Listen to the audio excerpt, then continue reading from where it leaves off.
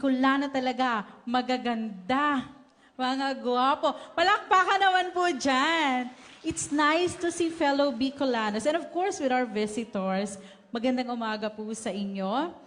And we are delighted to see everyone in high spirits and ready to take part in today's meaningful gathering, Oliver. Yes po. So to officially begin our program, may we invite everyone to please rise for the doxology, to be followed by singing of the Philippine National Anthem. There's the flag po.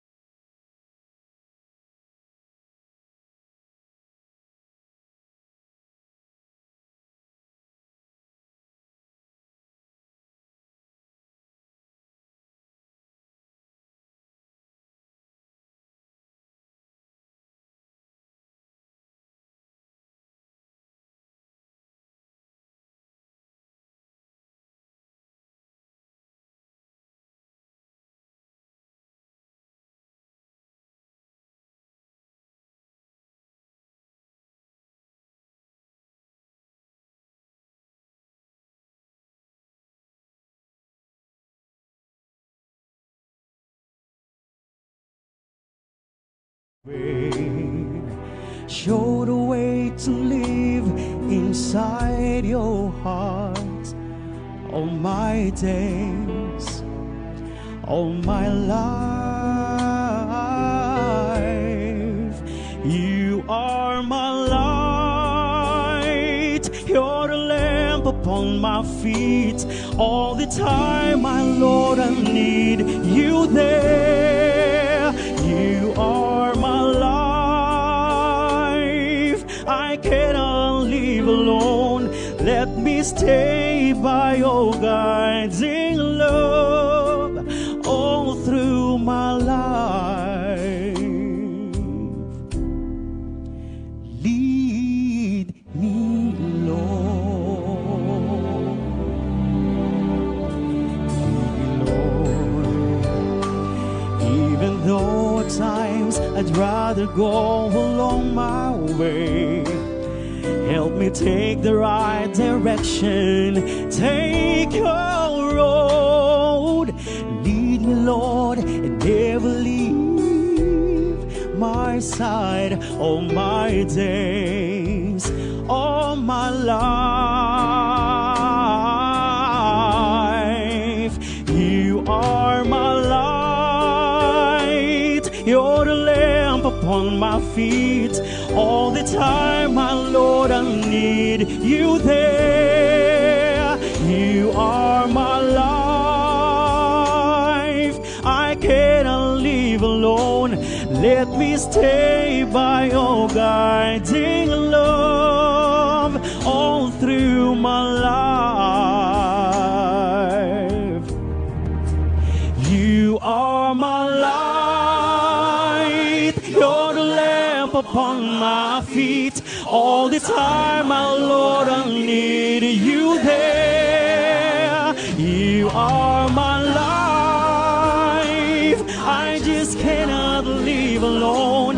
Let me stay by your guiding love all through my life, all through my days. Lead me, Lord.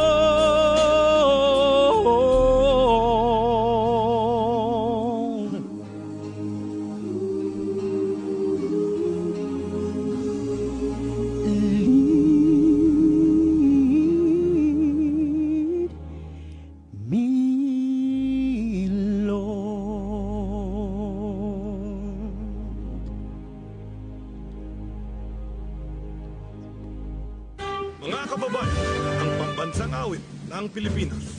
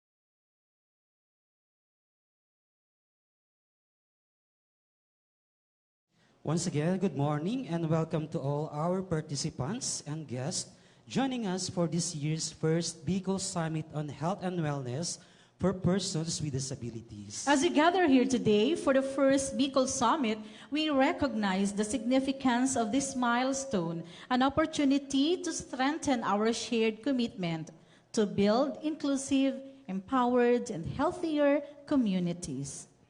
And this summit serves as vital platform to bring together key stakeholders in advancing health and wellness of persons with disabilities. It provides an opportunity to share insights, strengthen partnerships, and explore innovative strategies that ensure services are accessible, responsive, and truly inclusive. Together, we champion initiatives and uplifts every individual and leave no one behind. Indeed, today marks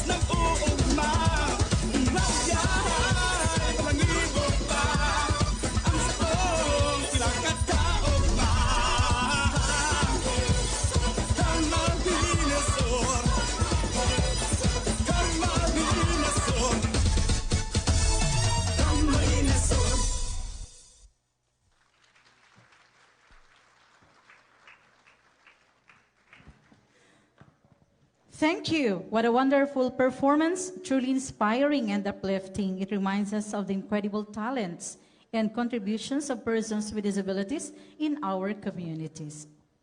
Okay, at this moment, it is our great honor to welcome our distinguished guests, valued participants, and esteemed dignitaries who are joining us for this historic gathering. So, yeah. We have this morning the OIC Regional Director for Dr. Rosa Maria B. Rempilla. Morning, Doc. Yes, a Regional Program Officer of National Council on Disability Affairs. Yan. Good morning, Doc. Good morning, Doc. Next, a registered nurse, Senior Health Program Officer, DOH Central Office, Maria Cristina Raimundo. Next, Dr. Josephine Bundok, MD, a consultant, President Physicians for Peace Philippines. Hello po, Doc. The PIDAO Naga City External Relations Officer, Ma'am Jocelyn Yaga B. Baluran.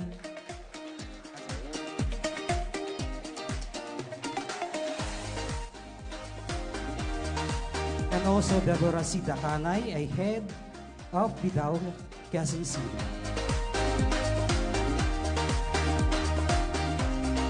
We have this morning the head of Provincial Disability Affairs Office of Camarines Norte, Dr. Rex A. Bernardo. Okay, as you call your province and municipality, please just clap or raise your hand. So, we acknowledge the presence of our representative from the province of Albay. Asan po mga taga-Albay? Marina Aga sa Indo, Bakakay, Kamalig, Daraga, Ginubatan of Villar, Legazpi City, Libon, Ligao, Malilipot, Malinaw, Manito, Uwas, Piodoran, Pulangi, Rapo-Rapo, Santo Domingo, Tabaco, Tiwi, and Albay Provincial Health Office. And nasa naman po yung mga taga-Camarines Sur. We have a Baaw, Balatan, Bato, Bombon, Buhi, Bula, Kabusaw, Kalabanga, Kamaligan, Kanaman, Karamuan, Del Gallego, Gainza, Garchitolena, Goa, Kiriga, Lagunoy, Limbanan, Lupi, Magaraw, Milaor, Minalabak, Nabua, Ocampo, Pamplona, Pasacao, Pilian, Presentacion, Ragay, Sangay, San Fernando, San Jose, Sipocot, Serua, Tigaon, and also Pinamba. Dakulon, ano? Kadakol. Asan po ang mga taga Camarines Norte? Ayan, ang dami po namin. From Camarines Norte na maulan kaninang umaga. We have 12 municipalities: Basud, Kapalonga, Daet, Jose Panganiban, Labo, Mercedes, Paracale, San Lorenzo Ruiz, San Vicente, Santa Elena, Talisay, and Vinzons. We have also the province of Catanduanes, Bagamanok, Baras, Bato, Karamuran, Gingmoto, Pandan, Panganiban, San Andres, San Miguel, Viga, and Verac. Hello po sa inyo, Catanduanes. Ayun, sabi ko. Asa naman po ang mga taga Sorsogon? Sorsogon, Barcelona, Bulan, Bulusan, Kasiguran, Castilla, Donsol, Gubat, Irusin, Huban, Magallanes, Matnog, Pilar, and Prieto Diaz. Santa Magdalena and Sorsogon City. Next po. Ayan, Masbate naman, Aroroy, Baleno, Balut, Batuan, Katayngan, Kawayan, Claveria, Limasalang, Esperanza, Mandaon, Masbate City, Milagros, Mobo, Monreal, Palanas, Pio V. Corpus, Placer, San Fernando, San Jacinto, San Pascual, and Luzon. Hello po sa taga Masbate po. Asan po ang mga taga Masbate? Ayan, Marina Aga. Asan po ang mga representative ng mga babanggitin naming hospital? Ace Medical Experts, Legazpi. Bicol Access Health Centrum. Bicol Medical Center, Bicol General Hospital and Geriatric Medical Center, Labo District Hospitals, Manita Municipal Hospital, Quirino Memorial Medical Center, Zone Medical and Intervention Hospital. We have also the Treatment and Rehabilitation Centers, Malinao Treatment and Rehabilitation Center, Camarines Sur Treatment and Rehabilitation Center. We also have this morning different national government agencies: BJMP, MSWDO, PDAOS, CHR, CHED, Naga City Youth Officials, NCDA, DSWD, PhilHealth, and BFP. And we have also the non-government organizations, ang nag-iisang Balik-Talipay Center. Hello po. At syempre po, ang ating pong mga eskwelahan, we have here Ateneo de Naga University, Camarines Norte State College, Catanduanes State University, and La Consolacion College of Daet.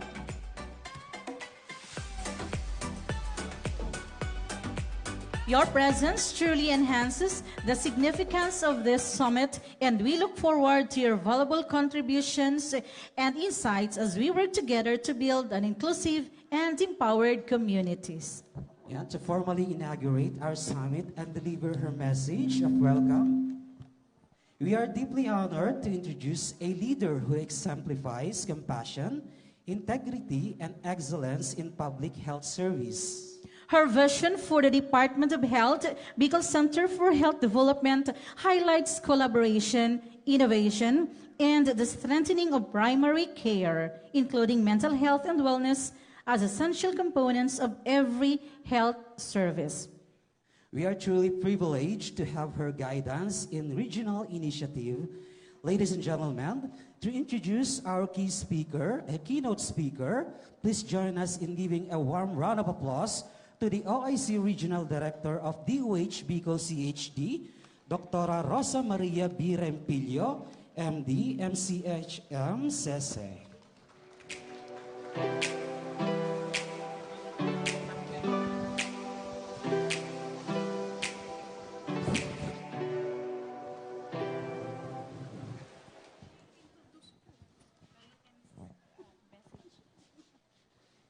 Maraming salamat sa generous introduction sa ating mga MCs. Allow me first to greet you all, isang marhay na aldaw sa gabos. Medyo kulang sa energy. Namahaw po ba tayo? Nag-breakfast po ba? Magandang umaga po sa ating mga bisitang naririto. Kay Sir Crisanto Perez na nanggaling pa ng Metro Manila. Welcome po sa Naga City. Kay Ma'am Yaga Baluran. Maraming salamat po. Inaantay-antay natin si Mayor. Kay Ma'am Marcia Natalia Simsiman no PhilHealth Region 5. Ay, wala siya. Di ba, Ale, nandito ka naman, ma'am eh. Dapat kinuha ko yung pangalan mo. Pwede po bang humingi ng palakpak para sa inyong mga sarili? Yan. Yun yung energy. Bakit ko gustong palakpakan ang mga sarili natin? Kasi tayo yung unang nagkaroon ng summit for differently abled persons.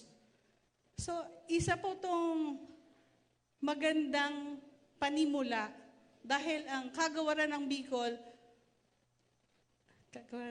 DOH, Bicol Center for Health Development, sorry. Hilo na ako sa Tagalog. Kagawaran ng Kalusugan Bicol, importante po kayo sa amin. Ito po yung avenue na papakinggan namin kung ano ang pangangailangan ninyo na kaya matugunan ng aming ahensya. For some time, I have been with the DOH, hindi natin naririnig kung anong programa meron kami para sa inyo. Totoo. Malungkot, di ba? Parang na-left out kayo. Pero sa panahon ngayon po, with the directive of the President and the Secretary na dapat lahat kasama, sama-sama po tayong gagalaw.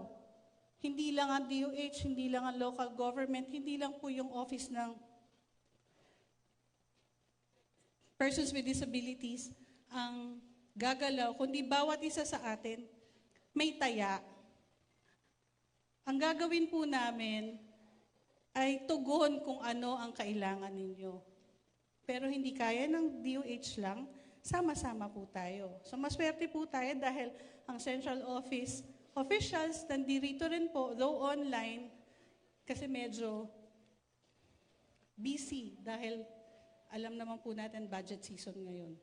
Kailangang ipasa ng DOH ang aming budget para by next year, makagalaw tayo.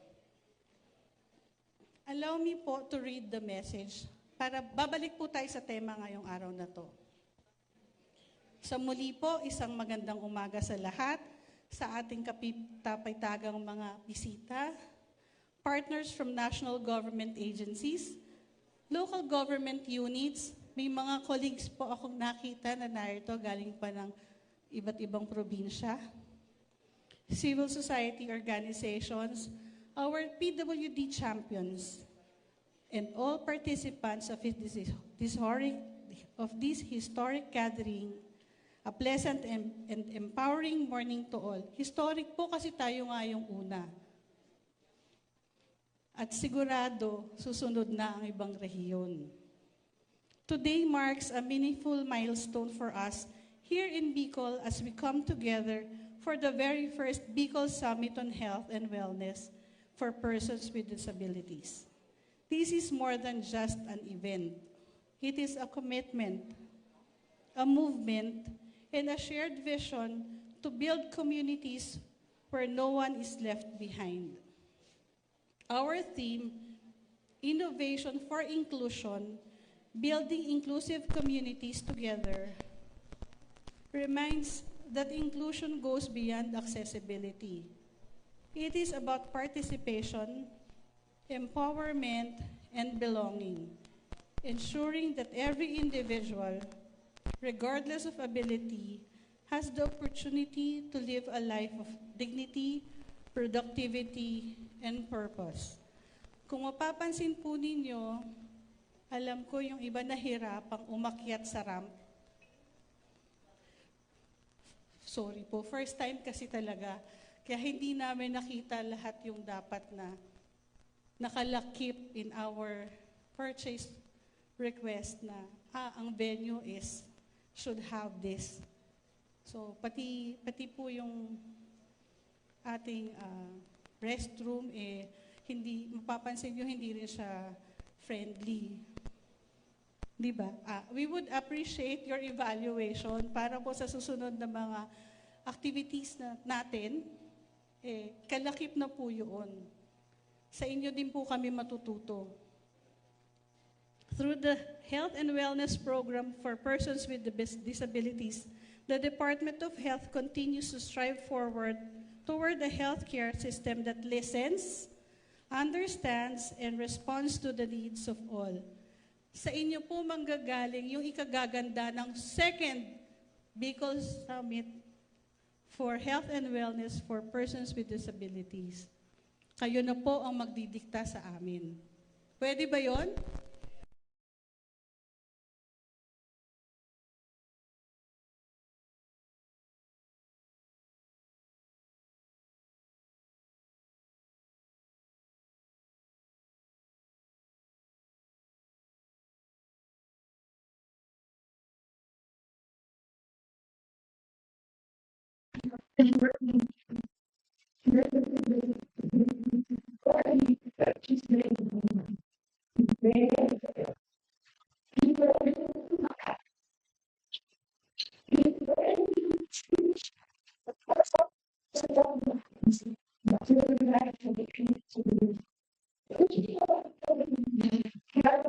Management ng Bicol CHD kung ano yung mga pangangailangan ninyo.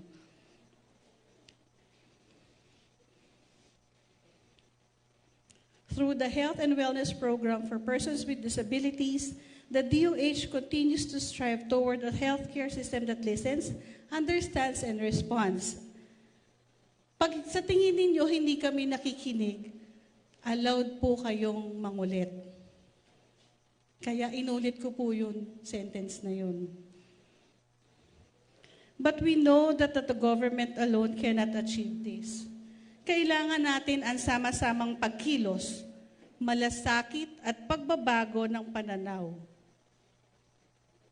Inclusion begins when each of us chooses compassion over convenience and action over indifference. Let this summit be a platform for collaboration, where innovation meets empathy, and where ideas translate into meaningful action. May this gathering ignite partnerships that strengthen the rights, health, and well-being of persons with disabilities in every Bicolano community. Kung hindi pa po tayo magkakakilala, please ensure by the end of the day, kahit paano, may bago kayong kakilala. Dahil dito po magsisimula ang ating pagsasama-sama at pagkakaisa. Dahil sa bagong Pilipinas, bawat buhay mahalaga. Maraming salamat po at magandang umaga.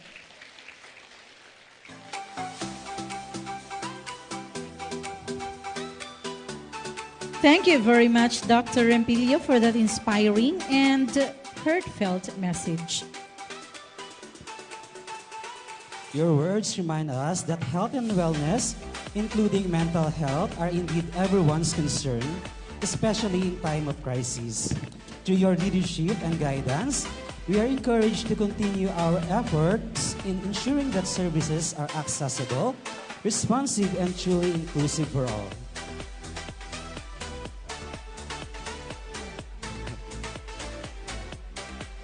Okay, now, so let us proceed to the first topic of today's activity. To introduce our first research speaker, he currently serves as the designated Regional Program Officer for Region 3, 4A, and 5 at the National Council on Disability Affairs, or NCDA. With a career in public service spanning nearly a decade, at NCDA, he has played a vital role in coordinating with national government agencies, local government units, and organizations of persons with disabilities to strengthen disability-inclusive programs and policies across the region. Since 2015, he has also served as the Project Evaluation Officer 2, where he acts as the focal person for the Subcommittee on ICT and Disability Data Collection and the National IT Challenge for Youth with Disabilities. His work includes policy formulation, development of disability-related data systems, and serving as a key resource person in the rollout of the Philippine Registry for Persons with Disabilities, or PRPWD. So before joining the NCDA, he built a strong foundation in the private sectors, holding leadership roles in technical support, IT operations, customer service, and quality management, including serving as technical supervisors, warranty manager, and tech support supervisor in various companies. He is also a certified lead auditor for ISO 9001-2000, further demonstrating his commitment to organizational excellence. He holds a Bachelor of Science in Computer Engineering from the Polytechnic University of the Philippines. With his extensive experience in disability affairs, ICT systems, and capacity building initiatives, he continues to dedicate his work to advancing inclusive development and empowering persons with disabilities across the country. Let us all give a warm welcome, Mr. Crisanto D. Perez.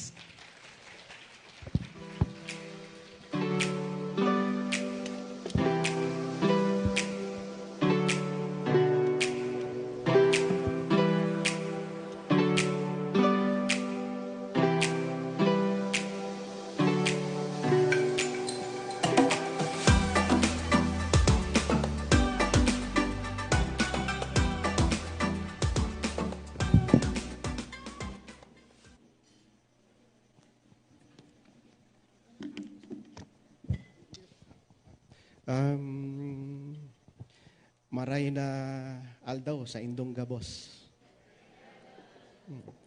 Taga Albay, Legazpi City po yung tatay ko. So, ayun. Bago po ako magpasimula, muli kong ipapakilala ang National Council on Disability Affairs.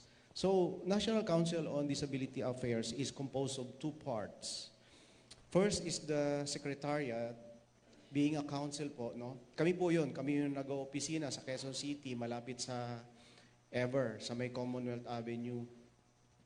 Second is the member agencies po. Kasama po doon ang Department of Health, DILG, DepEd, DICT,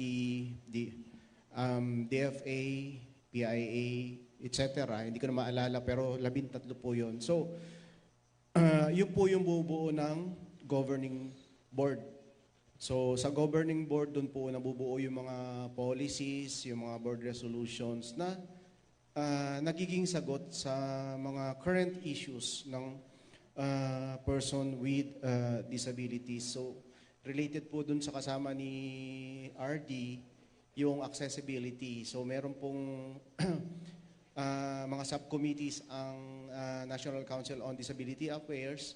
Kasama po doon yung Subcommittee on Accessibility and Built Environment. So pinag-uusapan po doon yung ano ang dapat magawin at mga polisiya para maipatupad yung BP 344 na 1983 pa po iyon. And recently, nagkaroon po ng revision sa IRR ng BP 344. So ayun po, yun nung isa sa related sa sinabi po ni RD. No. So ang task ko po ngayon, ang binigay sa akin ay health innovation.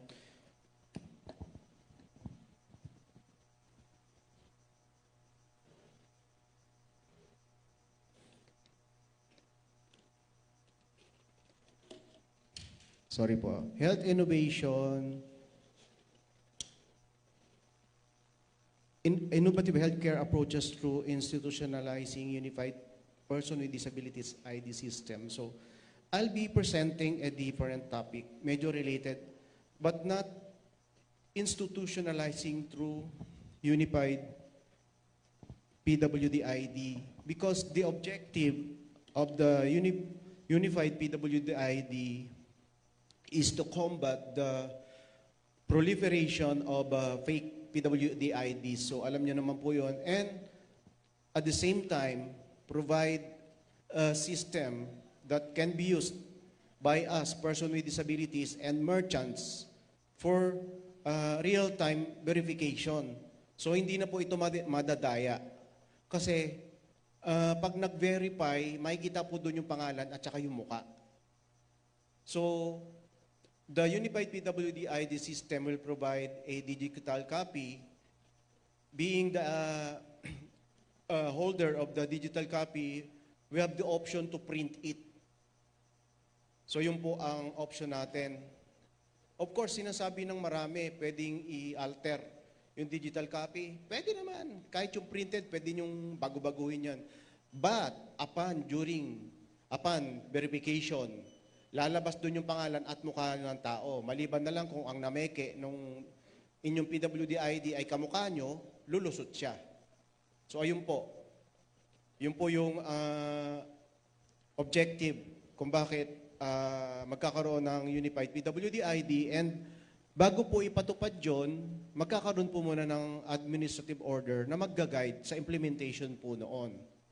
But while waiting for that, isa po sa natatandaan ko na nag-attend sa rollout ng Unified PWD ID ay ang Municipality of Pasacao. Kung nandito po sila. Ayun, ma'am. So, while waiting for the admin order, ini-encourage na po tayo na mag-upload na po doon ng data. So, in fact, binigyan na po sila ng user's account. Para pag nagawa na po yung admin order, ready na po kayo for implementation. Hindi yung pag naging ready yung admin order, saka pa lang tayo magsisimulang mag-upload. Kumbaga, para hindi na po tayo maghabol. So yun po. So again po, I will be sharing practical and doable ways that our local government can make healthcare more accessible and inclusive for persons with disabilities through these ideas are already being done by some local government units in the Philippines. We might be able to learn from them, copy what works, and make it fit to our local situation. Our goal is to show example of local government units that already have good healthcare programs for persons with disabilities. Second, to understand what makes this program effective. And third, to list what actions other local government units can take to start doing the same in their own city or municipality. So although services for persons with disabilities are available, many intended beneficiaries remain unaware of their existence due to limited information dissemination. In addition, health facilities offering these services are often not strategically situated, making access difficult for those with mobility, sensory, or transportation constraint.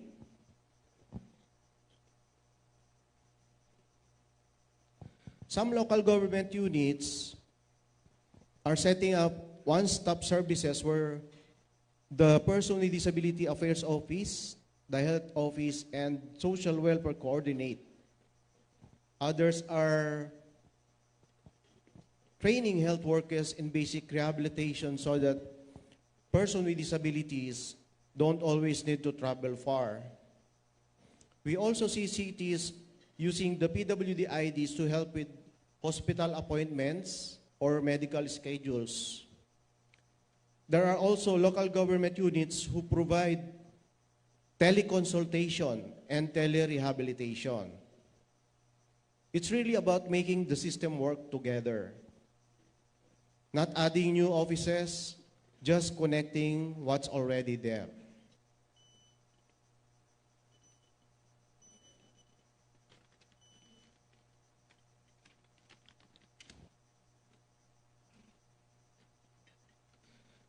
In Quezon City, they link PIDAW with the city hospital so that persons with disabilities can get appointments faster.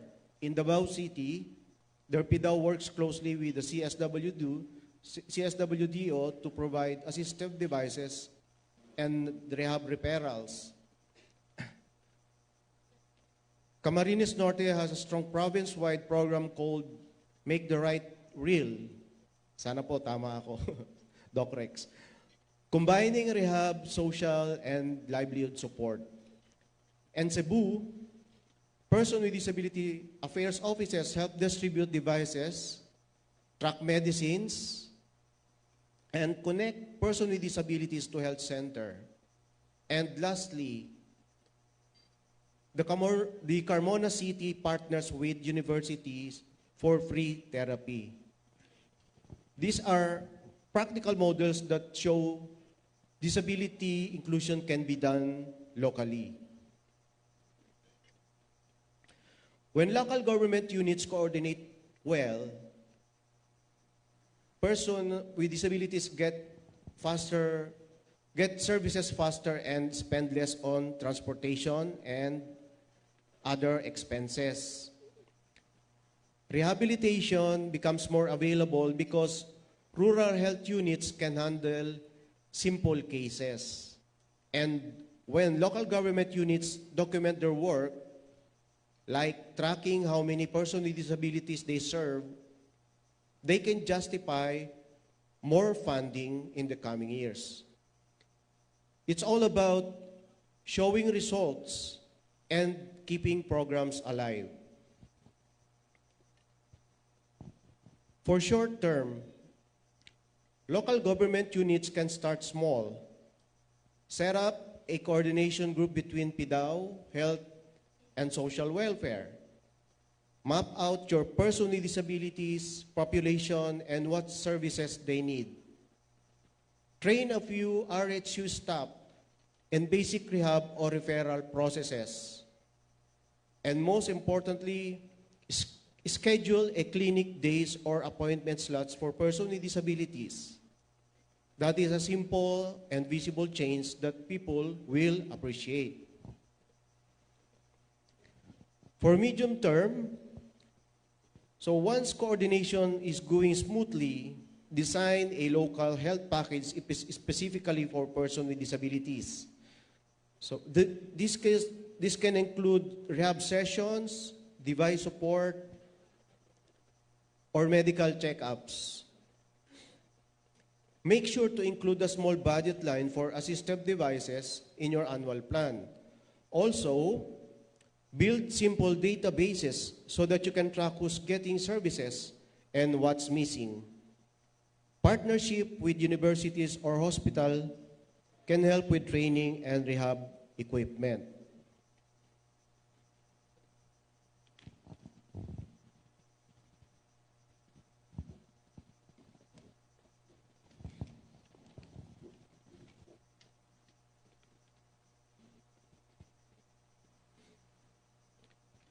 For the long term, we think about institutionalizing your efforts, meaning making them part of your regular system. Train barangay health workers to do community-based rehab. Pull your budget regionally for assistive devices that brings down cost. And include disability inclusive health plans in your city or province's long-term development plan. That's how we make these programs sustainable and not just one-time events.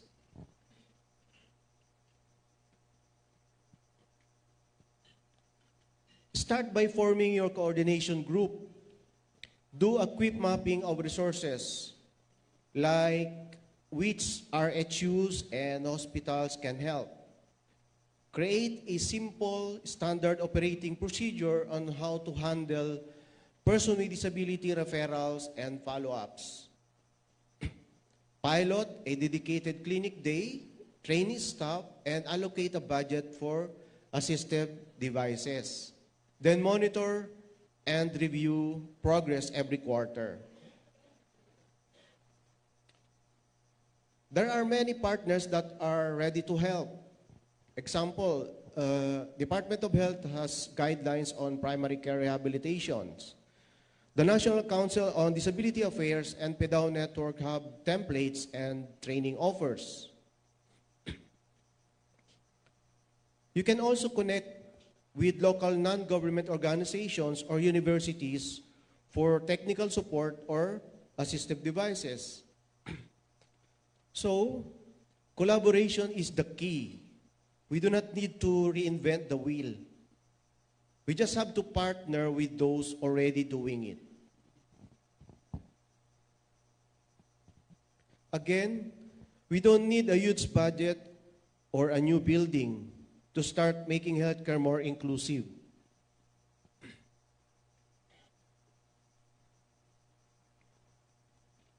All it takes is coordination, commitment, and consistency.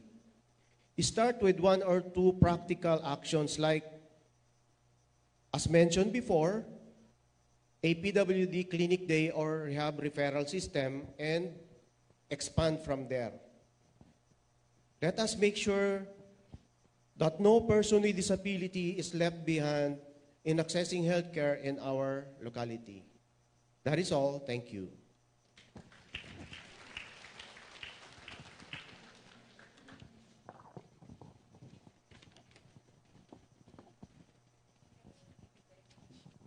So thank you very much, Mr. Crisanto Perez, for your insightful discussion on innovative healthcare approaches through institutionalizing the Unified Persons with Disability ID system. So your presence has provided us with a clear understanding of how a unified PWD ID system can strengthen healthcare access and disability-inclusive services. Thank you, sir. It's truly inspiring to see how this initiative promotes efficiency, strengthens data integration, and supports more responsive programs for persons with disabilities. Thank you once again, Mr. Perez. Thank you for sharing your expertise with us today. Let's give him a warm round of applause. Thank you, sir. Continuing our next topic, we are honored to welcome our next research speaker in this recorded discussion. This is a policy on the institutionalization of disability categorization in the Philippines.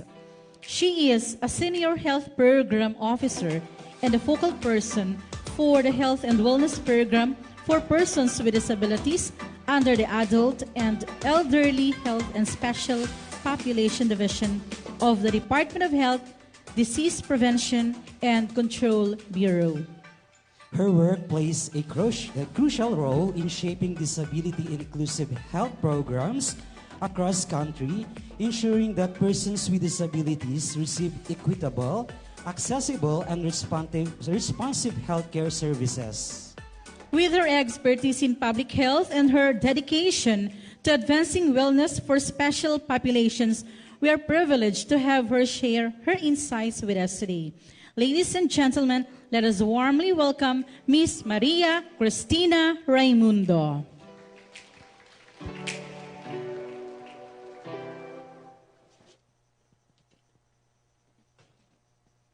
Magandang araw po. I will present to you the Administrative Order 2025-0014 or the National Policy on the Institutionalization of Disability Categorization in the Philippines.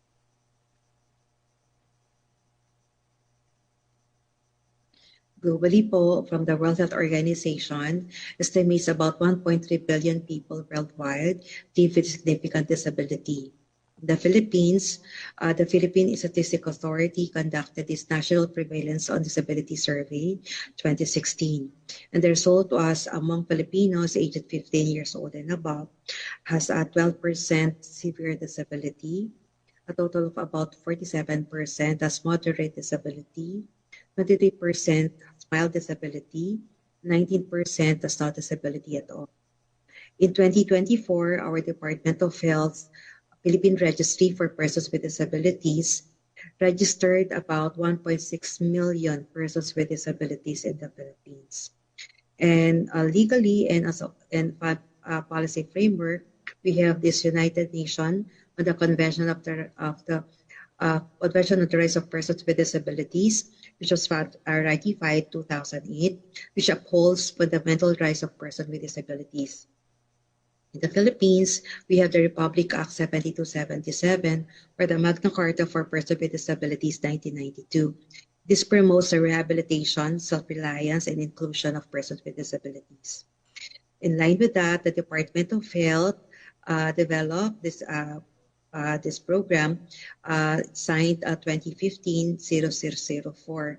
This was a revised administrative order of the program, which strengthens the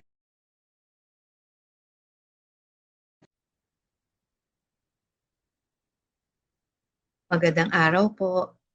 I will present to you the Administrative Order 2025-0014 or the National Policy on the Institutionalization of Disability Categorization and Development.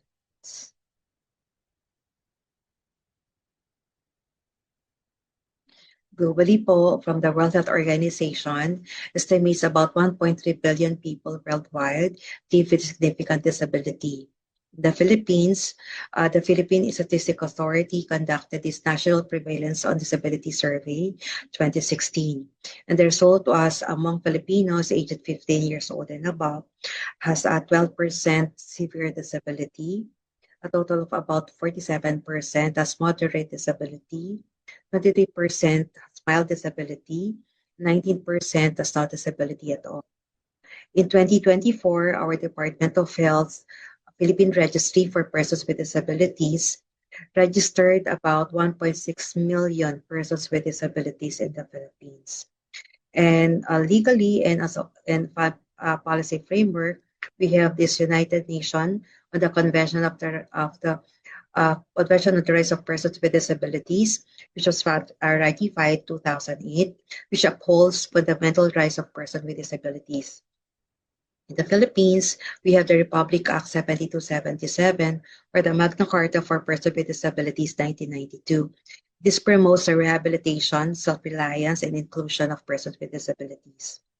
In line with that, the Department of Health developed this program, signed 2015-0004.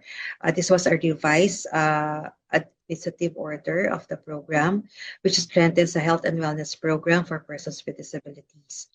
We have this RA 11223 or the Universal Healthcare Act that ensures access to quality health care without financial hardship.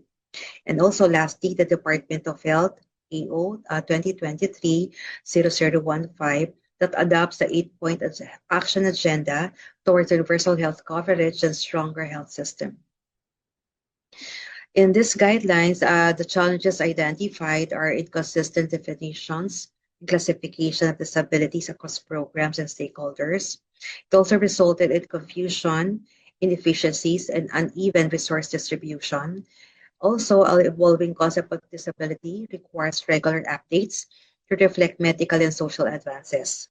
The need for actions are standardized definition and categorizations are crucial for one is to guiding resource allocation and service delivery, supporting legal, social, and advocacy efforts, and empowering persons with disabilities to access and utilize available resources. So therefore, the Department of Health issues this order to institutionalize standardized guidelines for disability definition and categorization in the Philippines. The objective of this order provides the guidelines for institutionalization of the standardized definition and categorization of disabilities. Specifically, it shall establish the guiding principles in the institutionalization of disability categories in the Philippines. Next is to standardize the use of disability terms across all offices within the DOH, attached agencies, and other stakeholders for the purpose of providing health, medical, rehabilitation, and other support services, and also define the roles and responsibilities of the different DOH offices, attached agencies, and other stakeholders involved in implementing the national guidelines on disability categorization. The scope and coverage of these orders are applied to DOH central office bureaus, services, offices and attached agencies and corporations, DOH Centers for Health Development, Department of Health Hospitals, Drug Abuse Treatment and Rehabilitation Centers, all public and private healthcare facilities, and all other relevant stakeholders. In the case of the Bangsamoro Autonomous Region in Muslim Mindanao, the adoption of this order shall be aligned with RA number 11054, for the Bangsamoro Organic Act and the subsequent laws and issuances to be issued by the Bangsamoro government. We have the general guidelines. Letter A, the DOH and all relevant stakeholders shall utilize this order. And the standards on disability categorization in the Philippines that you can see in this Annex A as the primary reference for disability categorization. Letter B, the definition of disability categories shall align with the WHO International Classification of Functioning, Disability and Health, Sustainable Development Goals, Universal Health Care, and other relevant health agencies. Letter C, the Philippine Registry for Persons with Disabilities, or PRPWD, shall utilize the standard definition of disability categories set by this order. And this PRPWD is an online system for the registration of persons with disabilities and the issuance of unique identification numbers for discounts and other benefits. Letter D, the definition of disability categories in this order shall guide the formulation of plans and policies relative to health systems strengthening, health financing, and service delivery for persons with disabilities. This shall include the community-based rehabilitation framework, disability assessment, and provision of health, rehabilitation, habilitation, and other support services for inclusion. Letter E, the DOH shall establish mechanism for strategic collaboration and partnership with stakeholders concerned with defining and categorizing disabilities. Letter F, continuous education and awareness campaigns shall be conducted to promote understanding and sensitivity towards various disabilities, emphasizing the importance of accurate identification and categorization of disabilities as defined in this order. In the specific guidelines, letter A, we have specific sections of the PRPWD pertaining to the definition of the types of disabilities shall be revised to align with the standard definition of disabilities in the standards on disability categorization in the Philippines. There shall be 9 categories of disabilities, namely hearing disability, intellectual disability, learning disability, mental disability, physical disability, speech and language communication disability, visual disability, cancer, and rare diseases. For mental disability, just to add on, there are 4 subcategories, which are neurologic, psychiatric, developmental, and psychosocial disability. Letter B, manual of operation and procedures on the categorization of disability shall be developed and periodically updated for the proper guidance of program managers, regional coordinators, service providers, professionals or specialists, social workers, person with disability affairs officers, and other relevant stakeholders in the issuance of person with disability identification cards to ensure the effective and efficient implementation of disability categories. Letter C, a training module on the proper identification and categorization of disabilities shall be developed to strengthen the capacity of regional coordinators, professionals or specialists, frontliners, and other relevant stakeholders involved in the issuance of disability identification cards. Letter C, collaboration with other DOH offices and programs on cancer, rare diseases, and mental health, among others, as well as with partners and stakeholders, shall be done to ensure a comprehensive approach to the operationalization of the categorization of disabilities. Letter E, relevant national government agencies such as the Department of Social Welfare and Development, National Council on Disability Affairs, Department of Education, Department of Labor and Employment, and Department of Interior and Local Government, among others, are encouraged to adopt this order by updating existing and developing new department issuances accordingly to ensure the proper implementation of disability categorization. Letter F, the local government units, through their Person with Disability Affairs offices, city or municipality social worker development offices, or designated officers or focal persons are encouraged to utilize the standard guidelines when issuing identification cards to persons with disabilities. Letter G, the DOH shall collaborate with non-government organizations, persons with disabilities, other civil society organizations, medical and allied health societies, and academia to implement this order to ensure a comprehensive multisectoral approach. The roles and responsibilities are: one, at the Department of Health Central Office, the Disease Prevention and Control Bureau will oversee the implementation of this order. For one, lead the development of the MOP and training modules on the categorization of disabilities, provide technical assistance, capability building, and coordination to Centers for Health Development and other stakeholders or partners on the implementation of these disability categories. Three is conduct monitoring evaluation on the implementation on the disability categorization. And lastly, ensure the participation of other DH offices, bureaus, and coordinate with partners within and outside the health sector for the effective implementation of disability categorization. Another office is the Knowledge Management and Information Technology Service.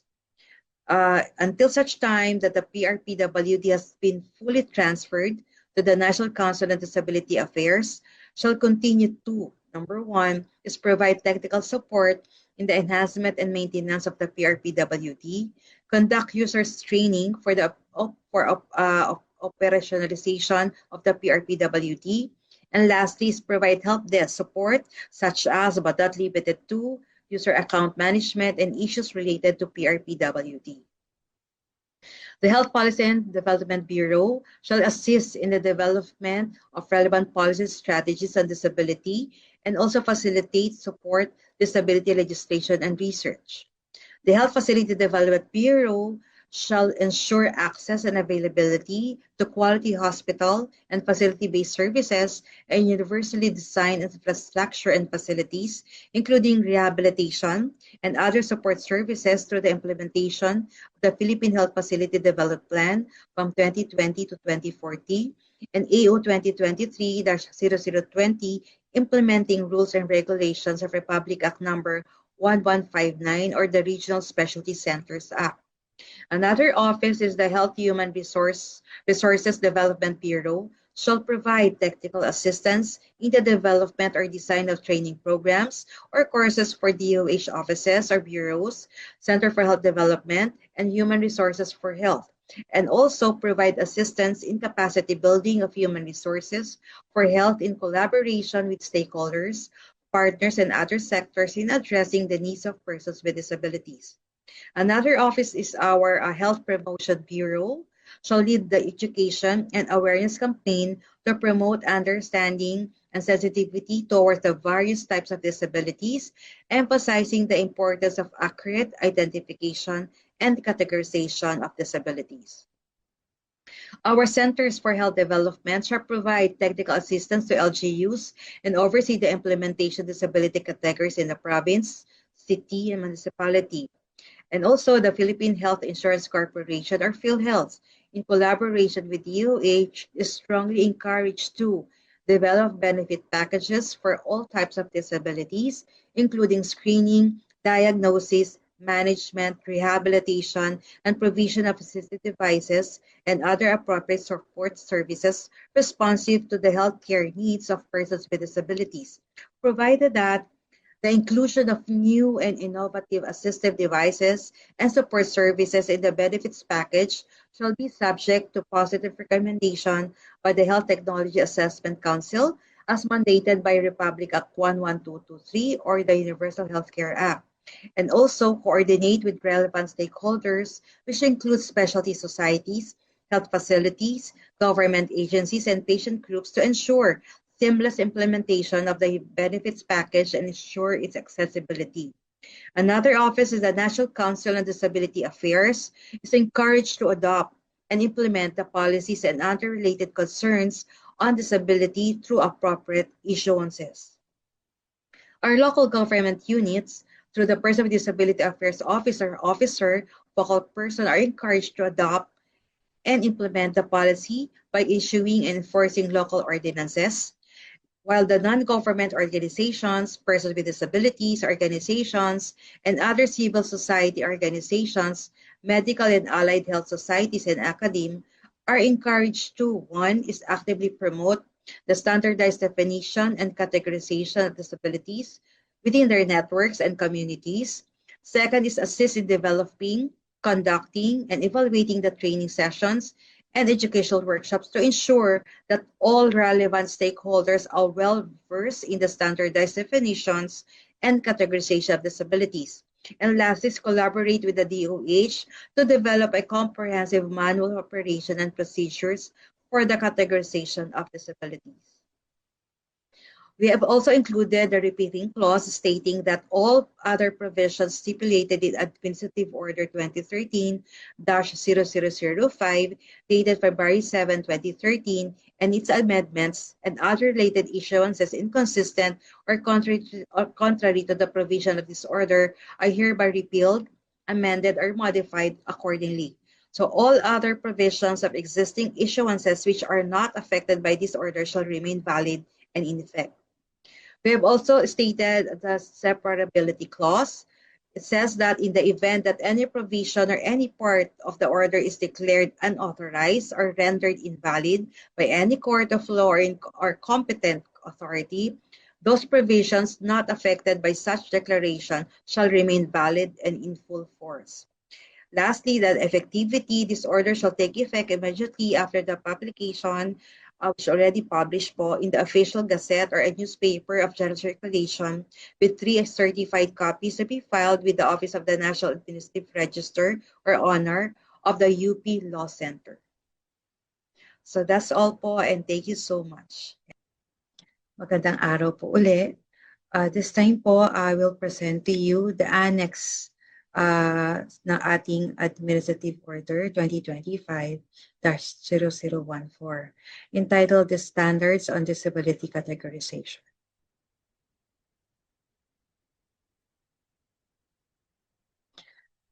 We have a disability categorization po, or categories. We have 9, namely hearing, physical, speech, language, and communication, visual, intellectual, learning, mental, and also cancer and rare diseases.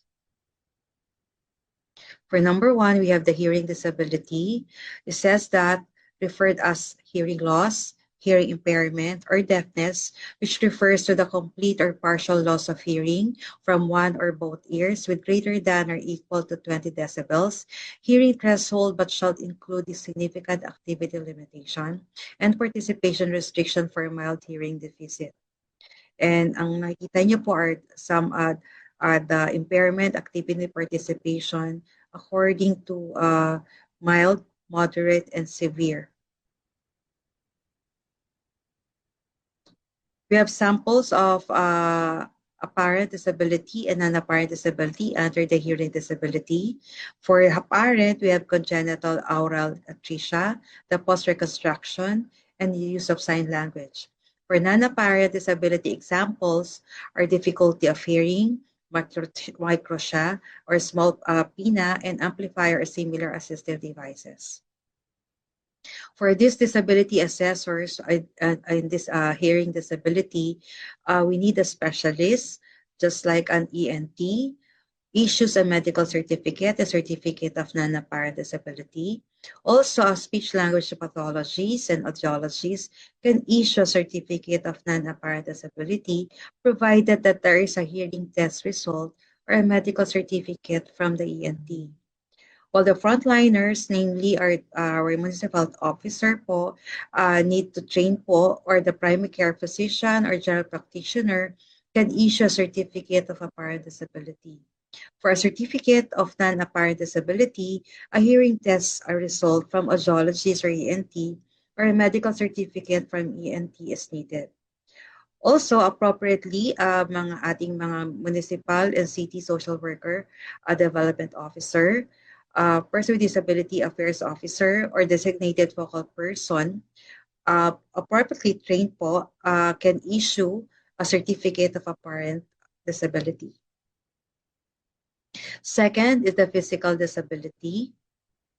We define physical disability as refers to a restriction due to any physical impairment, such as significant affectation of strength, endurance, stamina, and flexibility to perform functional tasks and activities of daily living and participation in their community.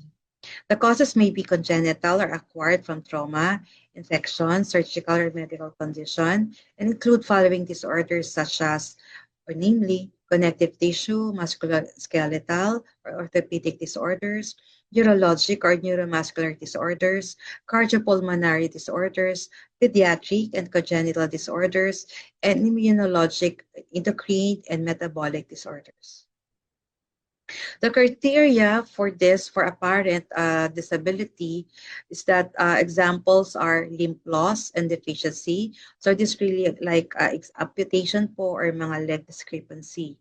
Another is gait evasion despite use of assistive devices, inability to stand it po and sit without support, and definitely contracture secondary to burns. While non-apparent po disability for this type, physical po, can be impairment in structures and functions related to the cardiovascular, hematological, immunological, respiratory system, metabolic, endocrine system, neuromusculoskeletal, and movement.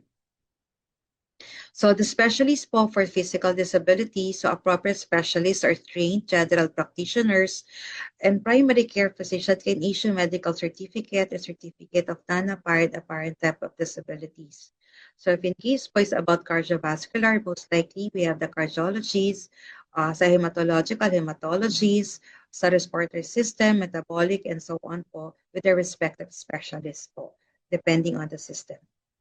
So sa frontliners naman po, again, appropriately trained po dapat ang mga issuing officer natin coming from the municipal or city social worker development officer, from PDAO or designated focal person. They can issue a certificate of apparent disability. Also, the allied health professionals, matrain lang din po sila, they can issue already certificate of apparent disability. The third one is speech, language, and communication disability. This refers to speech and language impairments such as articulation, fluency, receptive, and or expressive processes due to a disease or condition that leads to the inability of an individual to perform their activities and restrict participation in their community.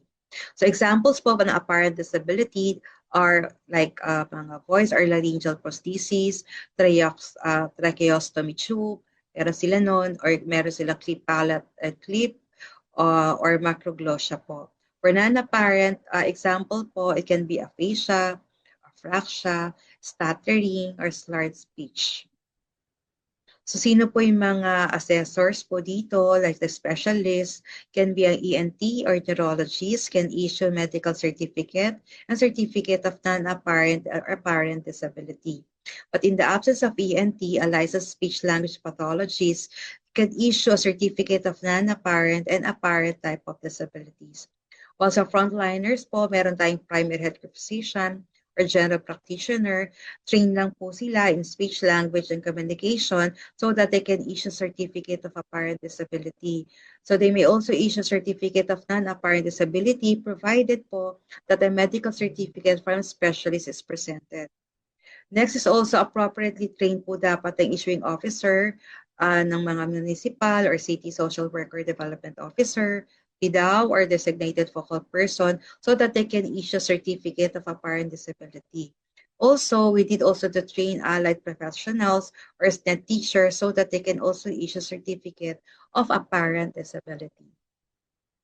The fourth one is a visual disability. We define this refers to the impairment of visual functioning even after treatment and or standard refractive correction and has visual acuity in the better eye of worse than 6/18 meters or 20/60 feet or for low vision, and 3/60 meters or 10/200 feet or for blind, or a visual field of worse than 10 degrees from the point of fixation, or peripheral vision loss that leads to the limitation or inability to perform activities of daily living and the strict participation in their community. So example po nito for apparent disability, for visual disability po, is like mga tumor or mass po, like ang medical terms retinoblastoma, or eye deformities, or absence of both eyes, or total corneal opacity in both eyes po. For non-apparent examples po is monocular vision, tunnel vision, peripheral vision loss, use of optical and non-optical aids, except prosthesis, artificial eye, then nystagmus, crossed eye, or style. So ang specialist po dito for visual disability is an ophthalmologist that can issue a medical certificate of proofs of visual acuity or peripheral vision test and certificate of non-apparent disability. A neurologist also issues a medical certificate of proofs of visual impairment secondary to neurologic disorder. These are just some of the examples po, nystagmus, homonymous hemianopsia, bitemporal hemianopsia, and also a certificate of non-apparent disability. For an optometrist can issue a certificate of visual acuity or peripheral vision test through automated perimetry and certificate of a non-apparent disability. For the frontliners, again po, we have the primary care physician or general practitioner. So they need to be trained so that they can issue a medical certificate and then apparent disability after the conduct of visual acuity screening, or if with result of peripheral vision test coming from ophthalmologists or optometrists or neurologists po. And at the same time also, pwede din po ang ating mga municipal or city social worker development officer, PDAO or designated focal person, provided matitrain po sila so that they can issue certificate of apparent disability. Next is intellectual disability. So we defined it refers to the impairments or deficits in intellectual functions and adaptive functioning that leads to the inability of an individual to perform their activities and restrict participation in the community. So most likely po, these are the deficits in intellectual functions, namely po reasoning, problem solving, planning, abstract thinking, judgment, academic, learning, and learning from experience, confirmed by both clinical assessment and individualized or standardized intelligence testing. And we have also named the 3 domains or contexts for adaptive behavior. So what are those 3? One is academic domain or conceptual domain, such as language, reading, writing, math, reasoning, knowledge, and memory. Second, the social understanding social domain.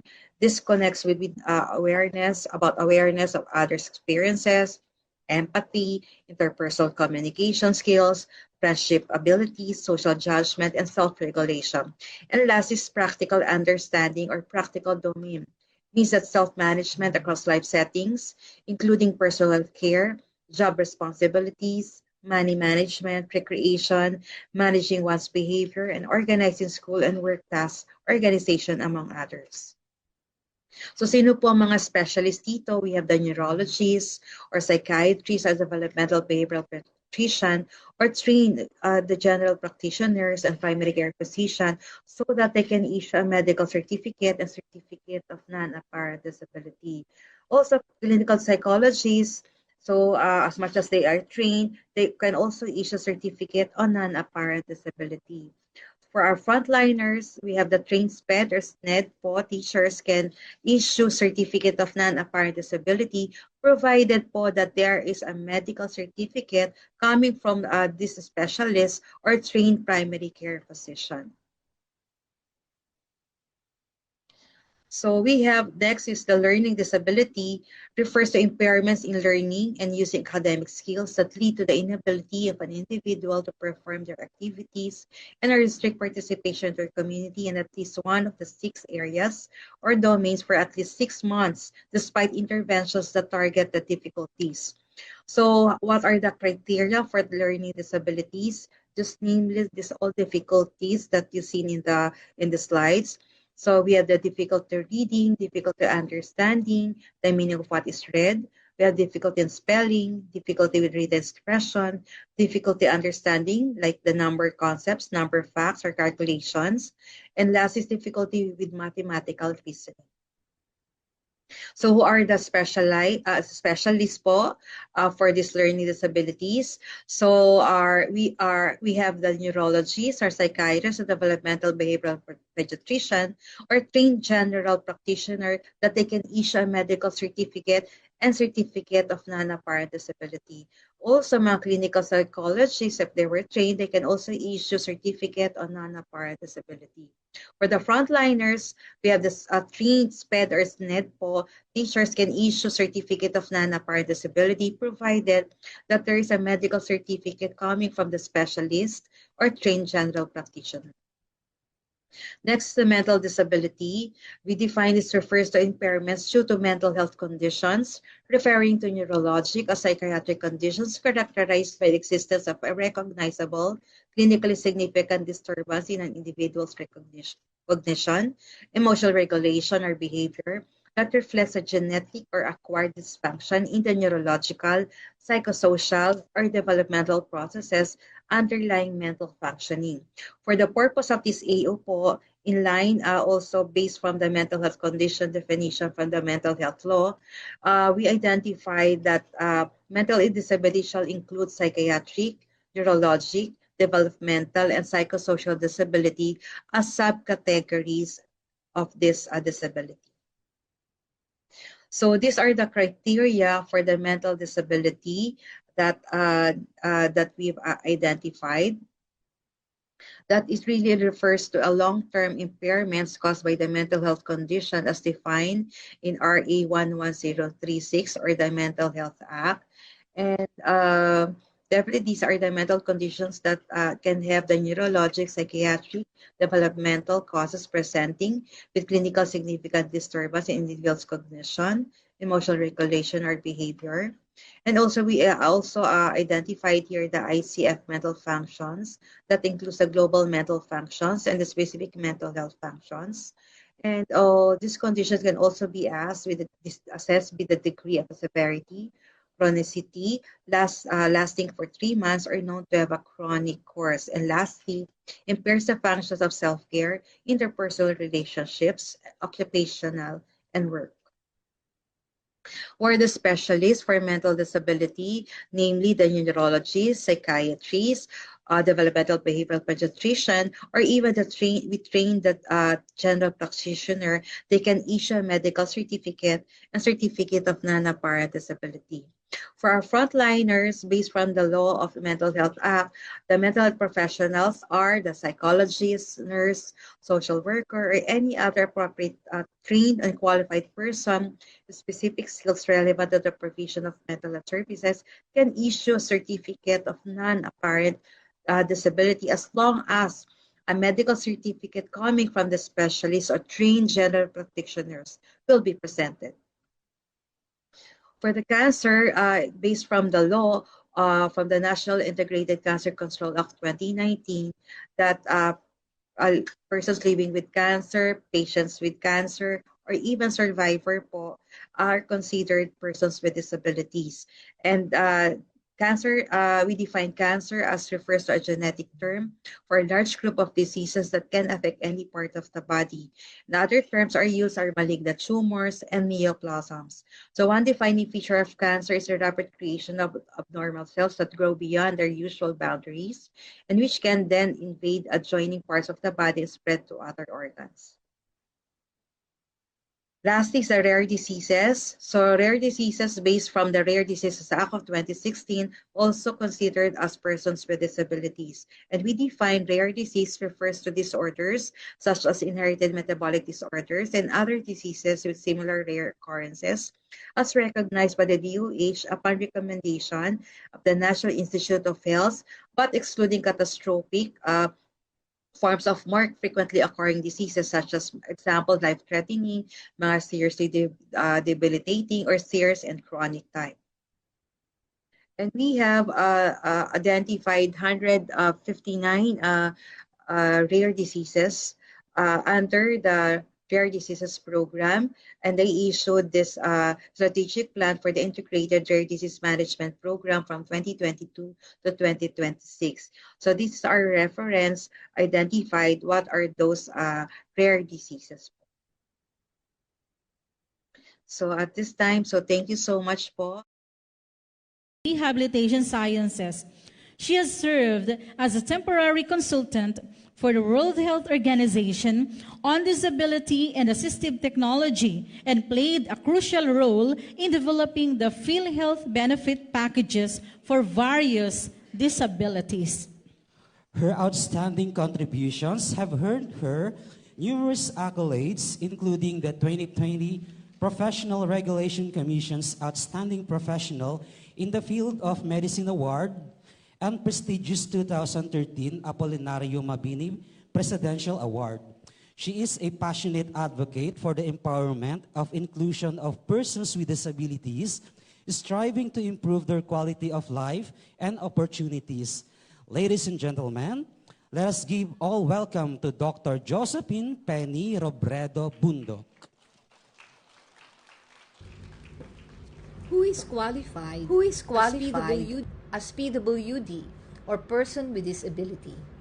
Sino ang pwedeng mabigyan ng PWD ID? By the end of our discussion, we should be able to fully understand the definition of disability, clarify the process and pathway towards categorization of disability, and identify the appropriate assessors for issuance of certificates of disability. As a disclosure, in the course of the development of the DOH DPCB Standards of Disability Categorization, where I am the team lead, these are my concurrent affiliations. The Standards of Disability Categorization took 1 year to complete through multi-stakeholders SGDs and public consults with medical allied health professionals, academe, NGUs, LGUs, PIDAO, and person with disability organizations and advocates. And this August, the DOH-AO 2025-0014 on the National Policy on the Institutionalization of Disability Categorization in the Philippines was signed by DOH Secretary Teodoro Herbosa. On the basis of these standards, sino ba talaga ang matatawag na person with disability? The global and local basis for defining person with disability is the WHO ICF or International Classification of Functioning Disability and Health Framework.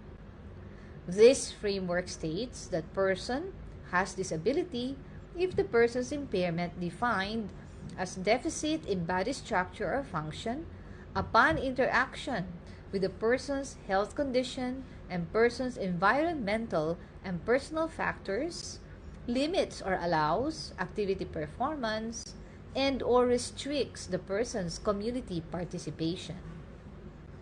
For example, a person has disability because his impairment of upper back pain and difficulty of breathing resulting from the interaction of the person's health condition, in this case scoliosis, with environmental and personal factors allow independent dressing but limits activity performance of bathing and ambulation.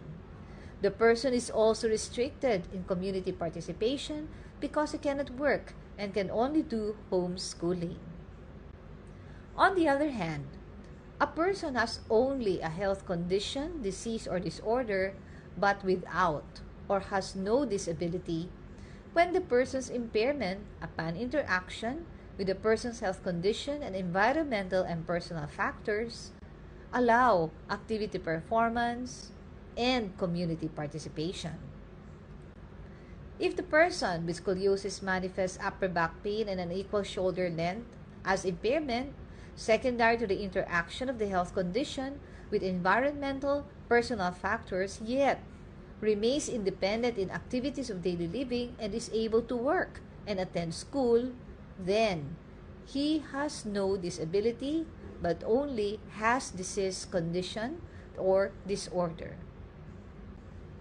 As we see, full or limited activity performance and or community participation restriction due to impairment brought about by the interaction of the health condition with environmental and social factors and not by health condition only determines whether a person is a person with disability. Thus, the person's health condition, disease, or disorder alone does not automatically equate to a person with disability. It is essential that we bear this in mind because our 8 disability categories, which have been based on this disability definition and framework and supported by laws, became 10, with 2 other categories added in the form of health conditions, that is, rare disease and cancer, as mandated by RA 10747 and RA 11215. This has caused a lot of confusion and misconception, and we have been receiving several text messages which question the rationale behind issuance of a PWD ID and the resurgence of diseases being filed as bills so they can have law enacting them as a disability category. What then is a rationale for the development of these standards for disability categorization? Primarily to ensure that under universal health care, persons with disability will have access to health in all levels of care because appropriate definition and categorization of disabilities not only ensure effective allocation of government resources for provision of benefits and services but also provide basis for appropriate legal, social, and policy initiatives by the sector. A unified definition and harmonized categorization render efficient operationalization of mechanisms for enhancing access of people with disabilities toward community-based inclusion. Secondarily, fake person with disability ID proliferation can be deterred, and guidance to legislators is provided regarding appropriate rehabilitation services that people with disability need to avail of. What principles guided the team in the development of disability categorization? Primarily, the framework for defining disability. Secondly, RA 10754 and NCDA-AO, which distinguished apparent and non-apparent disability. Within the disability framework, apparent disability stems from impairment that is physically identified or visually observed, while non-apparent disability stems from impairment that is not physically identified or visually observed. This distinction was done in order to facilitate access to disability screening, particularly in remote areas where specialists are not available for disability assessment and categorization. Examples of apparent disability for vision is the presence of a tumor or mass in the eye, for physical limb loss, for hearing a congenital malformation, and for speech your cleft lip and palate. For non-apparent, unless further tests or specialist consults are done, we cannot tell on the basis of physical appearance that they either have hearing, intellectual, learning, or mental disability. Assessment and issuance of certificates for apparent disability is done by either frontliners and specialists. For non-apparent disability, assessment is only by specialists. As we go through the specific disability categories, we will state which non-apparent disability will need medical certificate or special tests prior to issuance of certificate of apparent non-apparent disability. This is the pathway to be followed by a person requesting for a certificate of disability. And this is a table which shows disability categories as based on the person's apparent and non-apparent impairment. Thus, the standards for disability categorization focused on identifying the inclusion criteria for apparent and non-apparent impairment which may lead to disability if, upon the impairment's interaction with a health condition and environmental personal factors, activity performance is allowed or limited and or community participation is restricted. Let us first discuss the impairment inclusion criteria for disability categories falling and either both apparent and non-apparent impairments. The original category of hearing disability was changed to deaf or hard of hearing with the inclusion criteria for impairment defined as complete or partial loss of the ability to hear from one or both ears equal to or greater than 20 decibels as stated in the WHO 2022 thresholds for hearing impairment. Examples of apparent impairment for deaf or hard of hearing are congenital aural atresia, post-reconstruction, use of sign language. And non-apparent impairments are difficulty of hearing, microtia, amplifier, or similar assistive device use. If the apparent impairment complies with the disability framework, a certificate of disability will be issued by either frontliner or specialist. For non-apparent, a medical certificate from an ENT or proof of hearing tests from either ENT or audiologist are needed before any trained MD can issue a certificate of disability. The scope of physical disability, which only covered initially impairments related to orthopedic or musculoskeletal, has been expanded to impairments involving mobility, strength, endurance, stamina, and flexibility. Examples of apparent impairments for physical disability are limb loss deficiency, gait deviation despite assistive device, contractures such as secondary to burns. And examples of non-apparent impairments are easy fatigability, generalized weakness, unable to follow instructions, stunted growth, pain, sensory loss, numbness, and deformities. If the apparent impairment complies with the disability framework, a certificate of disability will be issued by either frontliner or specialist. For non-apparent, a medical certificate from physician groups 1 and 2 are needed for frontliners, other specialists to issue certificate of disability.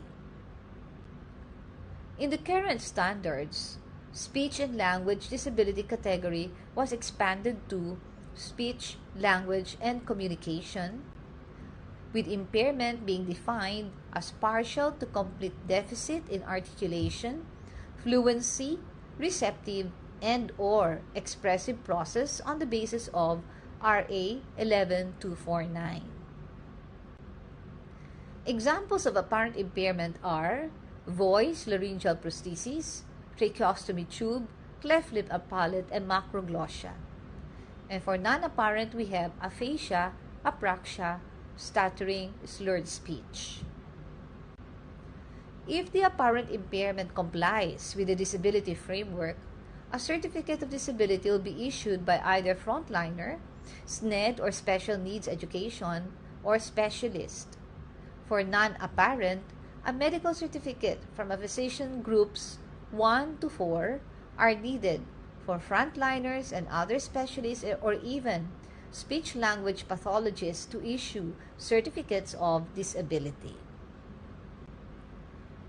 The team intensely researched on laws and guidelines that can expand visual impairment scope to deficit of only one eye. However, to date, visual impairment definition is still low vision and/or blind in both eyes, even after treatment and/or refractive correction, as stated in the WHO 2019 World Report on Vision. Examples of apparent visual impairment are tumor or mass, eye deformities, absence of both eyes, total corneal opacity of both eyes. And non-apparent visual impairment are monocular vision, tunnel vision, peripheral vision loss, use of optical, non-optical aids except eye prosthesis, nystagmus, and cross-eyed. If the apparent impairment complies with the disability framework, a certificate of disability will be issued by either frontliner or specialist. For non-apparent, a medical certificate from ophthalmologist or neurologist are needed. or proofs of visual tests from either ophtha, neuro, or optometrist are needed, so frontliners and other specialists can issue certificates of disability.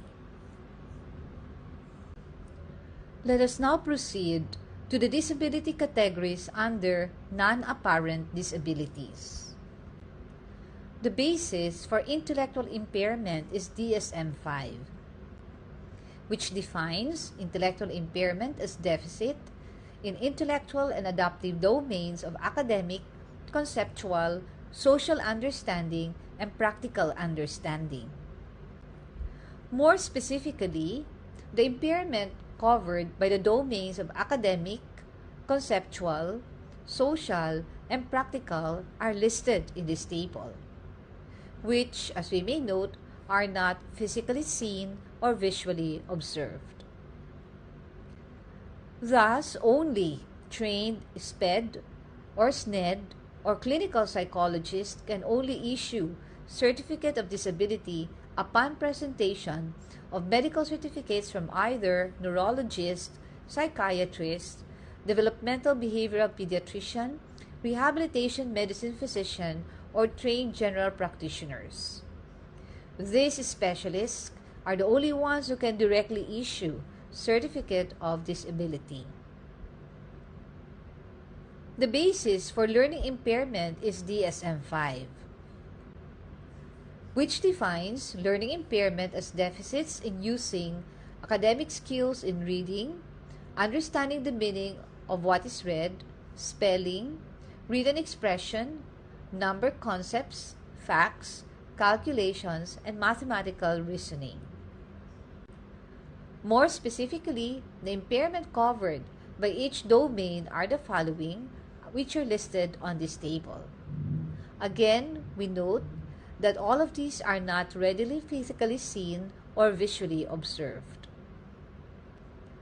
Thus, again, only trained SPED, SNED, or clinical psychologists can only issue certificate of disability upon presentation of medical certificates from either neurologist, psychiatrist, developmental behavioral pediatrician, rehabilitation medicine physician, and trained general practitioners. These specialists are the only ones who can directly issue certificate of disability. The team, after SGDs and public consults, concurred that mental disability category includes psychosocial disability as based on RA 11036, which defines mental impairment as disturbance in global and specific mental functions. Where, as we could see from this table, psychosocial falls under the non-apparent global mental impairment domain. Thus, the disability category of psychosocial is now incorporated under mental disability. Being non-apparent, only mental health professionals or any other appropriately trained and qualified person with specific skills can issue certificate of disability upon presentation of medical certificate from either neurologist, psychiatrist, developmental behavioral pediatrician, or trained general practitioners. These specialists are the only ones who can directly issue certificate of disability. For cancer and rare disease, the standards team recommend that apparent or non-apparent impairments secondary to cancer and rare disease have to be identified first. And if the disability framework is applicable to the impairment, we now identify the disability and appropriately categorize in any of the 7 disability categories. At the end of the day, what is the expected impact of disability categorization? For people with disabilities, this national guideline and standards will ensure health and disability services whenever and wherever needed, as the disability categories are now harmonized and understandable. Early screening and appropriate intervention will now be a reality at the community or primary care level, with referral to specialist facilitated and access to rehabilitation and assistive technology services enhanced. The cost of health and disability services is unburdened, since the 7 PhilHealth disability packages listed here are all aligned with the disability categorization guidelines. Thus, people with disabilities are now assured of financial risk protection that is appropriate and affordable for their health and disability needs, not only within tertiary, apex, or specialty hospitals, regional, district, or LGU facilities, but most importantly, within the community where they live. Truly, access and financial risk protection integrated within all levels of health delivery is rendered possible, which is the real essence of universal health care. In behalf of the DOH DPCB team, we would like to recognize the core team and consultants of these national guidelines, the Philippine Academy of Rehabilitation Medicine, PMA's component and specialty societies, allied health professional societies, and organizations of persons with disabilities, government agencies, offices, units, and universities and academic institutions whose valued inputs and contributions made the development of these standards possible. Thank you for your kind attention, and may we look forward once more to your active engagement as we go to the next steps of operationalization, training of trainers, and national implementation of the disability categorization guidelines. Good day. Dr. Bundok for that informative and insightful discussion. It has truly deepened our understanding of the diverse needs and experiences of persons with disabilities. Indeed, Dr. Bondok's presentation reminds us that recognizing and understanding these different categories is essential for creating programs, policies, and services that are truly inclusive, responsive, and empowering. We hope that everyone here can take these insights back to our respective communities and workplaces and think about how we can better design interventions that leave no one behind. As we continue, we will now delve into the best practices on community-based support services for persons with disabilities, accessing benefits and privileges. In this segment, we will learn how the local government units, particularly Naga City and Quezon City, have successfully implemented inclusive programs that make services, benefits, and privileges more accessible to persons with disabilities. These best practices highlight how strong community systems, coordinated support, and people-centered approaches can significantly improve the quality of life of PWDs. To introduce our next speaker, she is a dedicated disability rights advocate, currently serving as the External Relations Officer for the Persons with Disability Affairs Office, or PIDAO in Naga City. Born with Cloudfoot, she viewed her disability as a unique lens that has shaped her resilience, empathy, and unwavering determination to break down societal barriers. Her advocacy is deeply rooted in personal experience, inspiring her to become a powerful voice for inclusion and accessibility. She also serves as the president of the Barangay Persons with Disability Association, or BAPDA, in Barangay Triangulo, and is a vocal women with disability advocate. An alumna of the University of Nueva Cáceres, where she earned a Bachelor of Science in Business Administration, Ms. Yaga is committed to creating a world where everyone, regardless of the ability, has the opportunity to thrive and achieve greatness. Let's give a warm round of applause to Ms. Jocelyn Yaga Baluran.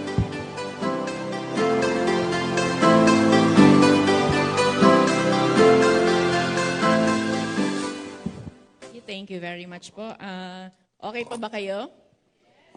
Parang gutom na. So, bibilisan ko lang po. So good morning po ulit sa inyo. Ngayong araw po, let me share to you a community-based support services for persons with disability, focusing on the best practices of accessing benefits and privileges. So on behalf po sa aming opisina, headed by Attorney Paul John Barosa, nandito po ako sa inyo para i-share po sa inyo ano ba yung mga ginagawa namin, ano ba ginagawa ng mga LGU Naga. So sa atin po, lagi po nating sinasabi, no one left behind. Ano po? So ito po yung aking presentation.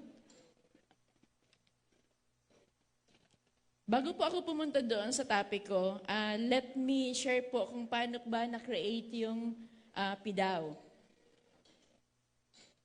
So sa persons with disability po, alam naman natin, nandyan yung ating NCDA, nandito yung mga PDAO head, alam naman natin na ang creation ng PDAO ay ayon sa batas na Republic Act 10.0070. So ito po yung aming organizational chart. Ako po naatasan ng 15 minutes lang daw. Pang hapon po sana to Dapat medyo matagalan to kasi medyo maganda talaga yung best practices ng Naga City. So bibilisan ko lang, Ma'am J, promise. So ito yung organizational chart po namin. Ngayon po si Ma'am Lenny na yung nakaupo. Yung aming PDAO head, si Attorney Paul John Barosa. And then yung mga branches po sa data division, administration, and then sa akin po yung community-based accessibility. Andyan din po yung kasamahan ko, si Ma'am Norilyn Oco. Andyan po siya. Siya din po na tumayo sa atin bilang sign language interpreter. Siya po yung nangangasiwa or may hawak ng Post-SPED Training Center. So, nandyan din po yung mga kasamahan ko, yung PWD Vendors Association, headed by Ms. Cherry, and then Naga City Federation. So, sa pagpatuloy po, ito na yung community-based support services. Ito na po yung aking topic. Yung community-based support services po, these services ensures the inclusion's accessibility. Alam naman po natin yan. I-share ko lang po yung mga nagawa namin. So ito yung ngayong pong taon yan, pumunta po kami sa barangay. So we have po 27 barangays in Naga City. So nagkaroon po kami ng evaluation. Meron po kaming mga matataas na barangay or upper land. So yung PDAO po, yung City Health Office, yung Committee Chairman on PWD at yung PDAO Head, kasama yung buong staff po, at yung CSWD po, kami po yung bumaba sa Naga City. Para yung lahat, masiguro po namin na magkaroon sila ng PWD IDs. Ano po? So meron kaming kasamang doktor. Sunod po, ito po yung, ako makikita niyo po yan, ito yung minimithi ng aming mayor. By next year po, ito yung magandang balita, kasama po si Dr. Penny, magkakaroon po kami ng rehabilitation center. Alam ni Sir Jan yan. And thank you po sa DSWD Region 5 and din sa CSWDO. Nagpapasalamat po kami on behalf sa aming mayor. Sir, thank you. So, dire-diretso na po yan. Yan po yung ini-aim ni Ma'am Lenny, yung mga children with disability, mabigyan po, or yung kahit hindi children with disability, yung mga na-stroke. So, para naman po hindi tumaas yung PWD natin. So, ayaw po namin nun na tumataas yung bilang ng PWD kasi hindi healthy yon. So, bumaba na lang, wag lang yung tumaas. Ano po, gusto nyo ba yon? Marami kayong PWD? Hindi, syempre, pagagalitan tayo ng DOH. Sige po, to continue, eto po yun. Last Friday po, nagkaroon kami ng meeting sa mga therapist. Ayan po sila. Galing po sila sa Lighthouse Learning. Nawala lang po ako dyan sa picture kasi ako yung nagpicture sa kanila. So, ito po yung naging meeting namin din kay Mayor Lenny. Meron nga po pala kaming CBRS. I don't know po sa lugar nyo kung meron na kayo. Yung Community-Based Rehabilitation Specialist. Sila po yung kasama namin or kaagapay namin sa barangay na nakakatulong po namin, nag-aasikaso. So, ito po, binigyan din po sila ni Ma'am Lenny ng laptop. Tag-iisa po sila. So, we have 29 na CBRS po kasi mayroon po kaming barangay na malaki. tagdadalawa po yung CBRS. Para saan po yung laptop? Kasi yung data po natin ang pinaka-importante. Ano po? Kung sakali pong matuloy na po yung unified natin na PWD ID, so medyo madali na sa amin na yung data talaga na may papasok, yung totoong PWDs. Ano po? So yun po yung naging assignment ni Ma'am Lenny sa aming mga CBRS. Eto po, nagkaroon po kami ng house-to-house profiling. Yung mga inuna po namin yung bedridden kasi magkakaroon po kami ng food allowance sa kanila. So medyo, ang gusto ni Ma'am Lenny, maibigay po talaga sa aming mga bedridden or sa aming mga PWD. Ano ba talaga ang kailangan? Ano po? Kasi meron tayong mga nag-NGT. So yun po ang dapat na maibigay. Yung Help Learning Center po dito, nakikita ko si Dr. Rafe. Akala ko si Dr. Rafe. Kaagapay din po namin si Help Learning Center. Ano po, kung may nakakakila po, lalo po kay Dr. Penny. So ano ba yung inclusions na tinatawag? Nagkaroon po ng benchmarking yung dalawang lugar. Si Dr. Bernardo hindi kasama kasi Mercedes ito. Pumunta po sila sa Naga City. Iniikot nila yung tindahan po ng PWD vendors namin, pinuntahan po nila. So hindi ko na lang po nailagay lahat kasi baka abutin pa ako ng alas 5. So ito naman po yung White Cane Safety Day namin na naganap ng last August. So pati po yung mga blind dapat hindi natin iniiwan. Ano po, lahat po dapat kasama. So, in behalf po sa aking PIDAW head, Attorney PJ, siya po naimbitahan sa Kuala Lumpur. So, gusto ko pong ipaabot sa inyo na yung Naga City lang po ang nakasama dito. So, I think from Asia po, si Boss PJ lang ang nakapasok. So, ano ba yung pinag-usapan nila doon? Ito yun yung sinasabi nilang Batasang Pambasa 344. So, pag-uwi po ni Sir PJ, yung DPWH po, hindi po flood control ang pinag-usapan nila, kundi po yung accessibility. Ano po? So, kasi gusto natin lahat na establishment sa Naga or sa kung saan man, dapat may apply po natin yon. So, shinare po kaagad po yun ni Sir PJ sa DPWH. Madami po silang pinuntahan. Pagdating naman po dito sa mga laws and policies, alam po natin na dapat meron tayong pinanghahawakan, di ba po? So kasi hindi tayong pwedeng mag-pursue or pumunta doon sa isang gawain na wala tayong pinanghahawakan. So ito po, yung Naga City ang pinakauna-unahang nagkaroon ng PWD Code. Enact po yan ng October 4, 2020 by Honorable Councilor Elmer Baldimoro. Siya po yung committee chairman on PWD natin. So, yan po ang pinangahawakan namin. Nandiyan po yung mga benepisyo. So, nagkaroon din po kami ng award dahil dyan. Ano ba yung mga nasa paloob ng executive order? So, yan po. Makikita po yan sa www.lgu Naga. Yung mga ordinance po namin, executive orders, pwede nyo pong ma-google yun. Yung ordinance number 2020-072, pwede po yun i-duplicate or pwede nyo po yun magawing giya or guide nyo. Sige po. Ano ba yung mga existing services ng PWD? So, parehas din po sa inyo, yung mga indigent PWDs may request the Persons with Disability Affairs Office and Assistance. Yung medical, burial, at saka assistive device. Yung medical po, lagi po namin kaagapay dito yung DSWD. Ma'am Marge, salamat po sa laging pag-aasikaso sa mga PWDs natin. Kahit po yung burial, sa kanila din po galing yung budget. Sige po. Sa Department Office, yung Personnel with Disability Affairs Office, ito po yung classification natin.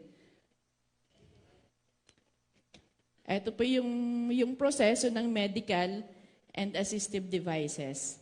So, hindi ko na po yan iisa-isahin kasi may susunod pa pong mag-share. Paano ba mag-avail ng PWD ID at saka yung discount booklet? Nandiyan din po yung proseso. So, mabilis lang po. 23 minutes, pwedeng-pwede na. Sorry po sinampol ko po yung mukha ko dyan. Yan na po yung bago naming PWD ID. 5 years na po yan. So bakit ba meron pa kaming expiry? Kasi nga po, yung mga nai-stroke na kumukuha, so pag okay na sila, ina-assess po ulit yun ng doktor namin, kinakuhanan po ulit namin yun ng medical certificate, hindi na namin po yun nire-renew. Ano po, by that time, pwede po namin mabawasan na yung ano. Hindi po sa ayaw naming magbigay. Kaya lang, mas maganda po, di ba, na yung na-stroke, pagkatapos ng kanyang 3 years or 5 years, hindi na nakapag-renew. Good news po yun. Di ba po? Hello? Ayan. Gutom na. So ito po yun as of May 2025. Meron po kaming 9,282. Yan yung pong breakdown. Yung hearing, intellectual. Ito po yung pie chart. So mas malaki po yung orthopedic. Kahit saan naman po siguro ano. Kasi nandiyan na yung mga na-stroke, gaya ko po, pagka-foot of orthopedic na. So ito po yung number of PWDs in Naga City per barangay. Sabi ko po kanina, meron kaming 27 barangays. So yan po. Sorry po kung hindi masyadong malinaw. So ano ba yung mga accomplishment ng PIDAW? Nagkaroon po kami ng e-consulta. Ngayon po yakap na. Sobrang nakakatulong po yun sa mga PWDs natin. Ano po, kasi pag na-hospital, nagla-laboratory, so doon kaagapay na natin yung PhilHealth nun. So ito po yung mga accomplishment namin. Medyo madami-dami po yan. Nagkaroon kami ng Oplan PT. Pakita ko na lang po yung mga pictures. So ito yung e-consulta for 27 barangays. Sabi ko nga po kanina, isinama or sumama sa amin yung City Health Office namin. Bumaba po kami. Ayan po yung mga doktor natin. Nagkaroon din kami ng eye check-up si Dr. Arlene. So meron kaming free eyeglasses. Last 2023, meron kaming Operation Claro. Almost 5,000 po yung nabigyan namin ng yung mga beneficiaries. Kahit po hindi taga-Naga, na-accommodate po natin yun. Nagbigay din po sila ng libreng operasyon, libreng salamin. Ayan po yung mga doktor natin. Si Sir Butch, nagpa-check up din. So, ayan po yung mga salamin na binigay. Pagdating naman po sa assistive devices, pinupuntahan po namin yon. Kasi ina-assess po namin ni Sir Glenn. Andyan po, si Sir Glenn, ina-assess niya yun. Kailangan ba niya talaga ng wheelchair o baka kailangan niya lang ng crutches? So, importante po yun. Kasi para hindi masayang. Baka hindi niya naman kailangan yun. Baka pwede pa siyang ma-rehab. Diba? So yun pa po pala yung gusto ni Mayor, kaya nag-house to house kami. Yung mga pwedeng i-rehab, so lista lang para pagdating po ng rehabilitation center natin, madali na po yun ang paghahanap ng data. So ito po yung summary as of May na nabigyan ng assistive device. Nagkaroon din po kami ng Oplan PT, yung physical therapy na collaborate naman po kami sa mga school na gusto nilang, kunwari mga nag-OGT, so kami yung praktisan. Pero mas maganda po kung sustain yung pag-therapy. So yun pa ang katuyuhan kan sa Nguyang Mayor na magkaroon ng rehabilitation center. Nandiyan yung Bicol Med, yung Bicol Medical Center. Salamat po sa inyo kasi sila po ang grupo po ni Ma'am Buen, sila po yung walang sawa na nagte-therapy sa aming mga PWD. Ma'am, thank you very much po. So, ito po sila. So, yan. Yung massage therapy naman, meron po kaming Naga City Visually Impaired Association, yung Nasibea. Si Sir Butch naman po dyan yung president. Meron po silang lugar sa plaza na kung saan nagmamassage po yung mga visually impaired natin. So in connection po sa aming July, nagkaroon po ng free massage sa City Hall. So ito po, yung basic sign language na binibigay sa mga CBRS. Ang katuyuhan po para po kung meron silang deaf na nai-encounter, no need na natawagin si Ma'am Nori or yung aming sign language interpreter para ma-entertain or ma-accommodate yung isang PWD na may hearing impaired. So si Ma'am Nori po yung walang sawa na nagtuturo sa kanila. Hindi po madali, pero natututo sila. Kasi every July po, nire-refresh po yun. Ayan, si Ma'am Cherry. Sila po yung nabuo na PWD vendors ng tinulungan or nagpa-training po ang ATRIB. So si Ma'am Nori din po niyan ang may hawak niyan. Nandoon po sila. Meron po silang isang lugar sa plaza. Sustain po yung kanilang produkto. Ano po? So kung mamaya po, kung uuwi kayo, meron po kami doon sa plaza na isang lugar para sa meron po mga produkto. Sila po mismo yung gumagawa.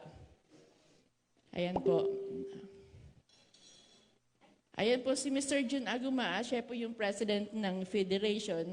Nagkaroon sila ng community-based livelihood training. Actually po, last Monday or last day ma'am, Tuesday, opo, katuwang po nila yung TESDA. Pagdating po sa livelihood, si Ma'am Oko po ang may hawak niyan. Kaya ano po yan, Jack for all trade. Sign language interpreter, nasa livelihood, nahihila pa kung saan na merong mga case na dapat i-interpret ng DSWD. So, siya po. Ayan, siya po yung may mga hawak ng livelihood natin. Ayan po. Thank you. May isa lang po akong iiwanan na salita sa lahat na may mga disability. Isipin po natin palagi na our ability is higher than our disability. My ability is higher than my disability. Tama po ba? Parang gutom na. Sige po, salamat po. My ability is higher than my disability. Thank you, Ms. Baluran, for sharing Naga City's best practices for accessing benefits and privileges for PWDs. We sincerely appreciate, ma'am, the depth of your knowledge, dedication, and hard work reflected in your presentation. Anyway po, this is the first summit. Marami pa po tayong susunod. Your team's best efforts in implementing inclusive and responsive services for persons with disabilities are truly commendable and inspiring. Thank you.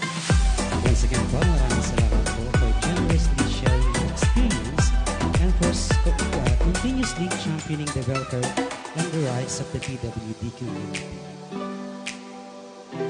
Okay, now let's move on. Following this, we will also hear from the Quezon City PDAO as they share their own best practices. Their experience, particularly in scaling services for a larger urban population and strengthening system-based approaches, will provide us with further insights on how LGUs can innovate and sustain disability-inclusive programs. And now to present the Quezon City best practices, our next speaker serves as the dedicated head of the Persons with Disability Affairs Office, or PDAO, in Quezon City. She is a prominent advocate for disability inclusion and accessibility, known for her strong leadership and compassionate approach in championing the rights and welfare of the persons with disabilities. She oversees the implementation of various programs and services aimed at empowering the PWD community, including social welfare, assistance, employment programs like Kasama Ka sa QC, and the provision of assistive devices. She also leads the city's accessibility audits and disability awareness training initiatives to foster a more inclusive urban environment. Beyond her work in Quezon City, she holds a leadership position as the president of the National Capital Region League of Persons with Disability Affairs Office, or NCR-LPDAO. Her work often involves collaboration with national agencies like the National Council on Disability Affairs, or NCDA, and the local government units to promote best practices in inclusive governance. Let us give a warm welcome to Ms. Deborah Dakhanay. Magandang umaga po sa ating mahal na former Vice President at ngayon City Mayor Leni Robredo, kay Dr. Rosa Maria Rampillo, sa ating mga Disability Affairs Officer at sa mga kapwa ko kawani mula sa national agencies, local government, disability inclusion partners and advocates.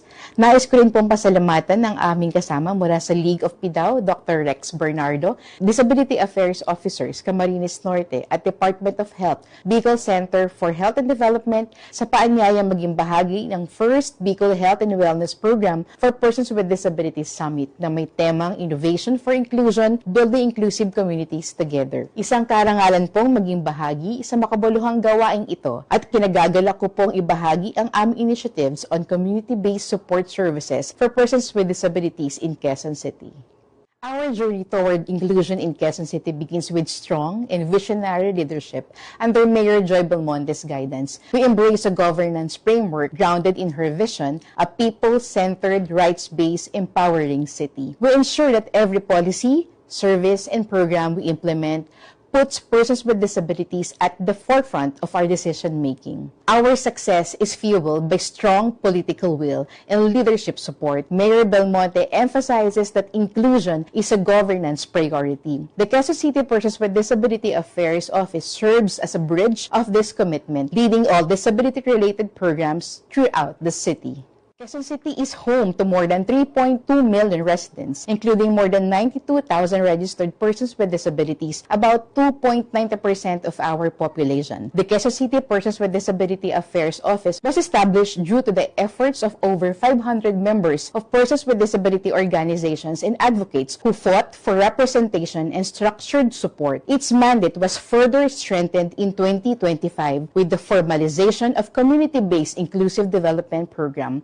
As a result of this people-driven movement, we now provide services not only at Quezon City Hall, but all throughout the city. Operating through 6 satellite PIDAO District Action Offices, this office serves all 142 barangays via community caravans, supported by 155 barangay persons with disability focal persons. Embracing digitalization, Quezon City made the process more accessible, convenient, and secure. Applicants can now apply and verify their persons with disability IDs online, reducing long queues, minimizing paperwork, improving data security, and accelerating the issuance. The Quezon City government website also incorporates accessibility tools, including color contrast options and text-to-speech functions, ensuring that information is accessible to all. Beyond persons with disability ID registration, the city has strengthened its disability health services by offering free psychiatric assessments twice weekly in an in-house psychiatrist, Dr. Maria Carrasco. Clients can receive up to 3 online or face-to-face sessions. From 2023 to November 2025, more than 1,270 individuals have benefited from this service. We also strengthened early assessment for children with disabilities through the Clinical Disability Assessment Program in partnership with DOH-PCMC, NCH, and QMMC. We ensure indigent children receive the clinical evaluations necessary for educational placement and persons with disability ID registration. More than 1,000 children have been assessed from 2022 to 2025. To improve accessibility, Quezon City also piloted the PIDAO Q-Cares mobile application in partnership with our 3 LGU Hospital, the Quezon City General Hospital, Maclang General Hospital, and Novaliches District Hospital, and the City Health Departments and the Health and Wellness Solutions, which allows persons with disabilities and their families to book online consultations with medical specialists, resulting in 112 successfully referred patients from January to November of 2025. Meanwhile, the QC Kabahagi Center was established in 2018, now serves around 120 children monthly with rehabilitation therapy services, developmental assessments, and community engagement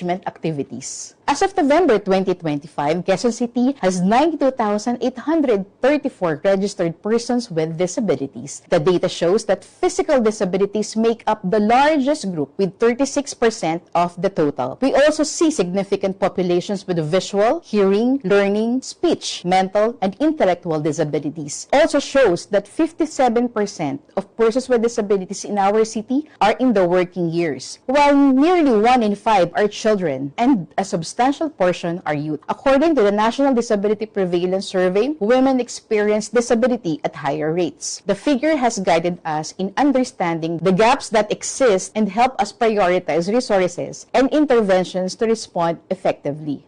Data alone is not sufficient for making real progress. Meaningful change occurs when communities are actively engaged. This is why we enhance our barangay-based organizing and disability-inclusive program. Following the HEALS framework, health, education, empowerment, livelihood, and social services. This program ensures that evidence-based strategies are transformed into practical and accessible support for persons with disabilities. Through the CBID, we conduct rehabilitation, wheelchair assessments, and community consultation across districts. We work closely with barangay health workers, persons with disability leaders, families, and local organizations. And with their participation, solutions grounded became accurate, appropriate, and sustainable. Grounded in community participation and strong local leadership, each CBID launch becomes even more meaningful. The full support of our City Mayor Joy Belmonte, our barangay officials, and the NCDA in launching community-based inclusive development in Barangay Holy Spirit, Barangay Bagbag, and Barangay Pinagkaisahan stands as a powerful testament to Quezon City's unwavering commitment to inclusive progress. In broader context of inclusive and participatory governance, we have 33 persons with disability organizations in our local development council. The active participation of organizations of persons with disabilities demonstrates their vital role in shaping inclusive and responsive programs. Their involvement ensures that policies are grounded in the life experiences and actual needs. This aligns with the principles of the Open Government Partnership, which promotes transparency, accountability, and meaningful citizen participation, and recognizes the principle of nothing about us without us. To strengthen leadership skills and empower rights holders, we provided capacity building in organizational development, technical writing, disability rights and laws, disability-inclusive disaster preparedness, and climate change resilience, and other essential competencies.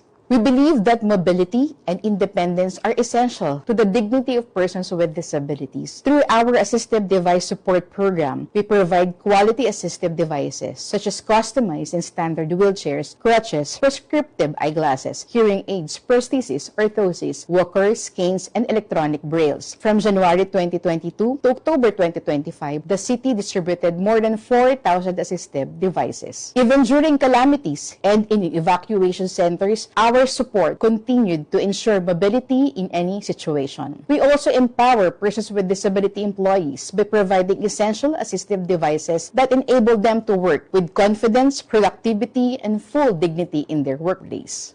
To promote a disability-aware city, the QCPDAO has trained 6,523 individuals from various sectors, including medical frontliners, rescuers, teachers, and organizations of persons with disabilities. From 2022 to November 2025, we also introduced the Inclusive Health for All initiative, which strengthens community referral networks and fosters collaboration between health practitioners and social service providers. This ensures that all residents receive age-appropriate and inclusive services throughout their life stages. To strengthen the inclusive mobility and ensure compliance with accessibility standards, the QC government established the Accessibility Audit Task Force, a coordinating body responsible for monitoring and planning toward improving infrastructure accessibility. Nearly 300 government facilities, including hospitals, health centers, evacuation centers, malls, and schools, have been audited. The result revealed persistent accessibility challenges, particularly for wheelchair users accessing health services in several facilities. Recognizing these gaps, we formed a dedicated team with city engineers and architects to systematically address barriers, prioritize high-risk and disaster-prone barangays. Our inclusive innovations in Quezon City include the Kasama Ka sa QC program, which promotes inclusive employment for persons with disabilities. Through partnerships with government offices and private sector, we provide meaningful work and livelihood opportunities that strengthen independence, dignity, and long-term growth. The Kasama Ka sa QC program has two-track approaches, the self-employment and the wage employment. For self-employment, we are providing livelihood trainings and startup toolkits and capital assistance in partnership with small business Business and Cooperatives Development and Promotions Office, Technical Education and Skills Development Authority or TESDA, and other accredited training centers of the city like the Quezon City Skills Livelihood Foundation Incorporated and the Kabalen Training Institute. One of the components of the program is the RACE training, the Rights, Awareness, Inclusion, Career, and Empowerment, which equips both employers and beneficiaries with the knowledge and skills needed for a disability-inclusive workplace. In addition, all applicants for the wage employment will undergo medical and psychological assessments as part of the city's occupational health and safety requirements. This evaluation ensures that persons with disability employees receive the support they need for overall well-being and work readiness, while also identifying any unrecognized health conditions. For instance, this year, only 95 out of 150 deaf or hard-hearing persons were deemed fit to work, and those assessed otherwise were promptly referred to their nearest health centers for proper medical care. As of November 2025, the program has employed 349 persons with disabilities in Quezon City in 46 QC government departments, with 50 employees absorbed into long-term positions. In the private sector, we have 150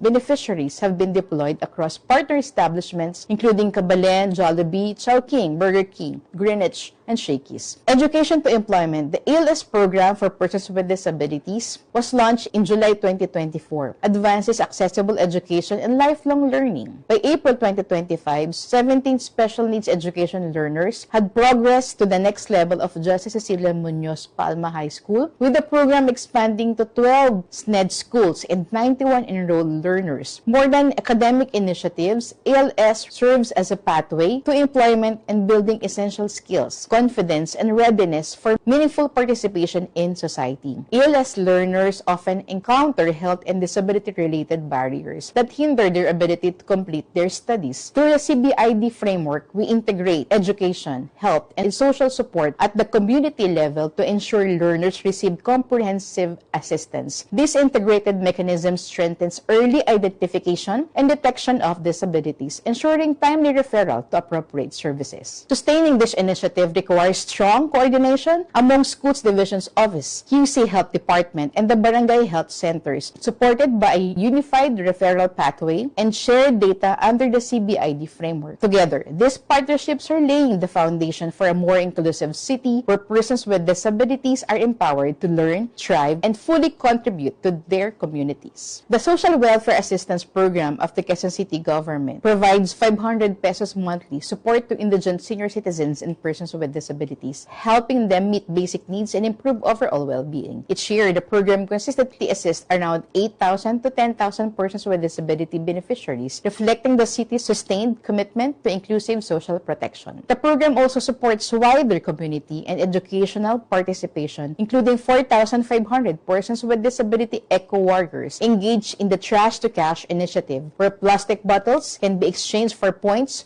redeemed for groceries, and 91 ALS SNED learners who use their SWA allowance to cover transportation, school needs, and other educational-related expenses. Through this support, the program reinforces CBID efforts in promoting holistic health, education, inclusion, and empowerment of persons with disabilities in Quezon City. Behind every program are real people and real transformations. One of them is Queen Hazel Edroso, a young girl whose life changed after receiving a customized wheelchair through PIDAO's community-based support program. And there is Ray Padiernos, a deaf person employed in Kabalen, whose life changed when he was given the chance to work and support his family with pride and purpose. Bilang solo parent, ako po ay isang focal person ng aming barangay. At the same time, may anak na PWDs. So, na-diagnose po siya as meron po siyang cerebral palsy. Actually, napakahirap bilang solo parent na may anak na PWDs. Siyempre po, lumalaki siya. Nahihirapan po kami kasi dumadaustos po siya. Unlike po kasi sa ngayon, napakaganda po ng ibinigay na Mayora sa atin for PWDs po. Lalong-lalo na po sa aking anak. Malaking tulong po yung programa po ng government natin. Katulad po ng mga naibibigay po sa amin for PWDs, like itong wheelchair na po ito.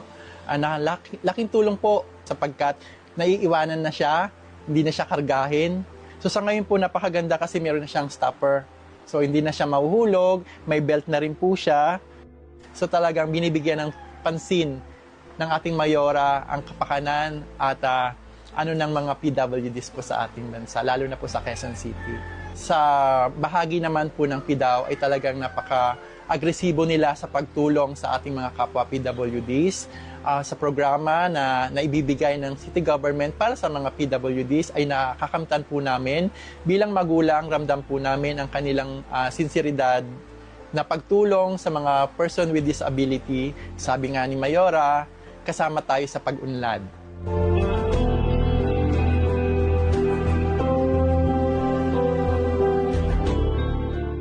Dati, wala po akong trabaho, nag-stay lang ako sa bahay. Mahirap po maghanap ng trabaho bilang isang bingi. Kapag nag-apply po ako sa ibang company, tinatanggap po ang resume, pero fail po, hindi pa ako natanggap. Subalit, ako po ay nag-submit ng resume sa PDAW at tinext po ako at pinag-report para mag-apply sa EE. Ang ibig sabihin po niyan ay Emergency Employment. So natanggap po ako doon sa kasama QC sa programa ni Mayor Joy, kaya nagkaroon po ako ng trabaho. Pagkatapos po ng trabaho ko as emergency employment, ako naman po ay tinulungan ng PDAW para po ako ay makapasok dito sa Kabalen. Napakagandang opportunity po ito na ako po ay makapagtrabaho dahil nakakatulong na po ako sa family. Yung kuryente po, ako na po ang nagbabayad. At nakakashare din po ako ng food sa aking pamilya. Kasi ako po ang responsible ng paglilinis sa lahat. I have a lot of patience to clean, maging sa second floor, dito sa baba, at pag-arrange dito. Salamat po kay Mayor sa programa ng Kasama Ka QC. Salamat din po sa PDAW at sa Kabalen na nakapag-apply ako dito at nagkaroon ako ng patuloy na trabaho.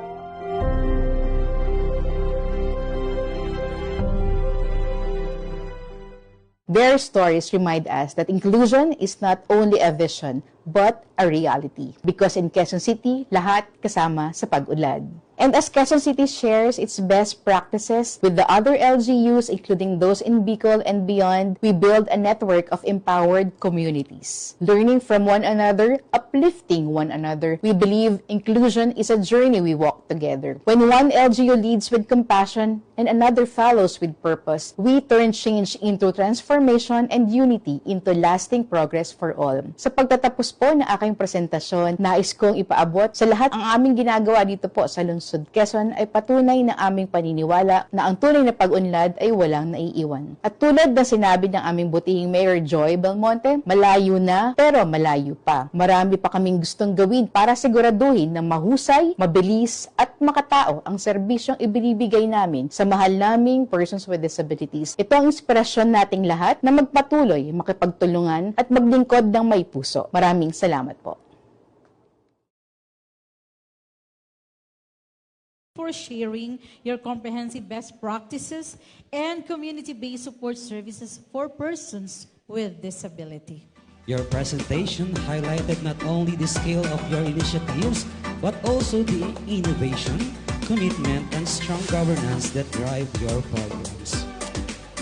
Your dedication serves as an inspiration to many LGUs striving to strengthen their own disability-inclusive programs. Maraming salamat po for your unwavering support and effort and for generously sharing your experience with us today.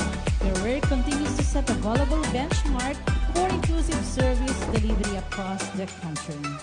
At this point, we'll open the floor for questions, comments, or reflections from our participants. So this is a great opportunity to deepen our understanding and exchange ideas on the valuable points shared by our speakers. We need your questions, suggestions, and comments. If you have any question, please feel free to raise your hand or approach the microphone provided. Our team will gladly assist you.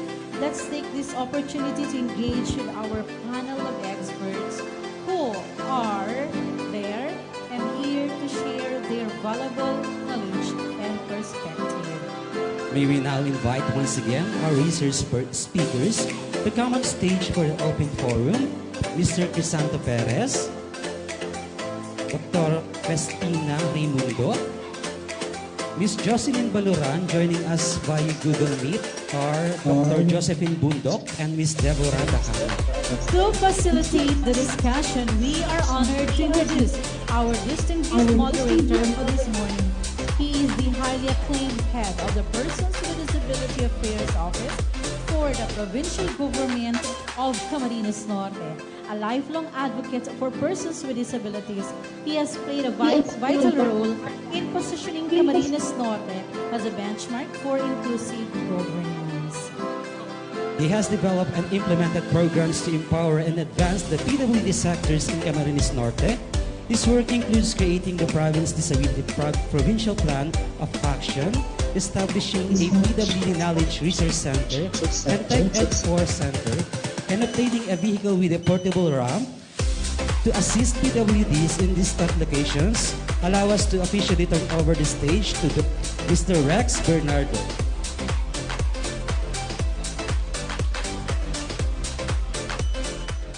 We have 2 microphones with stand. Diyan po sa gitna. Lapit na lang po kayo. Just state your name, your designation, or your province po from where you've been para po properly ma-acknowledge po kayo.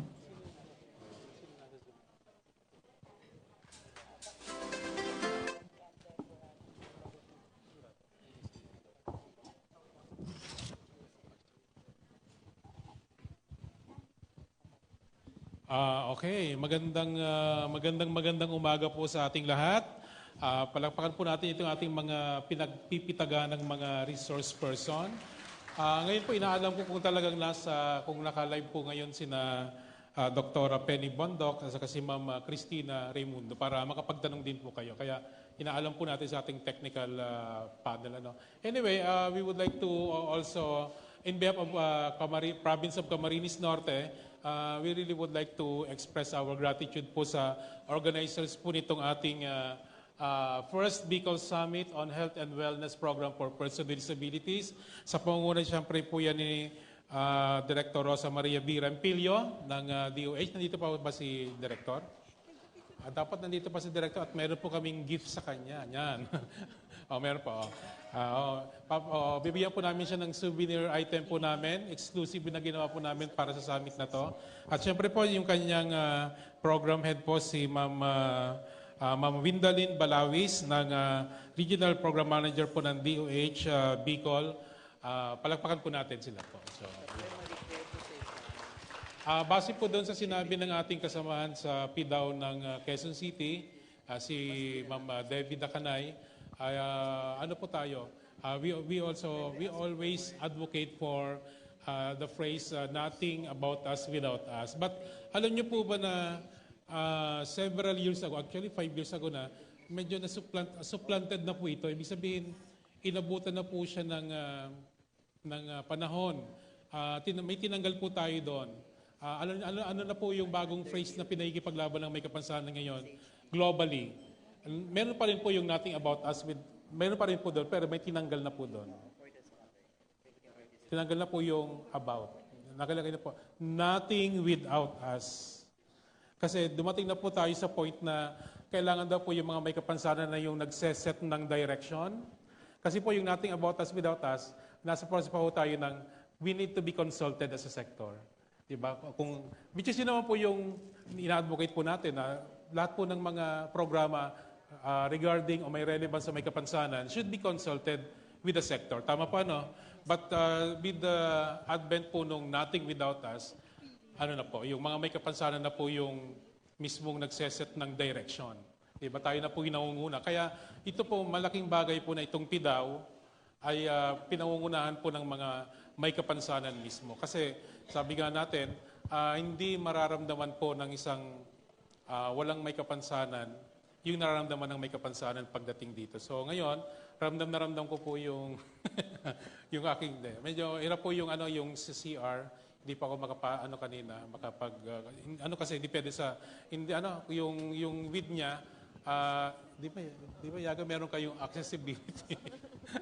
O access audit itong Amisola at medyo pagdating sa CR ay medyo kailangan dapat pa silang ayusin. Bukod dyan po yung sa, di pa yung sa entrance din. So, yun po, hindi po yung mararamdaman po ng hindi naka-wheelchair. Kaya siguro po si Attorney PJ, nasaan si Attorney PJ? Meron po ngayon meeting. Sana ma-meet ko si Attorney PJ. Kasi ano ko yun good old friend ko yun si Attorney PJ. At syempre, iba pa rin po. Kaya kami po sa Camarines Norte, ako po mismo yung nagle-lead ng access audit. Kasi ako mismo yung naka-wheelchair. At ako pa mismo po yung nagtuturo sa mga taga-DPWH kasi sabi ko sa kanila, dapat maramdaman po ninyo yung nararamdaman ng naka-wheelchair. Umupo po kayo sa wheelchair. Magdadala po ako ng isang service wheelchair at papaupuin ko po yung engineer po nila para maramdaman po nila na pag yung inclined ay medyo mahirap na sa naka-wheelchair, ibig sabihin, bagsak na po sa standards yon.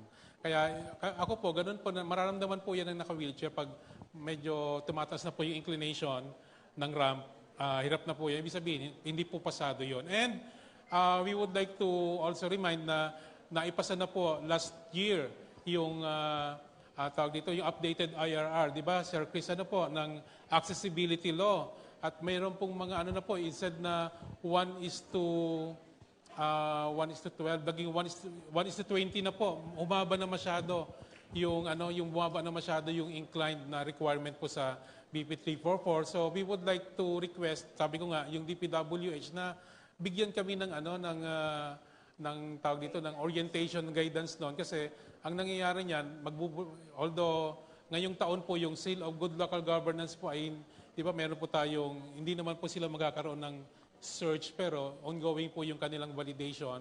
Baka po next year pag nag-resume daw po uli yung kanilang validation, baka biglang mabulagat, bagsak na naman sa lahat ng requirements po yung ating mga facilities. Sabi ko dapat, kami po bilang as a proactive, dapat alamin na namin ngayon pa lang para malayo pa yung validation, binibigyan na po namin ng solusyon. Di ba? Tama po. Proactive po dapat yung ating solution. At kami po sa Camarines Norte PDAW, again, ang tema po namin yan, nothing without us. Kaya ako po yung head ng Accessibility and Monitoring Committee at miyembro po namin yung DPWH. So, ganun po dapat. So anyway, hindi naman po sa akin, it's not about me yung pag-usapan mo natin. Kundi nandito po ngayon si Sir Crisanto Perez, ang bagong Regional Program Officer ng National Council at designated. Matagal ko na po itong kasama sa NCDA. Sana nga po muntik na nga po kami maging workmate. Anyway, siya po ngayon ang ating masipag na RPO and hopefully po, yung pinag-usapan namin ni Ma'am Wendy kanina sa likod, we really would like to ask the support of NCDA pagdating po, kasi nakita ko kanina yung presentation po ni Dr. Bondok sa kanina Ma'am Raimundo, may malaki po tayong concern. Although mamaya po sa mga question na answer, baka lumabas po yun na ang nakita ko po doon, yung availability ng mga specialists. Yan. Kaya, ang ino-offer po, di ba, narinig po natin kay Ma'am Raimundo, yung teleconsult. Sabi namin ni Ma'am Wendy, pag-aralan po namin kung paano natin, kasi may problema talaga eh. So, yung teleconsult, kung paano siya gagawing available, kahit man lang po makapag-create po tayo ng directory or list ng mga willing and available specialists na pwedeng makipag-agreement, makipag-MOA sa mga LGU para sa teleconsultation. Kasi po, ang mangyari niyan, baka pag in-implement na po natin ito fully, baka lalo pong hindi ma-issuehan ng ID yung mga may kapansanan na walang access sa mga specialist. At medyo nangyayari na po yan. And then, siyempre, nandito rin naman po si Ma'am Jocelyn, Ma'am Yaga, Baluran, para po doon sa kanyang magagandang mga program ng Naga City. Kaya sabi ko nga po sa mga kasamahan ko, baka pwedeng mag-apply na kami sa Naga City at lumipat na kami dito para maranasan namin yung mga programang gustong gawin ni Mayor Leni Robredo. So ito po yung tanong, may nagpaabot ng tanong po dito sa atin. Unang tanong po, baka pwede mo sagutin to. Requirement po ba na registered voter ang PWD to register as PWD to the respective LGU? Siguro si Ma'am, sige, kahit sino po sa inyo magsagot. Ako muna. Sige po. Hindi po. Ang current na guidelines na sinusunod po natin sa issue ng PWD ID ay ang NCDA, National Council on Disability Affairs, Administrative Order 001 Series of 2021. Sa proof of residency, 3 po yung choices doon. Barangay certificate, voter's ID, or any bill, electric bill, internet bill na nag-i-indicate ng inyong residence. Proof of residence. Proof of residence. So yun po. Thank you, sir. Noted po yan na galing sa NCDA. Sa amin naman po kasi nire-require namin, sir. Bakit? Kasi sobrang dami po na PW nagpapa-ID sa amin na hindi naman taga sa amin. So meron naman po, ayaw po namin na yung kunwari, taga-Kamaligan. Ako lagi kong natatawagan si Ma'am Connie. May mga taga-Kamaligan na gusto magpa-PWD ID sa amin. Bakit? Kasi siguro dahil po marami kaming benepisyo. Marami. Pero wag po natin hayaan yun kasi dapat kung saan po sila registered, doon po sila. So para ma-avoid din po yung duplication ng PWD ID, so nire-require po namin yung voter's ID. Hindi po dahil sa politika na butante ka or hindi. Ano po? Opo. Actually, may gusto pero siguro si Sir Chris na po yun. Sige po. Sir Chris? Kasi po pag na-require natin, binabiolate po natin yung isang administrative order being issued by a national government agency kasi may ibang paraan para ma-verify yung residency niya. So, di ba nire-require na magkaroon ng 6 months residency bago siya issue ng barangay certificate. So, pwede natin gamitin yon, i-verify natin gano'n na pa katagal itong taong ito para mag-apply ng PWD ID dito sa atin. At kung ito ay registered sa isang local government units, pwede tayo makapag-coordinate doon sa local government unit na yun na ito ba ay totoong lumipat na. Dahil kung hindi, pwede niyong i-deny. I-deny in a sense na hindi totoong lumipat siya, not because wala siyang voter's ID, ma'am. Kasi ayun ma'am, pag in-implement natin yun, nagkakaroon tayo ng violation na although maganda ma'am, naintindihan natin maganda yung anyong intention, ang chances are gagayahin po ng ibang local government unit na iba naman po ang intention. Pwede pong magdagdag po. Bilang head ng isang PIDAW din po, ang tanong po natin kasi dyan, given, na halimbawa po yun ang requirement, which is may mga, alam ko po, even sa Camarines Norte may mga nagre-require po niyan. Yun naman po may mga voters ID na yun, hindi naman ibig sabihin, nakatira din doon. Minsan nasa Maynila na sila di ba? Pero nakakuha pa rin sila ng ID, umuwi lang sila pag during the election. Having said that, again, tama po yung sabi po ni Sir Chris na anyway, dahil ako po ay nasa alam ko naman pang dahilan kung bakit, di ba? Sabihin ko na po, dahil yan po ay, siyempre, kailangan po ng mga botante na ang bibigyan ng tawag dito, yung beneficiary, ang mga benefits ng mga binibigay po nila, ay yung mga botante, di ba? So, having said that, tama po yung sabi ni Sir Chris na meron naman po mga proof of residency at wala po yung nakalagay sa AMC, AO, bakit nire-require po yun, di ba? So, I think, again, bilang isang advocate saka isang nasa PIDAW din, hindi po dapat na ganun po yung, even without voter's ID dapat, meron namang pang proof of residences na magpapatunay na siya ay nakatira doon. Yun. Ang mangyari pa sa kanya, parang kailangan ilipat po siya doon. So yun lang po yung take ko po doon. Yun lang po yung take ko doon pagdating doon. Kasi again, as an advocate, hindi po natin dapat binobomba ng napakaraming mga requirements yung mga may kapansanan para ma-avail lang po yung requirement yung karapatan po nila na magkaroon ng PWD ID. Sige po, ipapaabot po natin yan sa ating nakakataas. Number 2, mayroon pong another question. Baka feel free na magdagdag pa ng mga question. Ito po yung pangalawa. May dagdag po. Sige po. Pakilala po kayo, ma'am, para po kayo ma-recognize? I'm Alena Hagos from Sorsogon, Bulan, Sorsogon, PIDAW. Ano po kayo? PIDAW? MS? PIDAW. PIDAW. From Ma'am Jocelyn, asman po ako. Ilan po ang share ninyo sa PWD shares sa inyong sa inyong town? Yung budget po namin, 1% po. 1%. Yes po. Ano po ang legal basis nyo? Kasi gusto din namin ma-adapt. Gayahin. Meron po tayong ordinansa niyan. Ordinance Pwede lang. niyo pong i-google yung PWD code natin. Ordinance. Opo. Hindi naman siya nakamandato sa DILG. Hindi pa po. May So, ordinansa lang po tayo. pwede natin yun i-adapt Yes, kahit ma'am. na ordinance. Yes, ma'am. So, pagdating sa barangay, ilan po ang share ng barangay sa PWD? Sige, may 1% din po kami sa 1% barangay. din po. Budget ng barangay. May Opo. legal basis din po yon. Yes po. Kasama dun sa ordinance. Opo.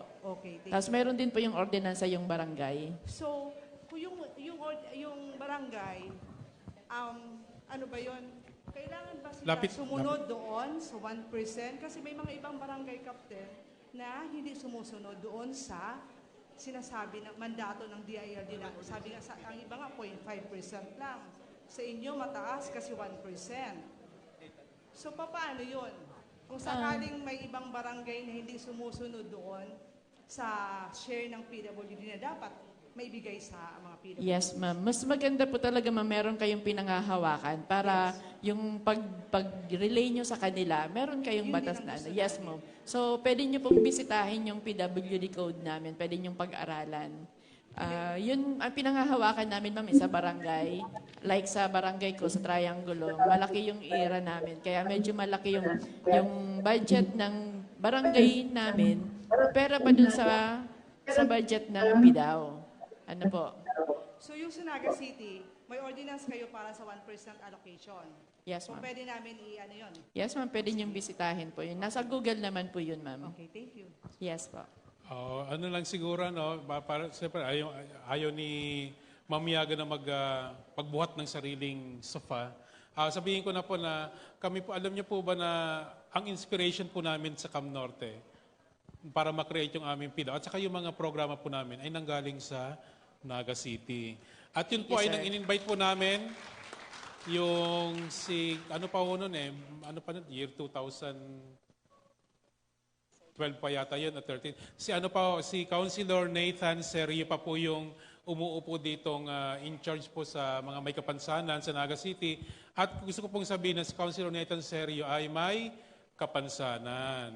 At siya po ay chairman ng I think ng finance ba yun or appropriation.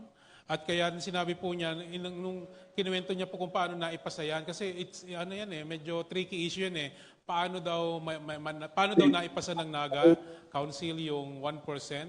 Simple lang tinanong namin yan Paano po? Para po matanong po namin yan, in-invite po namin siya sa isang forum sa DAET. At ang sabi po niya, simple lang, tinaasan ko rin yung senior citizen. We are now both equal 1%. So, having said that, walang problema sa senior citizen kasi hindi naman sila naapektuhan, tumaas din sila.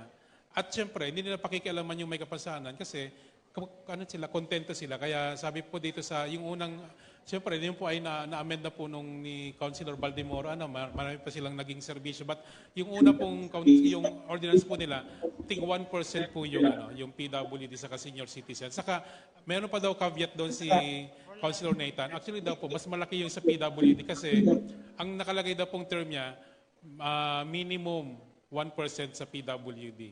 Ang sa senior citizen po, 1% lang. So, yun po. So, magandang po yun, magandang benchmark po yun na gusto po nating itularan ang Naga City. So, maraming salamat po. May tanong. Okay, may tanong pa daw. Sige, pakilala kayo, ma'am. Good noon na po sa lahat. I'm Julie Ramizares, Disability Affairs Officer 3 po ng LGU Buhi. Yung tanong ko po kay Dr. Bondo, tsaka kay Ma'am Raimundo. First of all, maganda po yung categorization na po na may Republic Act na po ngayon kasi it will be helpful for us sa mga PIDAW po na we are considered na pwede kaming magbigay na po ng certificate. Kasi para ma-lessen na din po yung ng mga PWDs when it comes to assessment kasi nga may mga restrictions din tayo pagdating po sa pagpapacheck up po ng mga PWDs natin with our physicians or specialists. In that regards po, ma'am, saan po kami pwedeng how can we get po or avail of the training of trainers para po sa aming mga PIDAW or sa CSWDOs po sa bawat municipality po. Kasi kanina po sa presentation, kailangan trained pa din kami as frontliners po para magbigay po ng mga certificates po. Ito po, hindi raw online sina Dr. Penny saka si Ma'am Raymond. But andito po yung head po ng program officer po sa DOH po, si Ma'am Wendy. Kaya sasagutin po niya yung tanong niya po kasi yun na po yung pinag-usapan namin kanina sa likod. Sige ma'am, ito po. Salamat po. Diyos marahay na aga po sa gabos. Okay, magayon po na hapot dito. Ano po, in fact, this is one of the issues that we would like to resolve. Issues on the identification or categorization because we want to ensure that all PWDs will be categorized properly. Ang daming mga issues na nabibigyan ng PWD ID na wala naman talagang disabilities. And this is one of the treatment na kailangan po natin ilagay sa ating sistema. Now, talking about that concern, asking about if they will be allowed to give medical certificate. In fact, if you will look at the policy, NCDA din po ang nagpalabas niyan, no? Meron po tayo mga protocol at mga polisiya sa pag-i-issue po ng PWD. And I hope, and this is also a challenge for everyone to please read that. At sinasabi po doon na may mga responsible actors kung sino po yung dapat na gagawa na mag-i-issue. Now, I just would like to point out, there are a clinical management that has to be seen or assessed by our doctors. In the protocol, in the guidelines, it was cited that there are two concerns, whether it is apparent or non-apparent. Ngayon, based on my experience, this is empirically raised by our DAO, even the issuing officers. Kahit po kayo, alam ko nahihirapan kayo sa pagka-categorize or pag-assess, kahit pa nga sabihin natin na apparent yan. Because we need to accept the reality, even one person who has a disability, baka may mga multiple disabilities yan. So, with that situation, I think it can be a good strategy or intervention in our one setting, for example, in one LGU. If you have some difficulties in issuing the PWD, I think the word is collaboration, right? So we have our doctors already trained.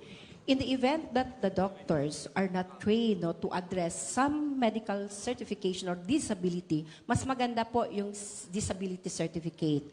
Kasi pag sinasabi po kasing medical certificate na ini-issue ng mga doctors, ito yung mga difficulties din ng ating mga issuing officers. Kaya hindi po kasi na itatawid na sometimes ng ating mga nagsicertify ng medical certificate kung ano ba talagang disability in connection with the diseases. May anghel. Ay, yung live kasi. So in connection with for example, comorbidities, halimbawa diabetes, sabihin natin 'yan, no? O kung magse-certify, kailangan itawid kung ano ba yung condition ng diabetes at bakit ano ba yung anong connection or relationship ng disability ng diabetes sa disability. Kailangan itawid po 'yan diyan. Ngayon, ang difficulty din ng ating mga medical officers is to make use how it will be assessed. So ito na po yung sagot. Kaya ang Department of Health po ay nagkakandak po ngayon, no? In fact, this end of November, may training uli kami of ma'am, no? Kasi gusto niya na ma-training. Well, nagdi-design po kami ng training na iba rin kasi yung training for our doctors. At iba rin po dapat yung training doon sa mga non-apparent. Kasi syempre may mga clinical point of views na kailangan po nating tingnan, no, doon. At ang sabi ko nga po, in the event that you will find it very difficult for you to categorize, kahit pa nga sabihin na apparent yan, you always collaborate with your local doctors. Because they can attest to that and give their clinical eye on what kind of disabilities, because I've already mentioned maybe baka may maiwan. Ito yung gusto natin makita diyan, na pag dinadaan natin sa isang proseso, nakausap po natin yung ating mga health service providers, may tatawid natin ang tama, ang pagka-categorize at pag-identify ng disability na magiging bahagi, importante na isa sa mga dokumento o requirement para objective yung pagbibigay po natin ng PWD ID. Okay po? Maraming salamat. Thank you, Ma'am Wendy. Okay na po ba, ma'am? Nasagot na po yung tanong niyo? Ma'am, ano na lang po, kasi practice naman po sa lahat po ng municipalities, especially po sa amin, na kahit ma'am yung physical disabilities na apparent, nakitang-kita namin kung ano ang disability, nire-recommend pa rin pa talaga namin na magpa-check up pa rin sa physician. Kasi our previous po nasa DOH, kasi kailangan po doon sa PRPWD na may physician po talaga na nag-check up. So talagang hindi po kami nag-i-issue. Although minsan naawa na din kami doon sa mga applicants na kitang-kita na yung disability, pero we have to tell them na secure muna kayo ng disability certificate, which is sa mga din ma'am, sa mga municipalities, may bayad pa din yun. Yung medical, yung kahit minimal, mayroong bayad yun. So, for today, at least malinaw po sa aming lahat na issuing officer or ng PWD ID na we are not, na mag-consider po na kami mismo magbigay po ng disability, sa mga disabilities certificate sa mga apparent na disabilities po. Okay. Meron pa po akong isang magandang rationale para maintindihan pa po ng dagdag po kaalaman. Patungo po tayo sa universal healthcare. And we want, of course, to provide an integrated health services na talagang maramdaman na inclusive for every persons with disabilities.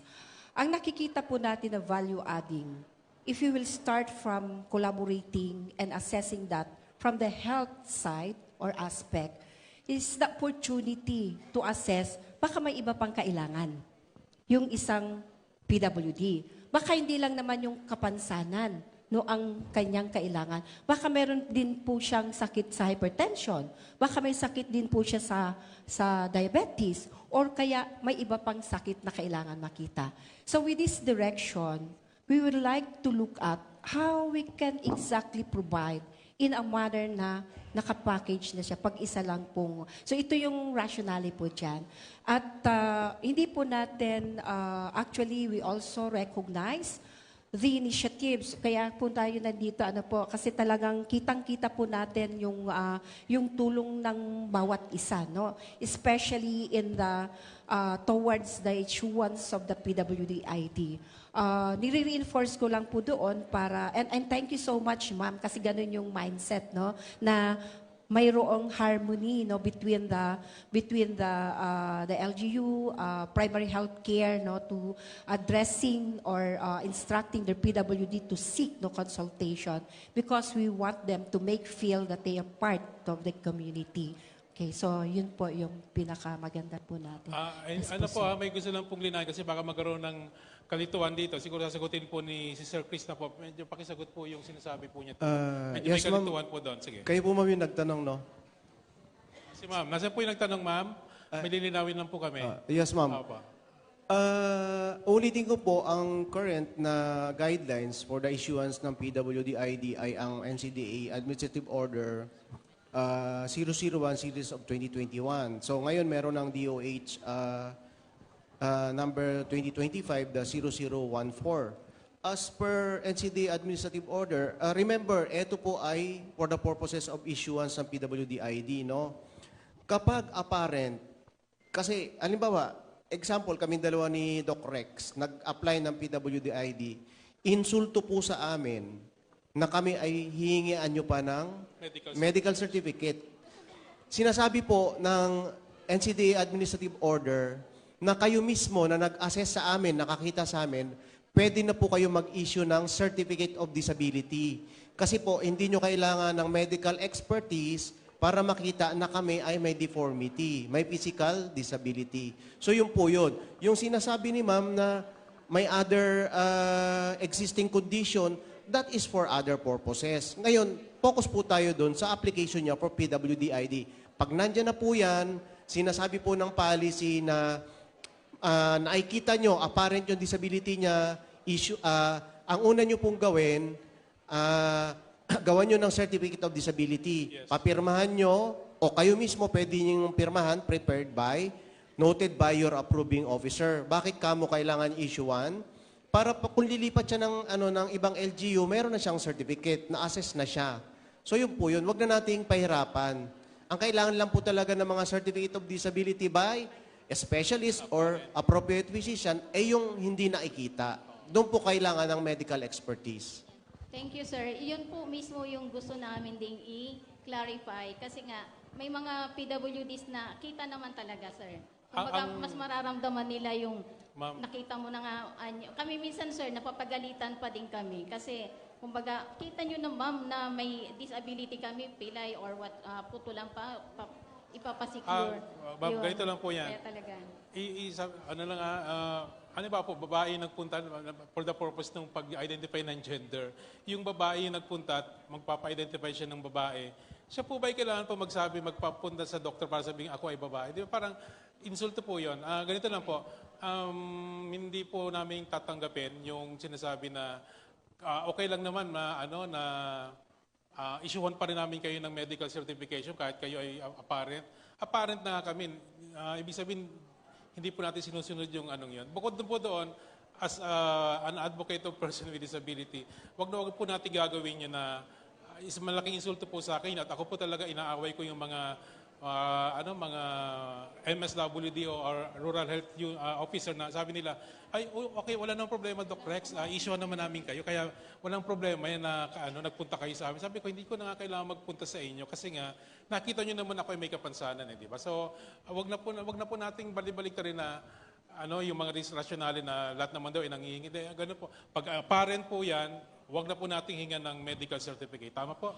Ganun na po tayo, tapusin na po natin doon. Ha? Okay po, Tapusin natin salamat po, po, sir. Pero ano na lang po siguro for the DOH and the NCDA, para hindi naman po kami talaga dito kung sino yung susundin po namin, the DOH and the NCDA. So, pwede pong sa ngayon, nandito naman po tayo sa plenary, anuin po natin yung issue ng sa issuance pag apparent. We can make a medical certificate or disability certificate Certificate for disability po pag apparent. apparent. Hindi po medical certificate. Sinabi na po yan ni Chris. Disability Ang sinasabi po niya yung for the purpose of issuance ng PWD-ID. Yun, doon po tayo mag-usap.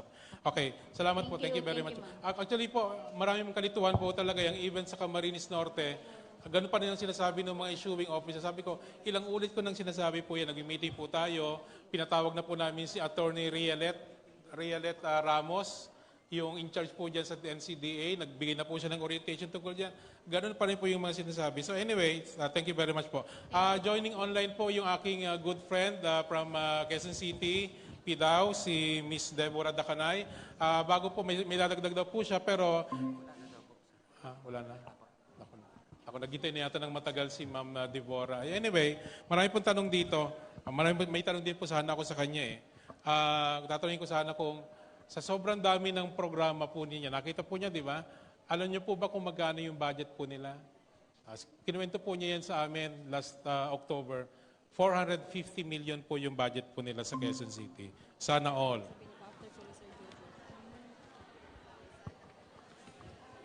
Hello? May dagdag po si Ma'am Wendy. Okay, so I just would like to add on, lahat po ng mga comments ninyo are valid. Ako, I recognize that, no? Especially your sharing because I believe you are the ones who experienced that. So that is my point of view. Yung kanina po na tinanong ni Ma'am, I can see that it is also very valid because that is your experience. And I think that is right, no? There's a need, of course, to review and revisit. And that's the reason why we are here, right? We invited the NCDA, we invited the PDAW for all of us to talk how can we improve. Because even the DOH is also looking at how it will be resolved. In fact, we have already reached at developing an SOP to become more clear, no, in terms of accountability. So yun po yung direction po natin ngayon, no? And thank you so much for being vigilant, no, to raise that questions. Yan po yung gusto po namin marinig, no, officially with the presence of our accountable na stakeholders, because yung nandito kami, nandito tayong lahat, this is a testimonial manifestations that we want to do something to improve, no, our health and program for persons with disabilities. I think bumalik po ulit si Ma'am Deborah. Ma'am Debbie, online na po si Ma'am Debbie. Siguro po, narinig niyo na po yung tanong ko po. Gusto pong malaman ng plenary kung napakaganda po ng mga programa po ninyo, bukod sa idadagdag niyo pong mga informasyon, gusto po tanungin namin, gaano po ka-supportive po yung Quezon City Government? Magkano po yung yearly budget po na binibigay po sa PIDAO Quezon City? Ma'am For Debbie? PIDAO, hello? Sige Ma'am Debbie. Yes. For yung annual budget po namin ngayon for 2026, we increase ng 100%, no? Nasa 140 million po per se yung budget po ng aming opisina ng PIDAO po. But for the entire city on disability PPAs, we have 1% po, no, which is 410 million. 1% po ng income po ng aming pong lungsod. So that covers all the disability PPAs of other offices, no? City Health Department, Social Development Office, Persons with Public Employment Services Office, at iba pa pong ahensya dito po sa Lungsod Quezon. Meron po kaming monitoring ng 1% para po magamit po, ma-utilize ng tama itong disability PPAs budget po ng aming pong lungsod. Ma'am Debbie, may gusto po kayong idagdag po ma'am bukod sa mga sinabi niyo po kanina sa presentation niyo po? Yeah, kanina natanong, no, ano yung reference doon sa pag-utilize ng paggamit ng budget, no? Well, the DBM, the SWD and NCDA, including the Commission on Senior Citizens, meron pong Joint Memorandum Circular number 1 ng 2023 o yung tinatawag nating MEAL, yung Monitoring, Evaluation of Accountability and Learning or MEAL, no, na paggamit ng 1%. So pwede po ninyo po itong magamit. Bukod pa po sa mga ordinansa na meron po ang kanya-kanyang mga LGU to ensure 1%. You can go 1%, pero you can go higher than 1%.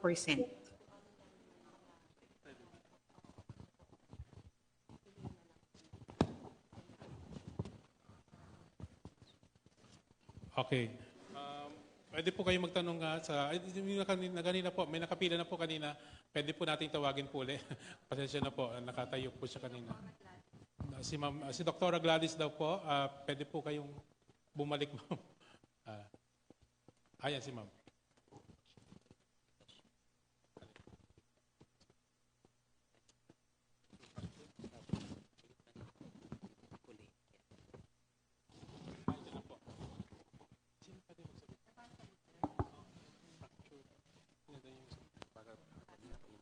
Okay po.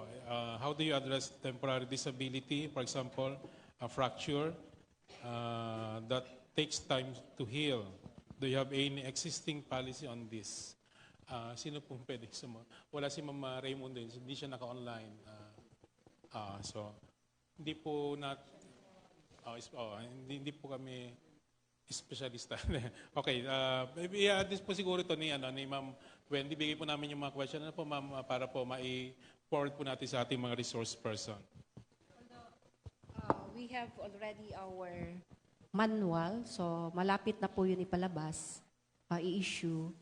But for the meantime, in transition to that, in the event that there are some concerns relative to that kind of condition, palagi po magbibigay po ng certification yan, disability certification, the specialist, who attending the patient in terms of yung mga fracture na yan. Okay. Ma'am, ito po siguro directly po, ano po ito sa inyo, relevant po sa DOH. Ito po yung tanong, it has been mentioned for the disability assessment issuance, the primary care physician must be trained.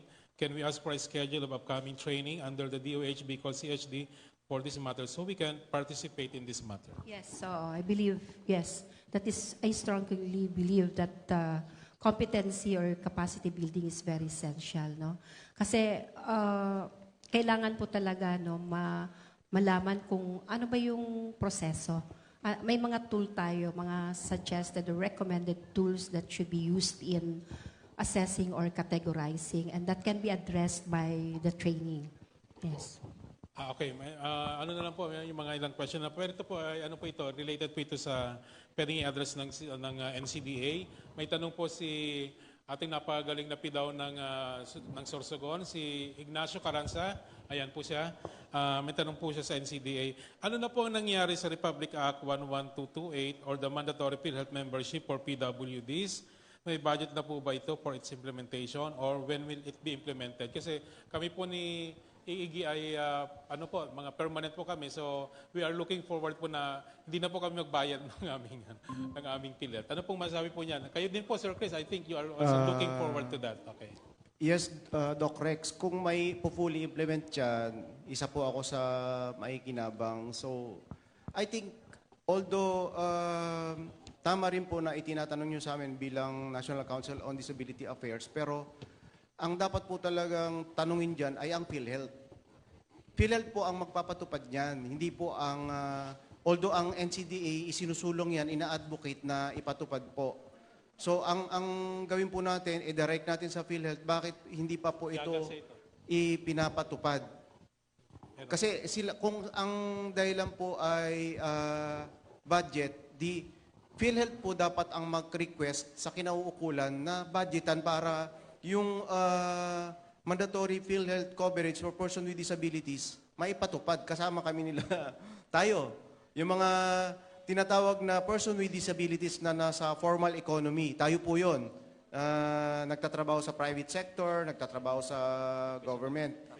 Kumbaga, hindi lamang po yung, I think may ginagawa silang action din na ang mga LGU na kung saan may sarili silang pondo na inilalaan na kino-cover yung mga hindi kasama sa formal economy, sir, ano? So yun po, yung pag fully implemented dyan, covered pati rin yung mga nasa formal economy. So yun po. Wala pang, ibig sabihin, bottom line, wala pa talaga, no?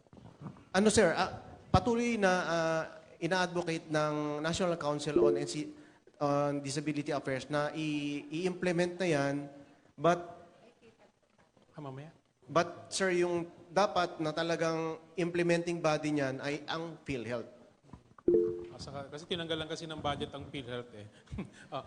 Panguling tanong na lang si Iggy, may tanong daw siya, pero gusto ko lang pasadahan yung kay Ma'am Yaga, meron po dito. Mabilis lang naman to.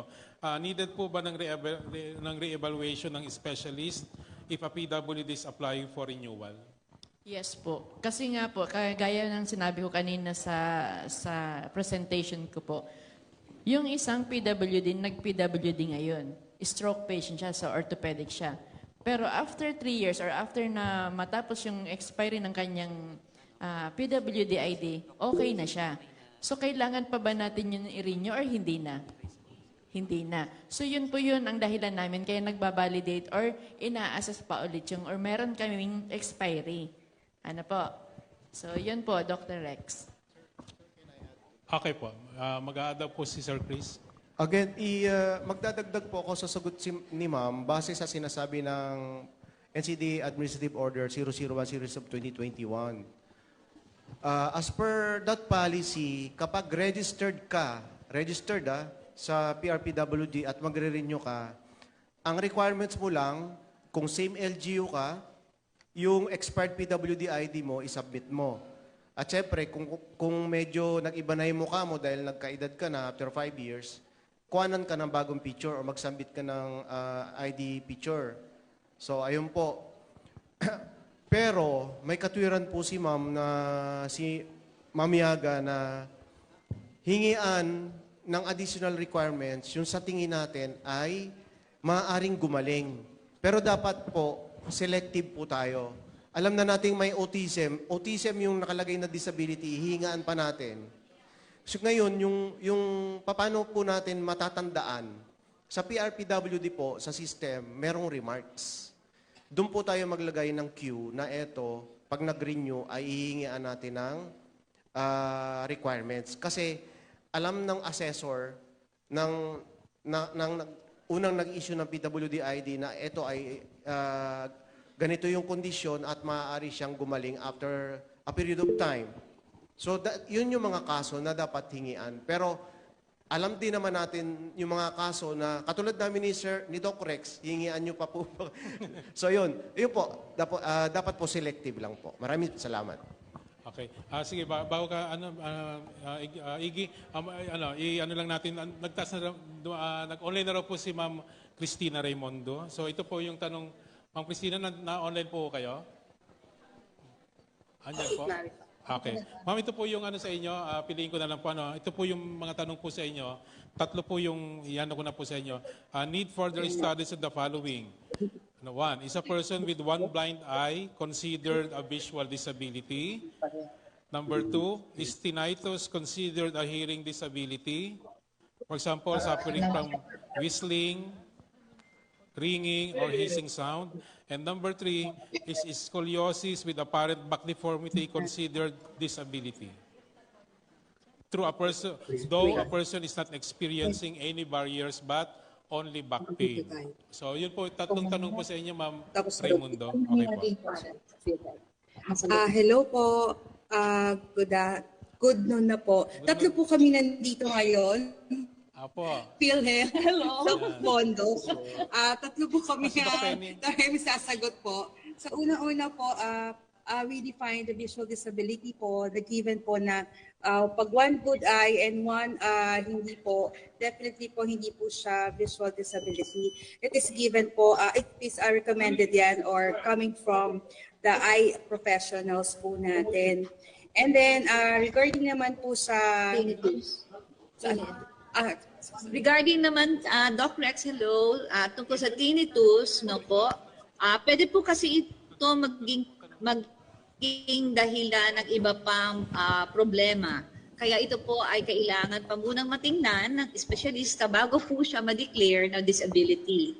Pagdating naman po dun sa scoliosis, kahit po meron tayong nakikitang hump po sa likod, hindi rin po siya basta mabibigyan ng disability kasi po minsan, yung pong bukol ay hindi rin po dahil sa scoliosis, pwede rin po sa ibang kadahilanan. So maganda rin po na pag may ganoon ay matingnan pa rin po ng espesyalista bago po ma-declare na siya ay may disability. In addition na lang po sa all types of disability, including visual disability and hearing disability, kailangan po talaga ng masusing assessment and evaluation po ng isang physician or specialist po kung sa mata, ophthalmologist, optometrist, and kung sa hearing, mga ENT po, neurologist, so forth po. Hello po. Thank you. Sa PhilHealth naman po, ito po, PhilHealth, yung tanong po kanina. Len? Sige po, when it comes to PhilHealth registration po, for those person with disability, they need to update po naman po their membership. For now po, we will pause for a while as we would like to acknowledge a leader whose life and service embodied compassion, integrity, and relentless pursuit of inclusive governance. Hello, are we on? Okay, we would like to acknowledge the arrival of our butihing mayor po ng Naga City, si Atty. Maria Leonor Robredo. Palakpakan po natin, Mayor Lenny Robredo. Ang instruction po ni Mayor Lenny ay ituloy po natin. Ano po, Ma'am Lenny, tutuloy po namin. Andito naman po si Dr. Penny po yung nasa online. Dr. Penny, si Mayor Lenny nandito na po. Ma'am, may tanong po panguli po sa inyo, ma'am, sa grupo po ninyo, ma'am. Ito po, how do you address temporary disability? For example, fracture that takes time to heal. Do you have any existing policy on this? Thank you, ma'am. Yes, ma'am. Yes, sir. Tungkol po sa fracture, ano po kasi yan, gumagaling, yung fracture po nabubuo ulit, at saka nakakalakad po sila at nagagawa po nila lahat ng kanilang activities of daily living, pati na rin po yung pagbalik sa trabaho. So, hindi po siya considered as disability. Kung meron man po siya, impairment lang po yun. Gusto sabihin po, loss of function or nagkaroon po ng problema sa body structure. Para po maging disability yung fracture niya, dapat po talaga hindi niya po nagagawa independently or very dependent siya sa kanyang performance ng activities of daily living, pati na rin po, hindi po talaga siya makapagtrabaho o kung estudyante naman siya, hindi po siya makapasok sa school. So, ganun po yung konteksto in terms po ng fracture, even po yung scoliosis na itinanong kanina, para sila po ay makonsider na may disability. Thank you.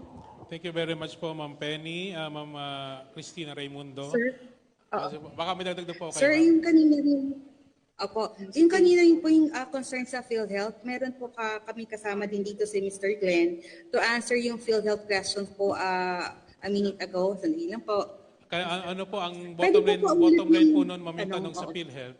Kailan daw po may implement yung full implementation po nung pre-PhilHealth Act po for PWDs po. Lalo na po dun sa mga tulad po namin nasa formal sector po.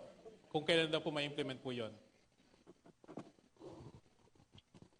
Okay po, good afternoon po. Right now po yung for the employed, for the budget, ito po ay pinag-uusapan pa po no, to be included po in the GAA. So, I don't have yet the timelines po since there's office po handling this concern.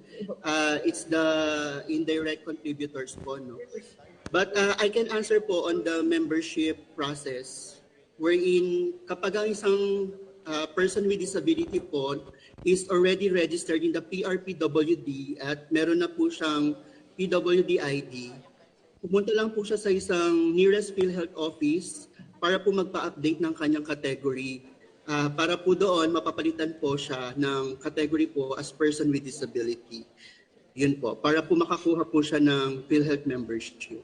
Thank you very much. Thank you But very for much. now po, status ko po yung sa employed. So it is a 50% employee and employed share po.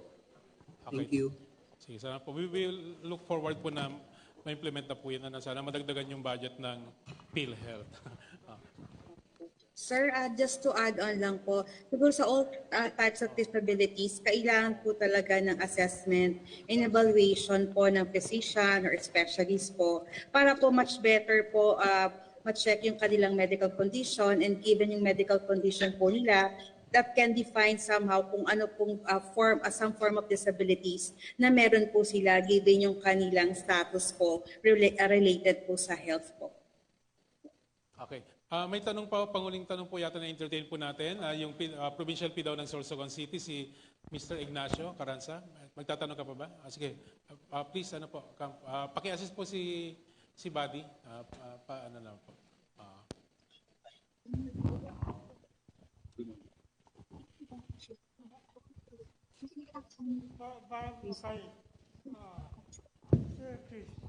Sir Chris, ang tanong po.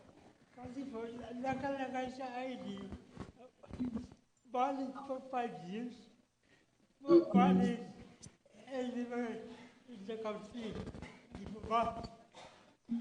Valid all over the Philippines. Tanong, bakit pag naglipat from one EDU to another, ang pag-apply for a new ID?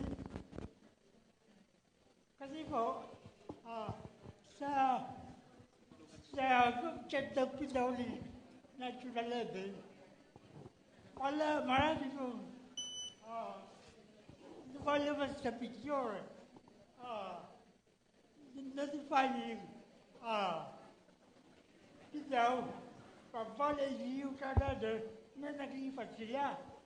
So, parang lagi, parang mali yun.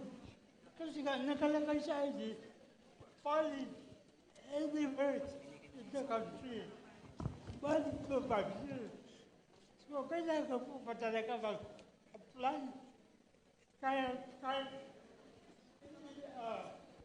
wala pang 5 years. Para naglipat lang ng from one town to another. Kailangan po ba talaga mag-apply? Yan po. Sir, hello. Hello. Sir,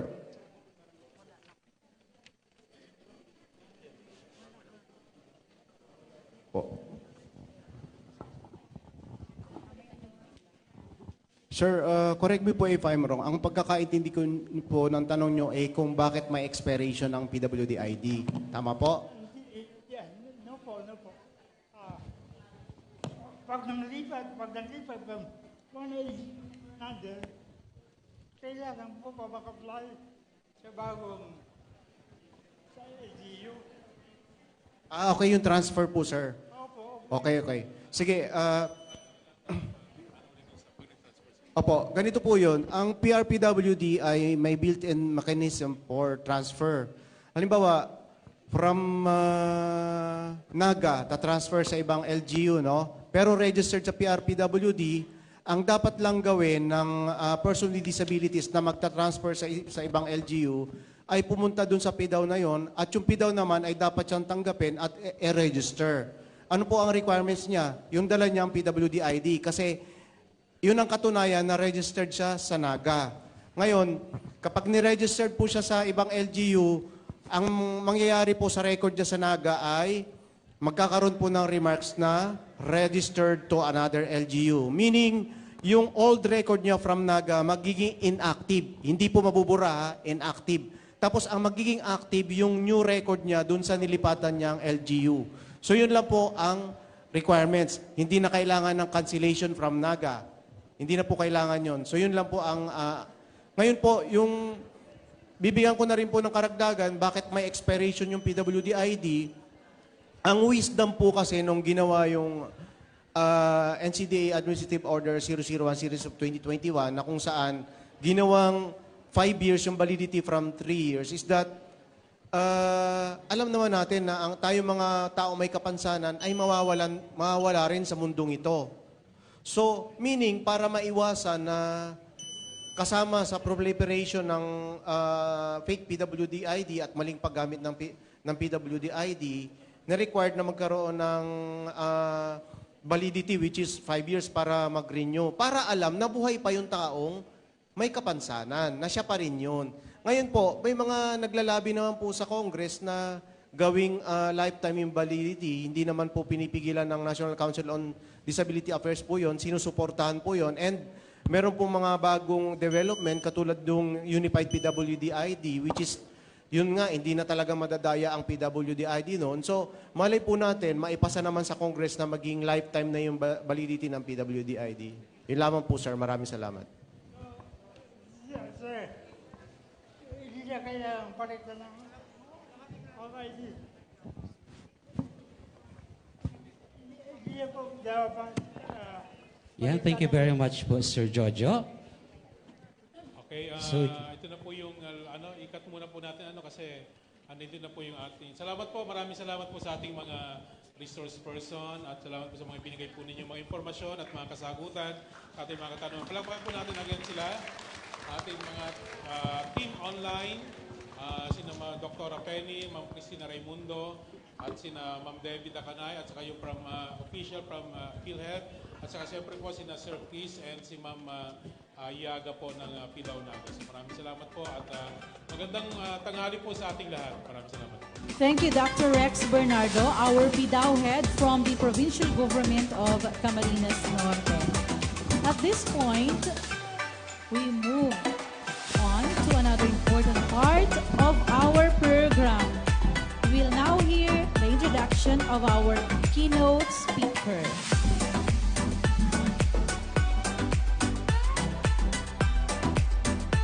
To do the honors, we are privileged to call on a leader whose life and service embody compassion, integrity, and relentless pursuit of inclusive governance.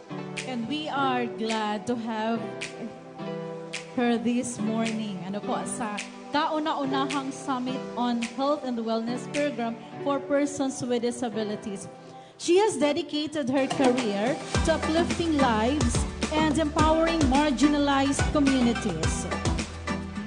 Before entering national politics, she served as a human rights lawyer, extending her expertise to farmers, fisher folk, women, indigenous people, and every Filipino whose voice needed to be heard. Her leadership has always been heard and anchored in giving voice to those on the fringes, much like what we strive for today in promoting disability inclusion and empowerment. So now serving as a mayor of Naga City, she remains a steadfast follower of transparency, accountability, and participatory governance, reminding us that building inclusive community begins with empathy and a second of collective action. So it is with great pride and gratitude that we welcome our Attorney Maria Leonor Lenny Gerona Robredo, a mayor of Naga City. Please give her a warm round of applause.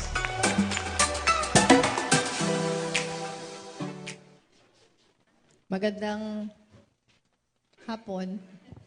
Magandang hapon sa inyong lahat. Maray na hapon po sa Indogabos. Sabi pa lang, pwede man ako mag-Bicol, taga-Bos Bicolano.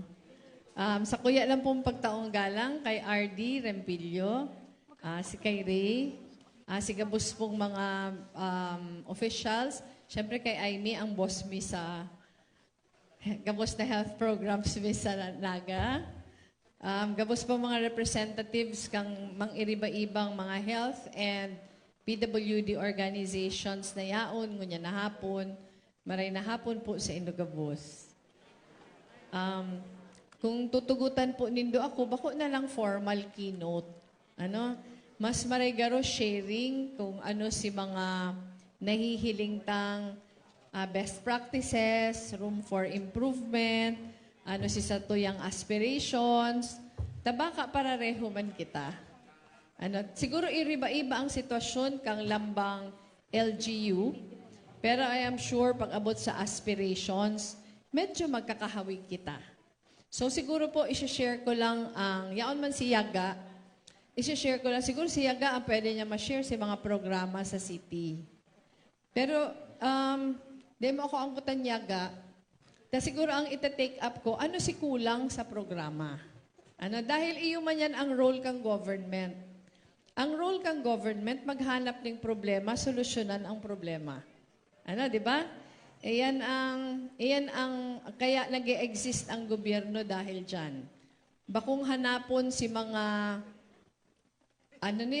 bakong hanapon si mga things that will make us proud, pero hanapon si mga problema. Dahil sa paghanap kang problema, mas makaka-render kitang mas maray na serbisyo sa satuyang mga kaipuhan serbisyohan. So, ma-zero in lang ako sa PWD sa ka-health. So, ang pinaka-problemang nahiling ko, and I have shared this already with RD, in fact, suba ko, pigi-istoryahan ko pa lang siya, pig-share ko na siya kay Ma'am Aimee, si Yaga, every time naghihilingan kami, permi ko siyang nagpermi ako nag-homily. Pero ang nahiling kong number one na problema, di ko aram kung sa Indo-Iuman, pero sa Naga medyo common siya across all departments. Si integrity kang data. Pag naghahanap ako ng data, di kompleto, di updated, kadakol presumptions na di man evidence-based. Tapos may tendency na ang programa one size fits all. Pero may kong pigre-remind ang mga kairiba sa City Hall na ang problema, halimbawa, PWD na lang, di na kita mahiling sa iba. Ang problema kang PWD, totoo, gabos yan PWD, pero ang needs kayan, iriba-iba. So, di ita isipon kung ano si convenient sa to na nagtataoning serbisyo. Dahil ang convenient sa to na nagtataoning serbisyo, parareho na lang sindagabos, tangaring mas madali sa to. Pero ang perming hapot na simbagan taba, si pangangaipo. Perming ang hapot iyan. Example, pinakahurit ang problema, Yaga. Ang pinaka-example, halimbawa, ang Sanaga, si mga bedridden, igo kaming monthly, di ba? Igo kaming monthly na tabang pag-abot sa pagkakan. Pigde-deliver yan sa inda, Pigtatao yan, monthly, pigtatao. So, magayon, di ba? Magayon na nagtatao kami. Pero dahil dakula akong pakialamera, pigiling ko saro-saro kung ano ang itatao. So, nahiling ko duman sa magayon ang itatao. Nahiling ko may corned beef, may meatloaf, may rice, ano pa yaga ang yaon? Bihon, oatmeal, kadakol. Kadakol ang laog. So, ang hapot ko kiyaga, gabos bang mga bedridden? Makakakakan ka ini. Baka may mga bedridden na naka-NGT nga ni. Or may mga bedridden na baka di naman pwede ning solid na food. So, ang sabi ko, nagde-decide na kita kung ano ang tinatao. Igwan na ba kitang profiling kung ano ang kaipuhan kang bawat bedridden? Mayo. Ano? Mayong araw kayan. So sa kuya, totoo, mas tedious for government na isusutta si itatao sa pangangaipo dahil gulpisinda. Halimbawa sa Naga, ang bedridden ta, pirayaga. 261. So kung mabakal kang 261, na iriba-iba, mapagalon para sa syudad. Mas madali na sa ng parareho. Bahong iyo. Pero ang hapot, natauta ba si kaipuhan ninda? So panduwa, kaya kita nag-budget para matauta kung ano pangangaipo. Di ba? Kaya kita nag-budget dahil gusto ta si nutritional needs. Ninda na susuporta. Pero kung araw gato ang itatauta, duwang bagay lang yan. Di ba? Pwedeng family niya ang makakan. Or, baka pabayaan lang kung sain o baka nga ni iba ang makinabang. So, balik pa din kita duman sa dati ta na providean ta ba si nutritional needs? Daiman. Ano?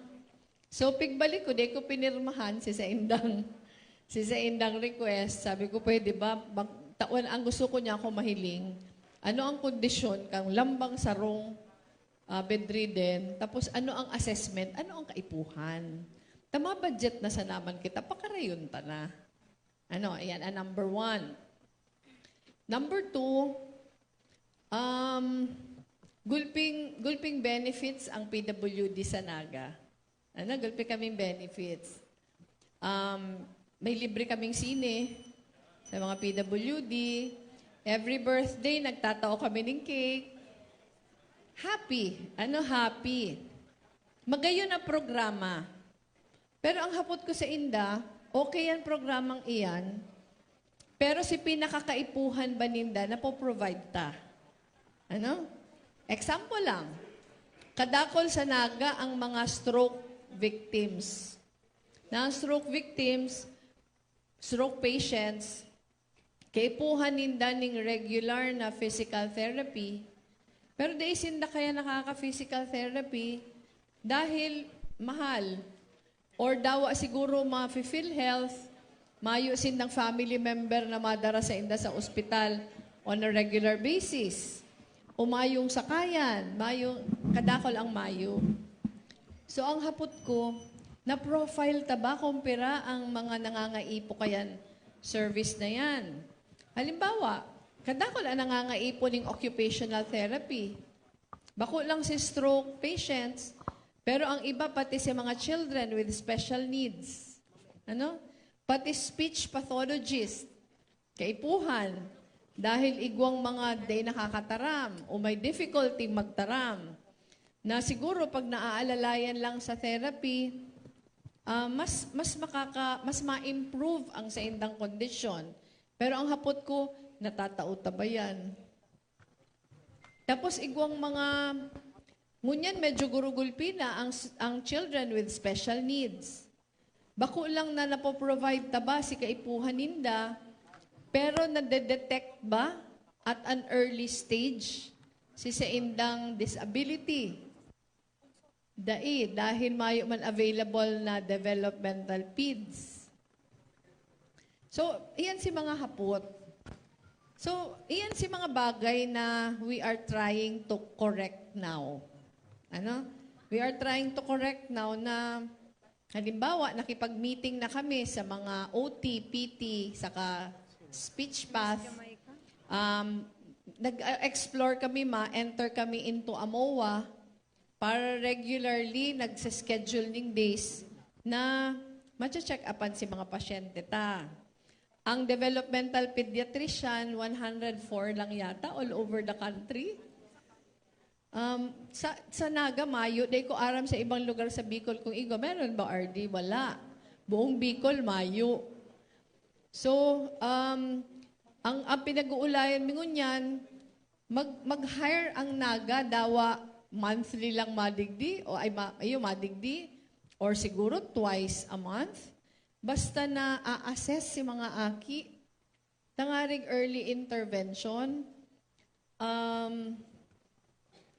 si facility na nagsisik ning medical treatment.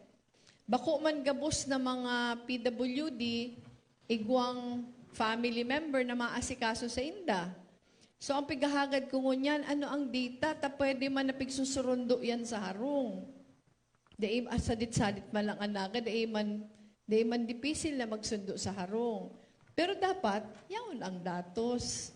Dapat, nasa schedule tayo ning maayos para aram ta. Halimbawa, sa barangay na niyo, ngunyan sinaka-schedule si mga PWD mapacheck up. Kaya mapasundo kita ning mga, di ba? Kung mayong maalalay, di makuha kita ning BHWs, midwives, o pwede kitang magkuha ning kunsisay pa na makapacheck up. Pero, kadakol kitang di nagigibo dahil di maayos ang datos ta. Paminsan may hahaputon ako, iyan pigreklamo ko kay Aimee pirang aldaw na. Itong DOH scorecard, may mga bagsak kami. Sabi ko, di iyan acceptable. Taano ta may mga bagsak kami. Kadakol man ang simbag sa kuya, pero pag mahapot na ako, may ebidensya ba? Anong mayo? Halimbawa, bagsak kami sa fully immunized child.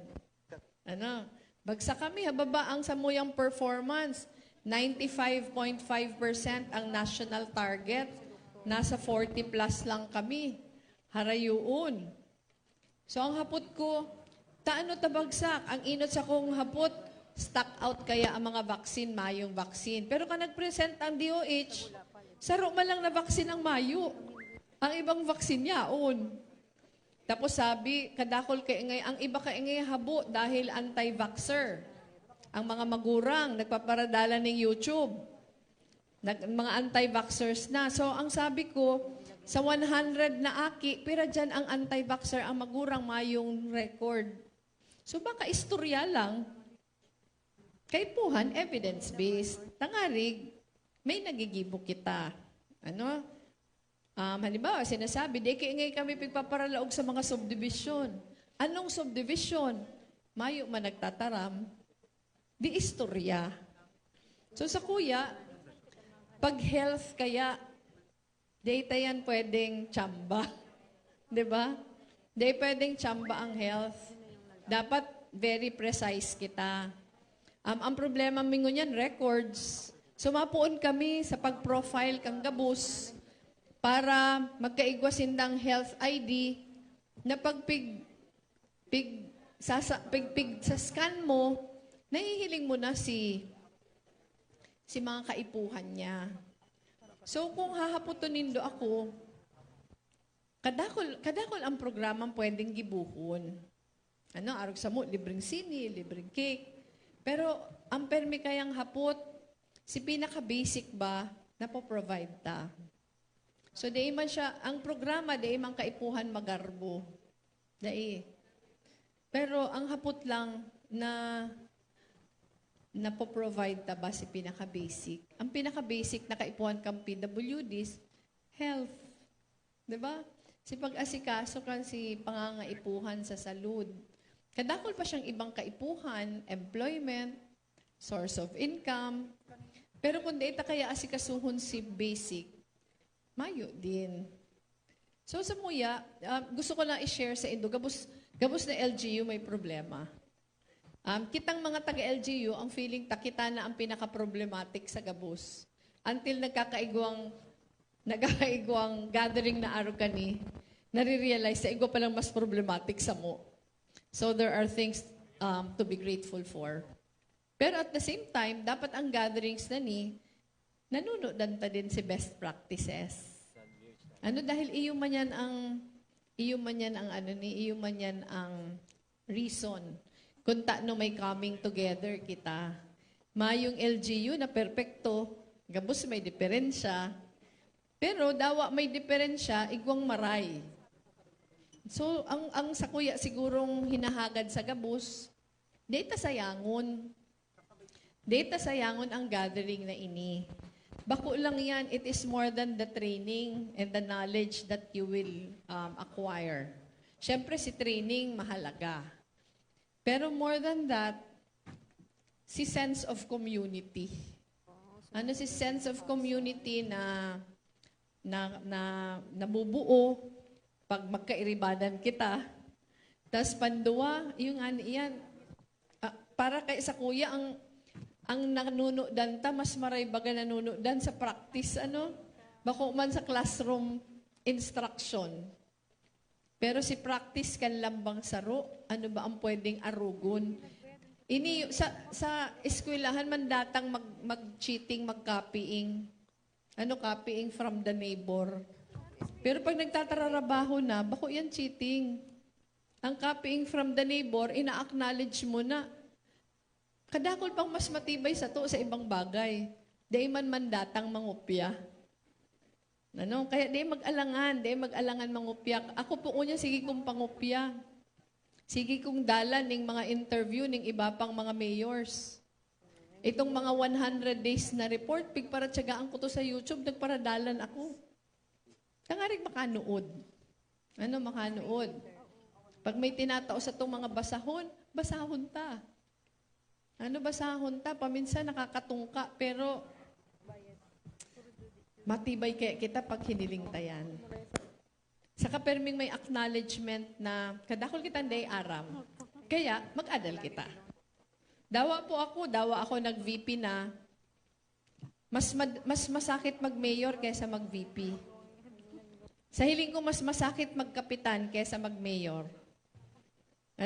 Mas masakit mag-BHW o mag-midwife kaysa mag-kapitan. Dahil first line First line. Gabos na problema, ika ang ma-absorb. So dahil first line ika, kadakol ang nakadepend sa imo. Si mga pigsisirbihan mo nakadepend sa imo, dahil ika ang lifeline ninda sa matabang sa inda. Ito man nakakataas sa imo, madepend man sa imo, dahil bako man sinda ang nagbababa bako kami ang nagbababa. So si impormasyon na makakaabot sa muya, hali din sa mga BHW, mga midwives. So sa kuya, siguro ang wish ko para sa Tuya Gabos, mangarap kitang sarabay. Sa hiling ko, sadit o dakulang LGU, mayaman o pobreng LGU, pareho man ang sa tuyang aspiration para sa PW sector. Ang aspiration ta, na sana mapagian ta ang buhay ninda. Di ba? Paano ta mapapagian ang buhay ninda? Gibukan ta ang Gabos. Si mga vulnerabilities ninda, si mga risks na pighaharap ninda, bawasan ta. Tangarig mas madali-dali for them.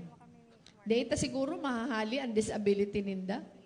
Pero si kadipisilan ninda, obligasyon tang padikit-dikit, bawasan. Kung nagparadagdag na kita ning samno, pero data hinahali si mga roadblocks ninda, masakit manggirare ang buhay ninda. 'Di ba? So sa kuya, baka na-overwhelm kita si mga health workers digdi. Baka ang pagmati ta minsan na-overwhelm kita, takadakol problema. Pero may pating mayo man pondo. Problema tagabos, mayong pondo. Kadakol kitang gustong gibuhon, mayong pondo. Pero, Ang pinaka-lesson ko siguro sa pagserbi ko, nagpara-serbi po ako Mayong Pondo. Makakahanap kita. Ano?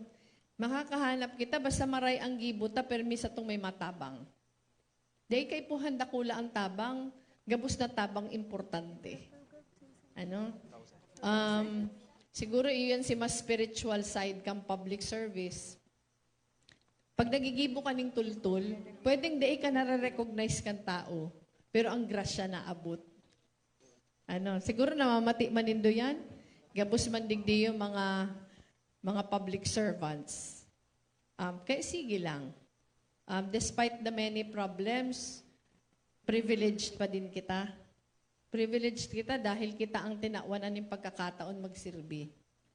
Gabos man digdi leaders dawa si mga PW sector, si raon digdi iyo si leaders kang sektor. Dawa may kapansanan, privilege pa din dahil ikasin tinawanan ng pagkakataon to make a difference. So data sayangon si pagkakataon. Ano, saka siguro serve cheerfully.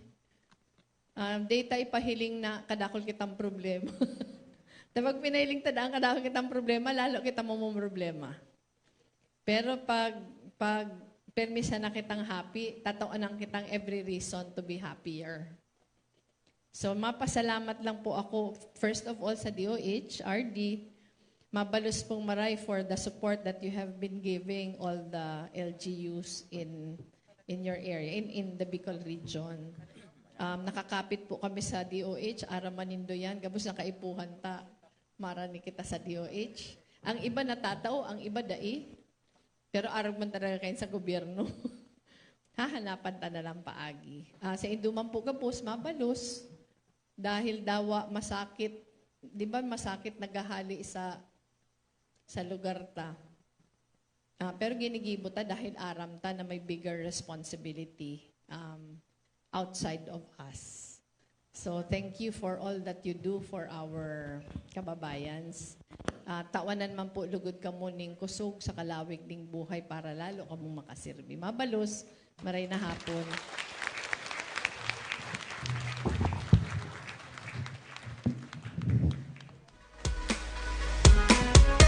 Mabalos po, Mayor Lenny Robredo of Naga City for the inspiration. Thank you po, Mayor Robredo.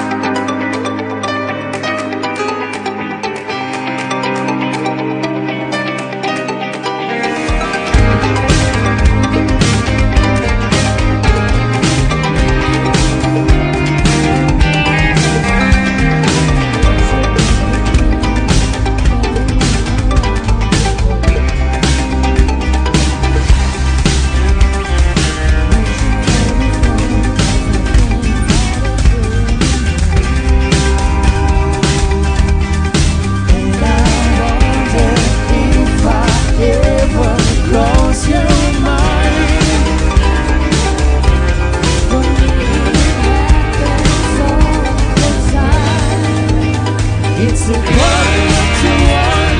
I'm all alone and I need you now.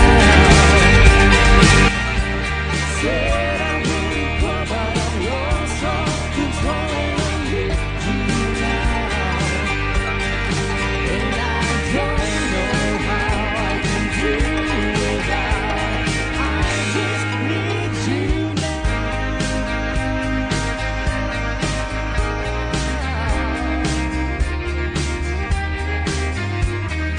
on a shadow whiskey, he's up looking at a door. Wishing you come sweeping in the way you did before. And I wonder if I ever cross your mind. For me, it happens all the time. It's a quarter to one. I'm only talking on you now. Said I wouldn't call, but I'm lost all control and I need you now. And I don't know how I can do without. I just need you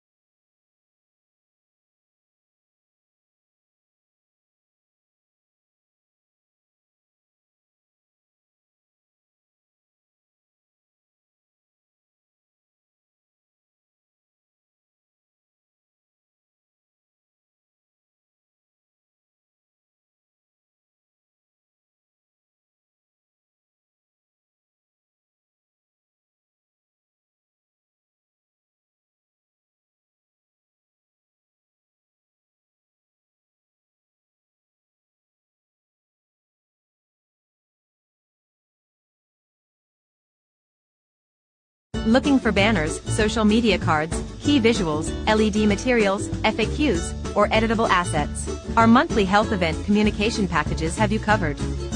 How to access.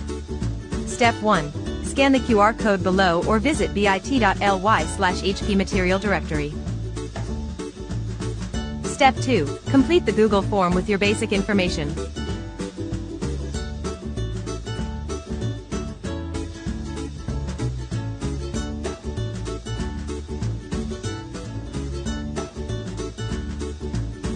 Step 3.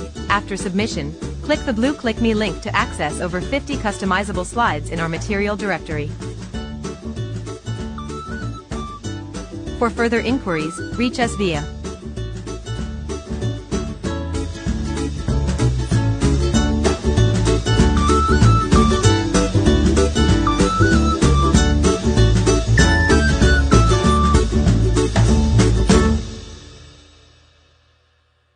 Need quick access to reliable information during emergency or public health crisis? Get the latest risk communication materials at your fingertips. Whether it's safety guidelines, health updates, or emergency instructions, we got you covered. Stay informed, stay connected. Visit bit.ly/hplibrary2023.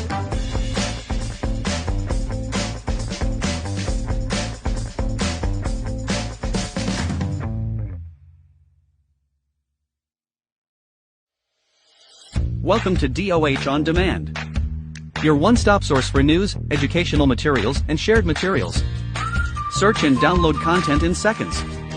Stay informed, stay connected. Visit bit.ly/DOH-on-demand25 or scan the QR code provided.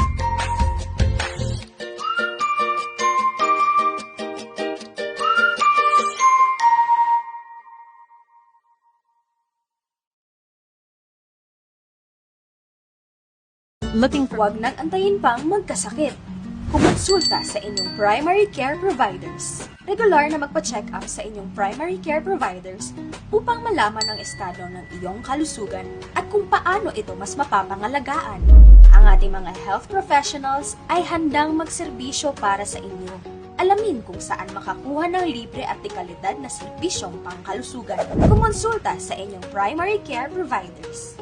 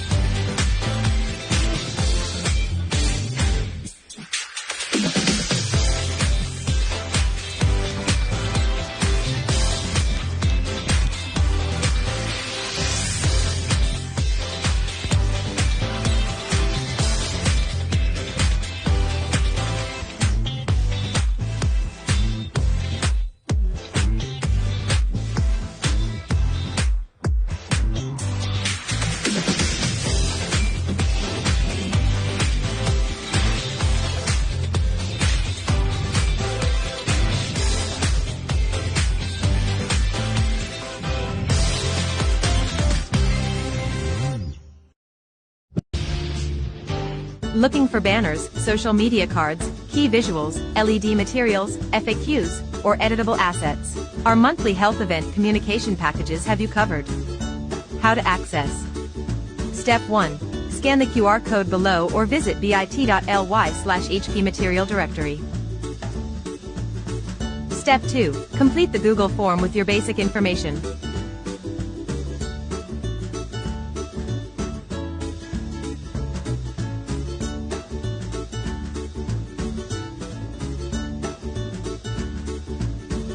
Step 3. After submission, click the blue Click Me link to access over 50 customizable slides in our material directory. For further inquiries, reach us via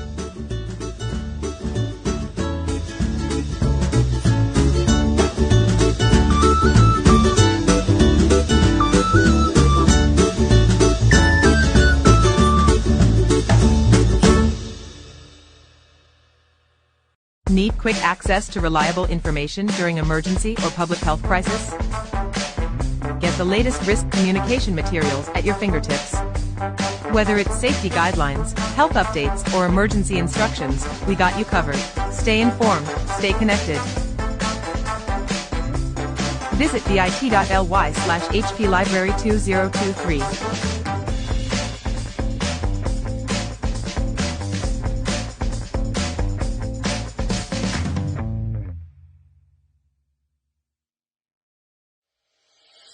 Welcome to DOH On Demand, your one-stop source for news, educational materials, and shared materials.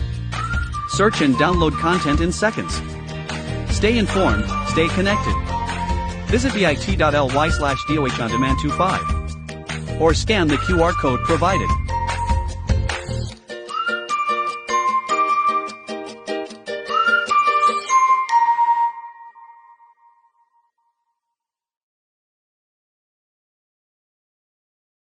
Looking for banners, social media cards, key visuals, LED material. Huwag nang antayin pang magkasakit.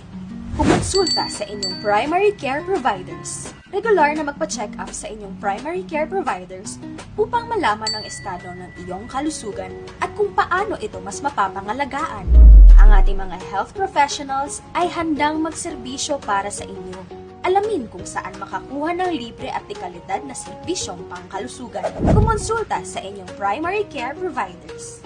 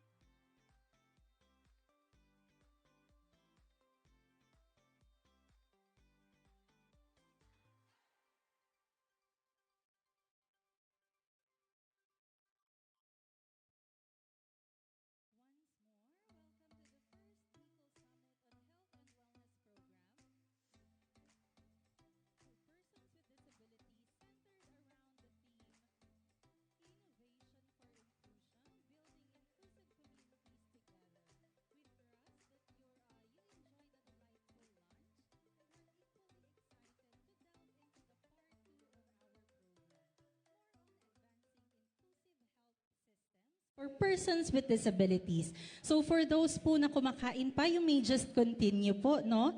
And this afternoon, we will look into how accessible services and strengthened systems can ensure that no person with disability is left behind. So our speaker for this afternoon will share key insights, experiences, and best practices that highlight the importance of delivering responsive, accessible, and disability-inclusive health services for all. So let's keep the momentum going as we dive into meaningful discussions that aim to inspire real action in our communities. So now, to introduce our resource speaker, she is an insurance officer and supervisor within the membership department of the PhilHealth. As a key liaison for public information, she has extensive knowledge of the systems and benefits designed to support members across different stages of life. Drawing from her supervisory experience in membership processing, she is an expert in explaining the details of social insurance coverage.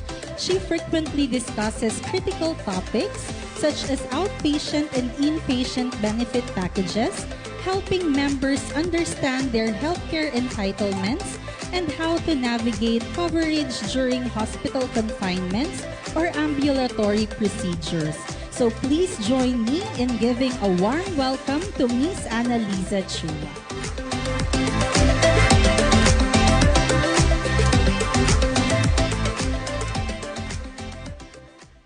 Lahat na po ba busog? Good afternoon po. It's truly an honor po to be, ang PhilHealth po ay nagagalak at natutuwa po na nandito. Kami, si Ma'am Mars po pala, siya po ang head ng membership section sa PhilHealth Regional Office, kundi po hindi siya nakarating. So, I represent her po. Ako nga po pala si Annalisa Chua. Naka-assign po ako dito sa PhilHealth Leo Camsur, dyan po sa Magsaysay.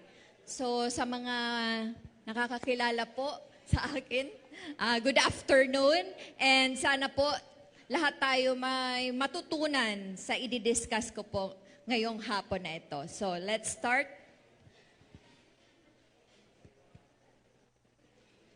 Nakakita na po ba kayo ng ID ito? Meron na po ba kayong hawak ng ID na to? Yeah, very good. Lahat po meron na ano. Wala. Sino pa po ang hindi? Wala pa. Marami pa. So, pumunta lang po kayo doon sa aming opisina. Siguro po sa mga ibang provinces, meron naman pong malapit sa inyong PhilHealth office. Madali lang pong kumuha. Magdala lang po ng 1-by-1 picture and yung request and photocopy po of any valid ID. Pwede po kayong maka-request. And an active member dapat po ng PhilHealth. At madali lang po makuha ito. So, PhilHealth under the UHC, Universal Healthcare, ay automatic membership and immediate eligibility. Tandaan po natin itong mga PhilHealth member na ang PhilHealth po, pag isa po kayong PhilHealth member, pag na-ospital, automatic membership daw po. Kahit nga po wala pa kayong PhilHealth number or hindi pa registered, pwede po kayong i-register ng ospital under the point of service. And immediate eligibility din po. Gustong sabihin, kahit po wala kayong dalang PhilHealth ID or member data record, pwede na po kayong maka-avail ng service. Alright?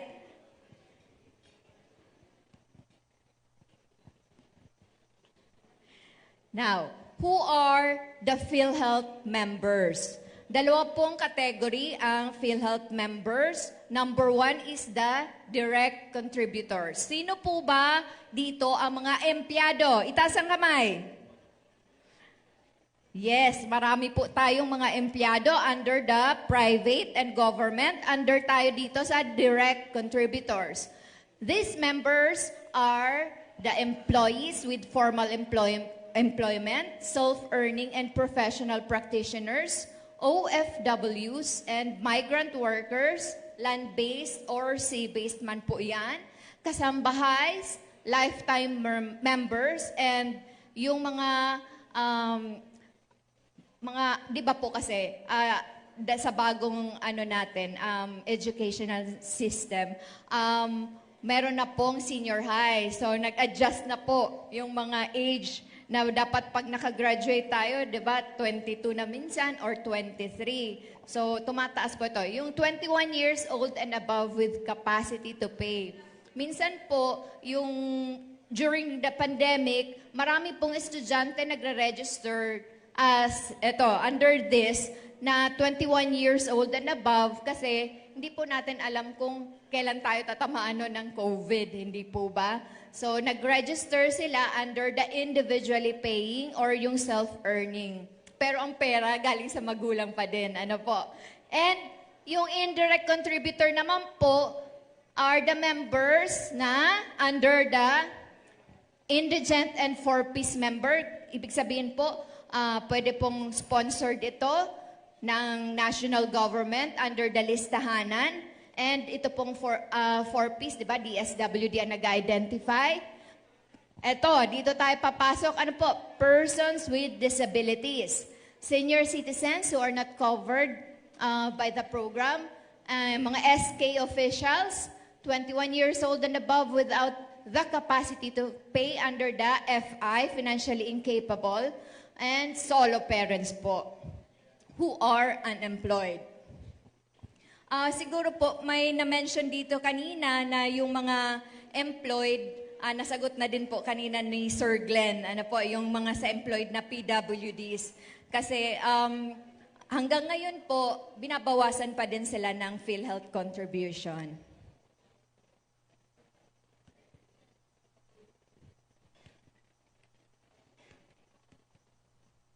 So who are the legal dependents? Sino po ba ang pwede nating gawing dependents? Ano po? Number 1, syempre po yung legal na asawa. Ano po? Legal spouse. Ibig sabihin po, kasal tayo dito and yung number 1 lang. May papel po, may marriage certificate. And not a PhilHealth member. Kasi po, pag pareho kayo, halimbawa, employed, hindi na po kailangan na i-declare natin ang asawa na PhilHealth member din na dependent mo kasi may inactive po yung membership niya. Ano po? And children 20 years old and below na hindi pa po kasal, unemployed, walang trabaho, legitimated, illegitimate, acknowledged, adopted, stepchild, foster child. Ano po? And kailangan po may mga supporting tayo dito sa mga, itong illegitimate, acknowledged, adopted, stepchild, foster child. And 21 years old and above, but with disability. Ang iba pong mga magulang kasi, may mga anak sila na totally dependent pa sa magulang. Ano po? Kailangan po ng medical certificate nun. And para sa solo parents po, hanggang 22 years old, pwede sila na mag-declare na dependent. Sa solo parent lang po kasi yan. And sa naman po, sa magulang, dahil po sa Senior Citizen Act, Republic Act 10645, marami pong yung mga magulang dati na dependent natin yan, nalalagay natin dependent once na nag-60 years old sila. Pero pwede pa rin po yun. And dahil po sa Republic Act 10645, ang mga senior citizens po, pwede na din sila magkaroon ng solo nilang PhilHealth member na wala na pong ka-share. Ano po? Usually po kasi pag magulang nyo, paghahatian nyo pa po yung mga number of days in a year. So ngayon po, dahil sa Republic Act 10645, yung magulang natin na senior na, ay hindi po lifetime, no? Kasi iba po yung lifetime sa senior citizen. Ang lifetime po ay mga employed dati na retired na po, or pensioner na nag-60 or 65 years old na nag-serve sa government or private, dun po sila under sa lifetime. Kaya minsan po naguguluhan sila dito, no? Kasi kahit po lifetime member na sa PhilHealth, pag nakita nila nagko-collect yung OSCA ng mga ng PMRF, nagsasubmit pa din sila. So, kala nila po may pagkakaiba yung sa senior citizen and sa lifetime. Pareho lang po yung benefit niyan sa PhilHealth.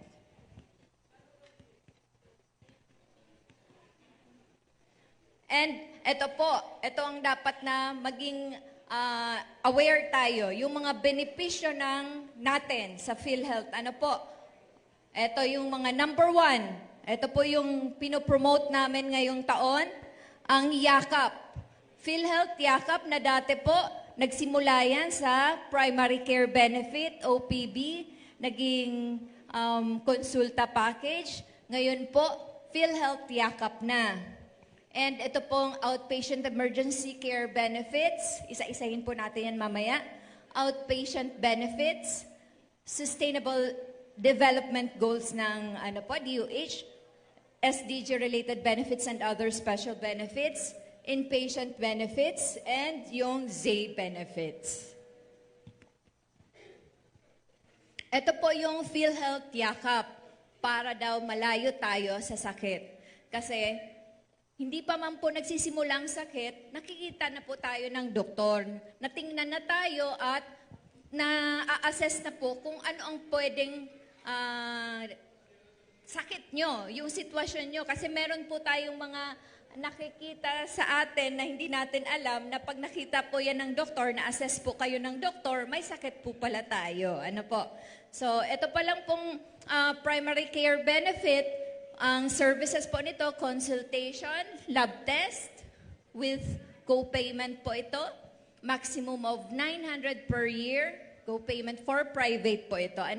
Pero sa mga government, RHU, centers, municipal health, office, wala po, libre po lahat ito. Walang bayad. Sa private lang po yung may co-payment. And ang requirement po, registered dapat kayo sa PhilHealth. May form po ako ditong dala, just in case po na gusto nyo pong kumuha ng form. Yung Yakap registration. So, kailangan lang po magpa-appointment ng FPE, First Patient Encounter, para po makita kayo ng doktor, ma-assess, mabigyan ng gamot, maresetahan muna pala, mabigyan ng gamot, and kung ano man pong ipapalab nyo, laboratory work. And ito po yung mga listahan namin ng mga libreng diagnostic test. Ano po? Number 1, CBC, platelet count, lipid profile, fasting blood sugar, oral glucose tolerance test, glycosylate hemoglobin, creatinine, chest x-ray, sputum microscopy, ECG, urinalysis, pap smear, fecalysis, fecal occult blood. Kung wala po dyan sa listahan, magbabayad na po kayo. So, dyan lang pong nasa list ang libre.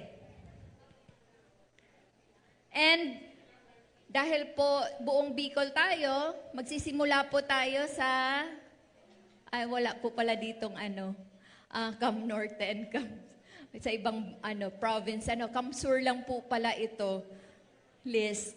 So, start tayo sa District 1, first district.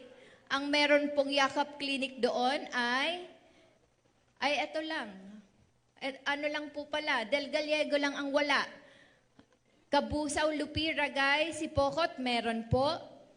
Sa second district naman po, ang wala lang, Milaor, Minalabak, and Pasakaw. The rest po, Gainsal, Libmanan, Pamplona, San Fernando, Naga, Bombon, Calabanga, Canaman, Magaraw, Ocampo, Caramoan, Garchi, Torena, Gowa, Lagunoy, Presentacion, Sangay, San Jose, Tigaon, Tinambak. Meron po silang lahat. So, ang wala lang, ito pong naka-bloom highlight. Ano po? Yan. Sa Baaw, sa ano po, 5th District, Baaw, Puhi, Bula, Irigal, Nabwa. Yon. 31 pong yakap clinics dito sa Kamsur. Pero para makita nyo pong buong list, para makita yung sa ibang provinces naman po na listahan ng yakap clinic, meron po kamong link dito, no? And pwede nyo pong ma-check yan sa website.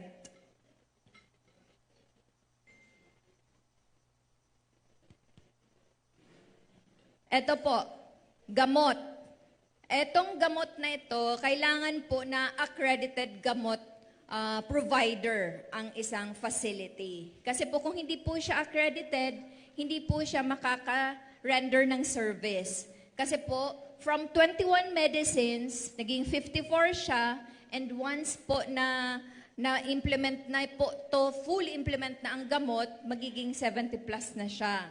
Nasa QR code na yan po ang mga list ng mga gamot na available kung kukuha po kayo sa gamot accredited facility. Ang kailangan lang po, syempre, may prescription galing sa isang doktor ng Yakap Clinic para po makakuha kayo nitong drugs and medicines. And fixed rate po dito, 20,000 sa isang taon ang allotted budget natin sa isang tao. And a zero co-payment po for medications within gamot list and within the benefit limit. Pero kung wala po dun sa listahan, syempre, kailangan pong bilhin natin yon. Dito po sa Bicol, ang accredited gamot package providers lang ay ang Tanchuling General Hospital sa Albay and Zone Medical and Intervention Hospital Incorporated. Hindi ko nga rin po alam kung nasan itong number 2, Zone Medical and Intervention Hospital. Ligao, Albay. Okay. So ito pong Tanchuling, nasa Legazpi. Itong Zone Medical and Intervention Hospital, sa Ligao City po. Thank you. Sa info. And isa din po sa isang service ng Yakap Clinic ay yung cancer screening. Services for cancer screening po is zero co-payment pa din para sa breast, lung cancer, colorectal cancer, liver. Ano po? Ito po ang mga libre. Mammography, breast ultrasound, low-dose chest CT scan, colonoscopy, liver ultrasound, and alpha-fetoprotein. Ito naman po yung mga accredited facilities in Bicol na pwede po magbigay ng serbisyong cancer screening. Number 1 is the Bicol Regional Hospital and Medical Center po sa Legazpi, Tanchuling General Hospital, except Mamo daw po, itong Zone Medical and Intervention Hospital Incorporated. Sa Kamsur naman po, BMC and Lourdes Hospital. Ang Lourdes Hospital po ay sa Irigayan, except for, ito lang po, breast ultrasound, low-dose chest scan, and liver ultrasound only daw. Sa Masbate naman po is the Diocesan Hospital of San Antonio de Padua, except for colonoscopy and mammography. Ito daw po yung kailangan gawin ng isang member para mag-register sa Yakap Clinic. Kailangan po na pumunta kayo sa isang Yakap Clinic. Pwede pong online yan. Pwede kayong pumunta sa pinakamalapit na PhilHealth office or pwede po mismo sa Yakap Clinic na magpa-register. Ano po? And then, once registered na po, pwede na po kayong pumunta for the first patient encounter. And from there po, doon na kayo. Sunod-sunod na po yan. I-refer na lang po kayo.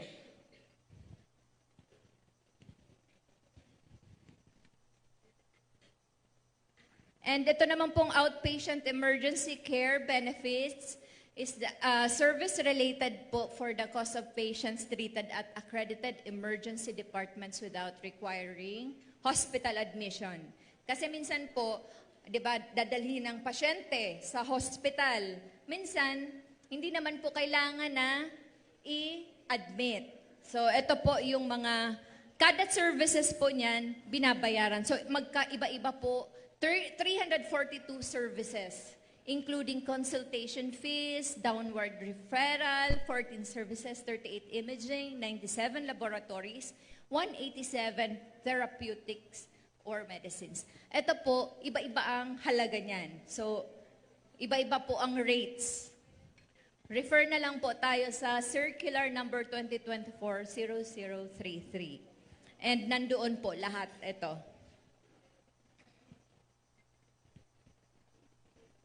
And the outpatient benefits, mga day surgeries po, day surgeries and treatment procedures done in accredited hospitals and freestanding clinics that don't require confinement, katulad ng cataract extraction. Ito po, glaucoma, congenital ophthalmologic disorder, outpatient blood transfusion, hemodialysis po na 156 sessions in a year na, and radiotherapy. Lahat po nag-increase na siya. Itong hemodialysis, from 4,000 per session, naging 6,350 per session na po siya. And ito naman po, yung mga programs under the DOH, benefits in line with the 3 SDG, yung Special Development Goals of reducing child mortality, improving maternal health, and combating HIV and other infectious or emerging diseases. Ang MCP, nag-increase na din po siya from 8,400, naging 12,675 na po. Yung sa non-hospital po yan, sa lahat ng lying-in and maternity clinic. Pag sa hospital po, magkaiba din ang rate. Compared kung sa lying-in kayo, 15,600 po kung non-hospital. Pag hospital, 9,750. Yan, may pagkakaiba. Malaria, TB dots, naging 19,110. And animal bite po, from 3,900, 5,875. Pero sa animal bite po, maraming pumupunta sa amin na merong co-payment pag private kayo pumunta. Ano po? And para sa OHAT package, from 39,000, naging 58 na po siya. 58,500. Para sa inpatient, ito po yung mga samples kasi marami po ang cases, ailments na hindi po kaya. Ito lang po yung mga nakaya namin na palagi, yung common illnesses, common cases na nakikita natin sa hospital and pumupunta dun po sa office. Sa new rates po, like high-risk pneumonia, from 32,000 naging 90,100 na po siya. Sa stroke, from 28 naging 76,000. Hypertension, from 11,000, 17,550. And ito po, acute AGE, acute gastroenteritis, 7,800 to 11,700 na po. And sa mga nanganganak po, CS, from 19,000, naging 24 po yan, naging 37,050 na po siya. And ito pong mastectomy, 22,000 to 100 to 200,000 po. And para po sa RASPA, dilatation and curettage, from 19,000, naging 21,450. Ito po ang mga common cases. And under the catastrophic cases or yung Zeta benefit, ZA benefits, ito po yung mga sample ng mga old rates na cases. Ang breast CA po, from 100,000, naging 1.4 M. Ano po? Cervical cancer from 175, naging pareho. Pareho siya. Prostate cancer, pareho din. So, walang increase. Ang nag-increase lang po ay ang ventricular septal defect. From 250 naging 498 ba yan? Yan.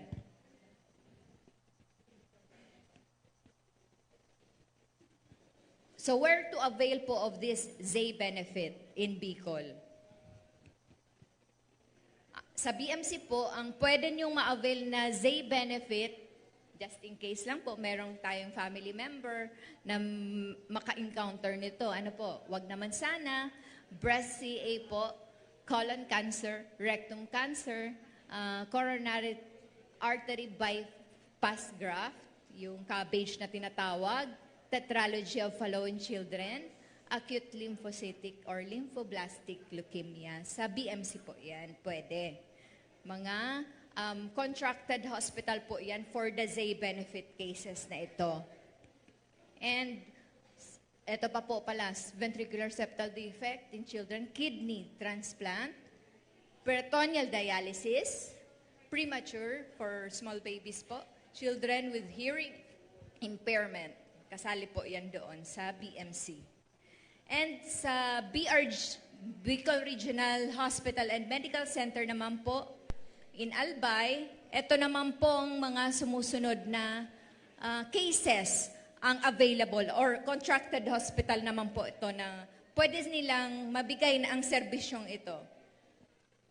Breast cancer, cabbage, pareho lang, tetralogy of Fallot, acute lymphocytic and lymphoblastic leukemia, ventricular septal defect, PD, peritoneal dialysis, and ito pong Zaymorph. Wala po niyan sa BMC, nasa ano po pala, Bicol Regional Hospital and Medical Center. Ayun. Sa Dara Doctors naman po, breast CA and colon cancer. Pwede silang magbigay ng serbisyong ito. From the moment na na-diagnose until po na sa treatment and recovery ang ZAY benefit. Ano po? And where to avail naman po of the PD First providers in Bicol, BMC, Bicol Regional Hospital and Medical Center, BRG po, yung dating Bicol Sanitarium, Bicol Regional General Hospital and Geriatric Medical Center, Bicol Peritoneal Dialysis Center, and Albay Peritoneal Dialysis Center. And ito naman pong ZAY benefits, children with disabilities.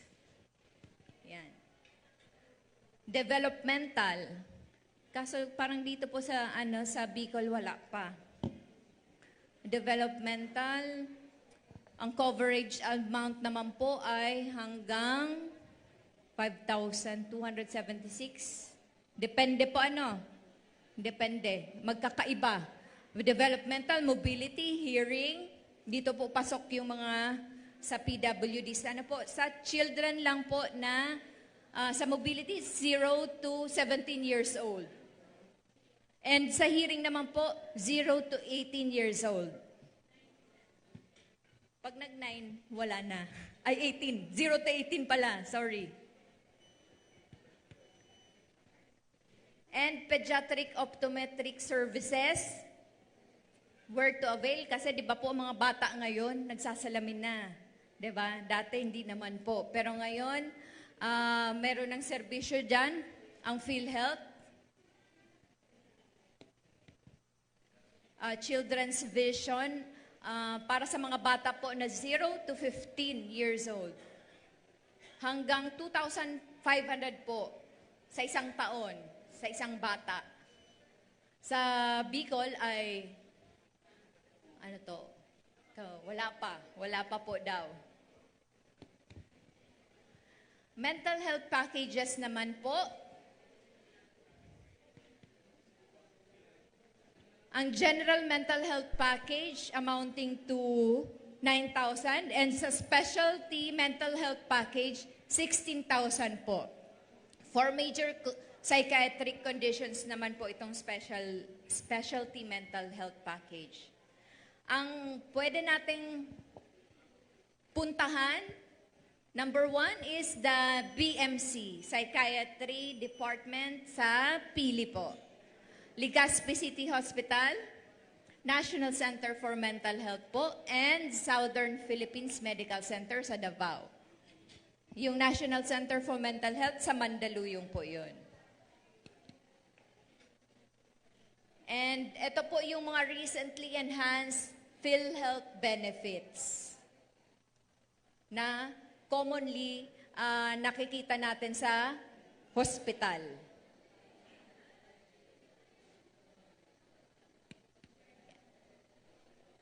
Ito naman po, ano to? Nasabi ko na to. Sa mga hindi po PWD, yung mga self-employed, yung mga self-earning na mga individuals, pwede po kayong magbayad sa any PhilHealth office na may cashier, accredited collecting agents, sa mga bangko po, bayad centers, SM Retail, pwede din po sa Robinsons, sa Gaisano, pwede din po online, GCash, ano po, pwede din po dun sa Mayeg. Kung para sa employed naman po, pwede yun sa online.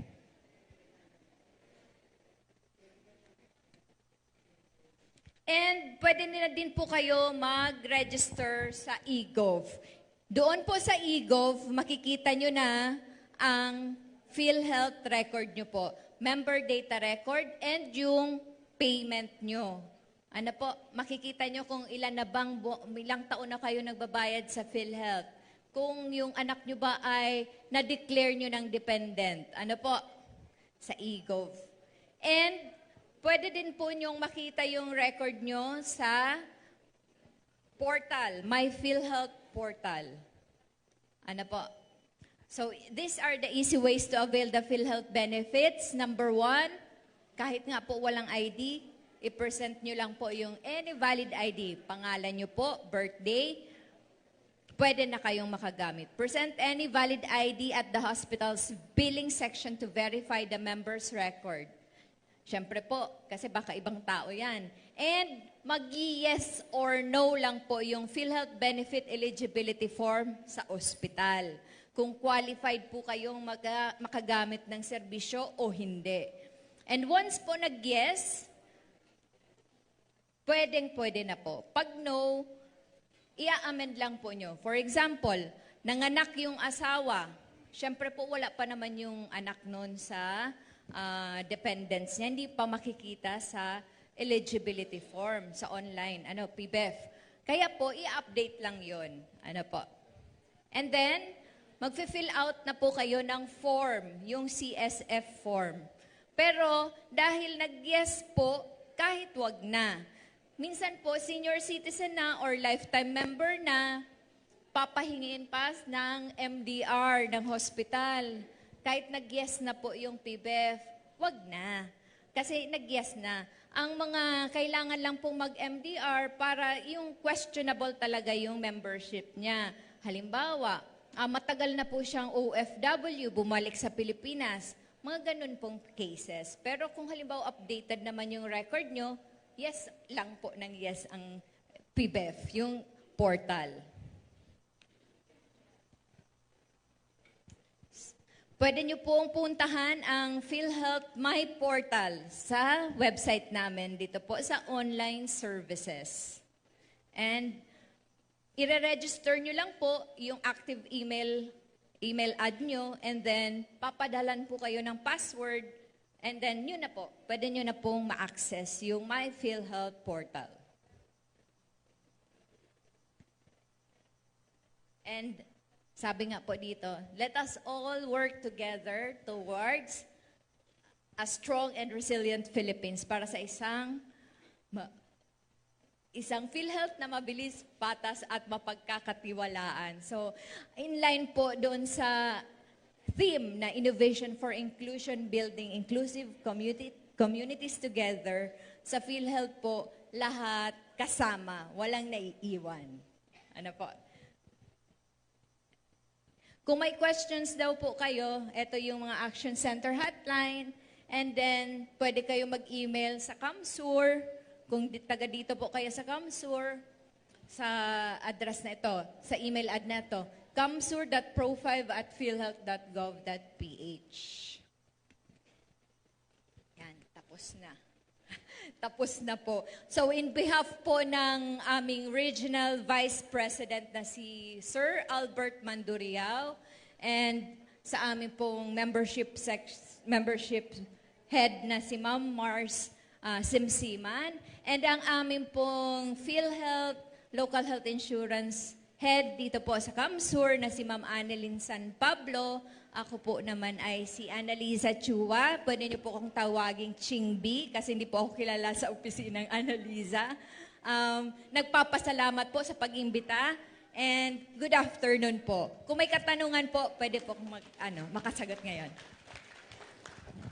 Ayan, thank you so much po, Ms. Chua, for sharing your expertise and insights on PhilHealth's programs and services for persons with disabilities. Your presentation highlighted not only the benefits and coverage available to members, but also practical ways to access these services effectively. The knowledge and experiences you shared will surely guide us in strengthening inclusive health programs in our community.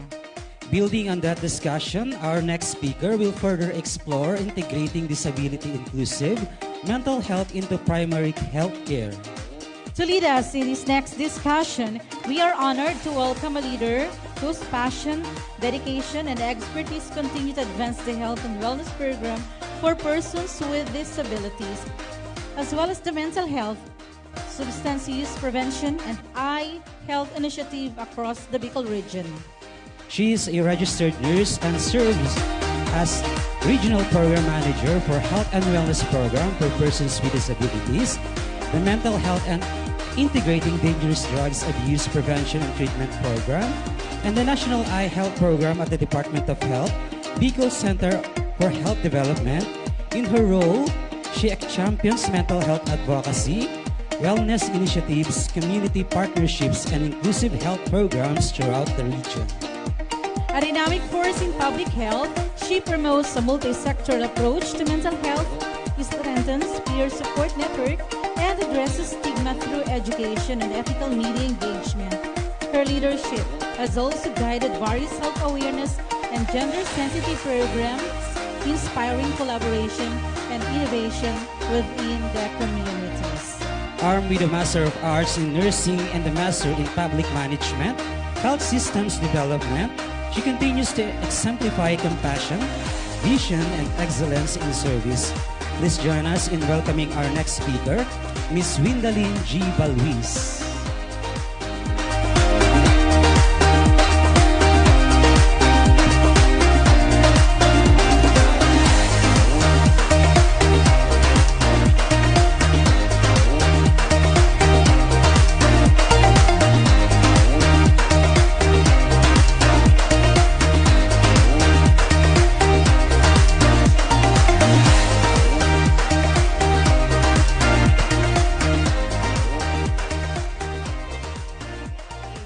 Good afternoon! Excited pa? Yes, of course. Allow me to say thank you so much. Excited kasi this is the first time, right? At kanina narinig niyo po yung aming commitment from the Department of Health. At maganda, no? Napakaganda nung message ni Mayor Lenny. So that was actually a very challenging calling for action for everyone. Because we know everyone has a unique problem, but nakita natin in problem, there's always an opportunities. Right? Pag wala na daw problema, hindi na challenging yung buhay. Just like stressors in our life. Right? So with that, I would like to actually, hindi lang paghahamon, but optimizing all what we can do, especially for our local resources. Alam ko po lahat tayo magagaling. We have our own potentials and abilities, right? Kaya lang, yun nga, kailangan lang pong tingnan natin yung ating sistema and looking at who can also help us as part of improving our health system, specifically for the health and wellness for disabilities. Kaya sabi ko kanina, lahat po ng mga nire-relay news na mga issues and concerns are all valid we are looking on those, we are recognizing because we want it no, as part of our, we hopeful to make a solution to that. Okay, so saan ba ako dito? Saan ko ba ito tuturo ito? Okay. Doon. Ayan. So, allow me just to familiarize you with our framework. So if you look at the health system framework, specifically on the health and wellness program for persons with disabilities, we have our common goals. Just like kanina, lahat naman po tayo minimithi natin ang kaginhawaan at kagaanan ng bawat buhay, right? Especially for our persons with disabilities. And that's the reason why our focus on our program is health and wellness of person with disability and family, of course, as a carers of the persons with disability. Now, with that framework, I would like to emphasize that that cannot happen. It will never be materialized if our data collection, nasabi rin yan kanina ni Mayor pagka talagang mahina, no, yung ating datos at hindi po talaga evidence-based kung saan po tayo huhugot ng ating direksyon to improve our health program, mahirap po talagang kapain yung ating pangarap sa buhay. So therefore, there should be a robust generation of our data collection, not only about the persons or the Philippine Registry for Persons with Disability, and I hope you are also familiar with that. So saan po yan pwedeng ma-access na PRPWD? No, usually po, nasa mga PIDAW po yan. Or in the event that the LGU has no PIDAW or yung city DAW, napupunta po yan sa DSWD or Municipal Social Welfare Development Offices, no? Kaya yung mga social workers, sila po yung ating mga kausap doon. And they are the ones encoding the PRPWD registry. Now, the PRPWD is actually developed by the Department of Health, the DOH.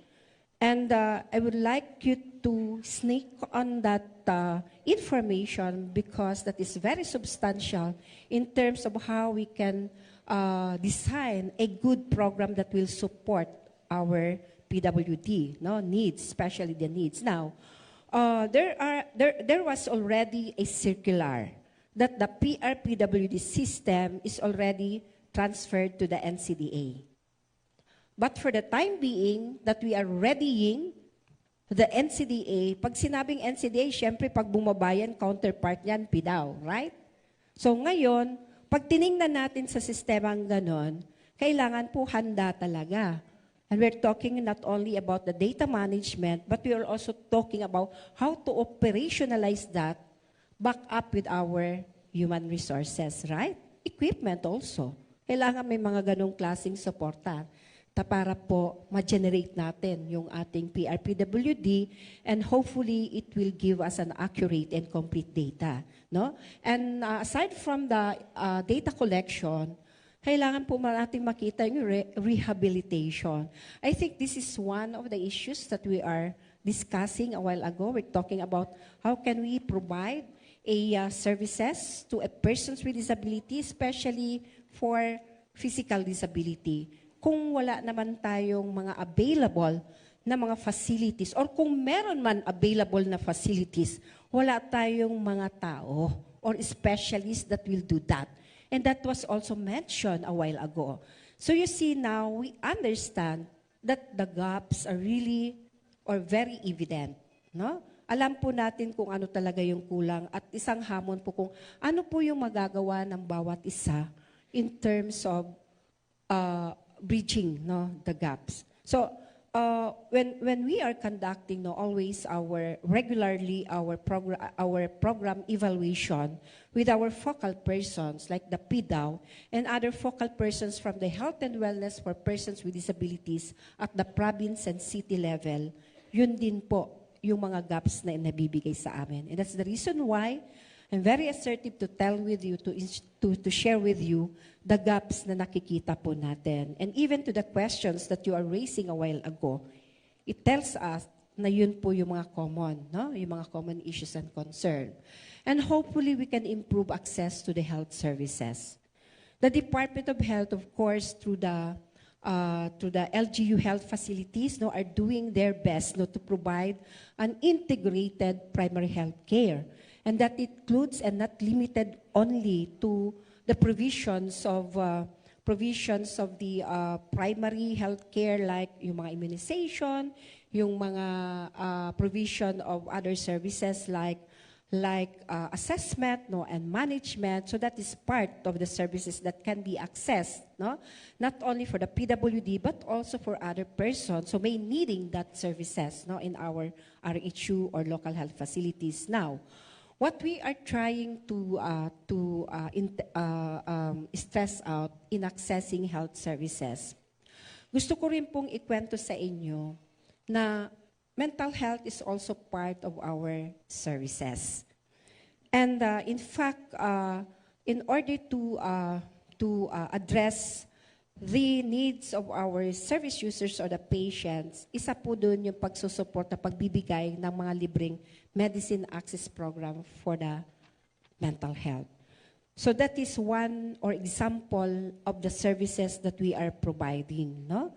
Aside from of course, for some rehabilitation, we're also providing assistive devices. So yan po yung mga tugon o yung mga suporta po na binibigay natin. Kaya lang, kailangan po natin siguraduhin na yung mga assistive devices like the wheelchair ay talagang natutugunan yung pangangailangan ng isang PWD.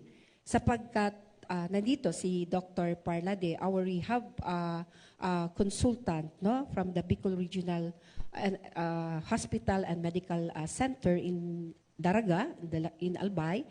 We're talking about how to, of course, to improve, no, as the rehabilitation as part of the services in the facilities. Kaya po, ang panawagan po namin, ang pagbibigay po ng wheelchair, hindi lang po magtatapos sa pagdidistribute, no? Kailangan po ng masusing assessment dyan para po matingnan talaga kung talagang karapat-dapat ba talaga, tama ba talaga nabigyan ng assistive device yan. Sapagkat hindi po lahat, no, na nabibigyan ng wheelchair ay nakakabuti sa isang PWD. In other words, we need an expert to assess the patient to ensure that that wheelchair would be an assistance, no, can help really to a persons with disability. Otherwise, we're just adding harm to the PWD. May nakwento niyan sa akin si Dr. Danda, yung ating speech pathologist, consultant, and the occupational therapist. So they are one of our master trainers, but the Bicol were able to invite them as part of the master trainer. So we did that in Bicol region. Hindi na po tayo naghihintay, no, sa Bicol na magka-cascade pa, kumbaga matatagalan pa. So what we need, we complement with those trainers who can also help us just to provide you the capacity building. So that is one of the commitment provided by the Department of Health. Okay, so of course, with those three important factors or aspects, we need to observe that there are foundations. Foundations such as the policy, no? Yung pulisiya, meron po ba tayong sapat? Or naiintindihan po ba yung ating mga pulisiya para po talagang may sasagawa, no? Kung meron man po tayong gustong or naisin po na i-improve yung ating PWD programs or services. Kasama rin po dyan yung health financing, yung service delivery, etc., health information, and health financing and financing. No? So, yan po yung mga pillars ng universal towards the universal healthcare na kinakapitan po ng ating programa. So, I just would like to share with you na we have a lot of policies. and laws pertaining to how we can get opportunity in support to implementing our programs. Marami po tayo, maraming paraan, no? Sabi nga pag gusto, maraming paraan. Pero pag ayaw, medyo marami ding dahilan. Pero kanina, I believe, even may mga lack of resources. That's the reason why we need to complement with others. Nobody's perfect. Lahat tayo may pagkukulang. At diluto lang po natin nararamdaman na kailangan natin ng bawat isa. No? So, I think that message is very clear, crystal clear, na I know that we are experiencing unique problem.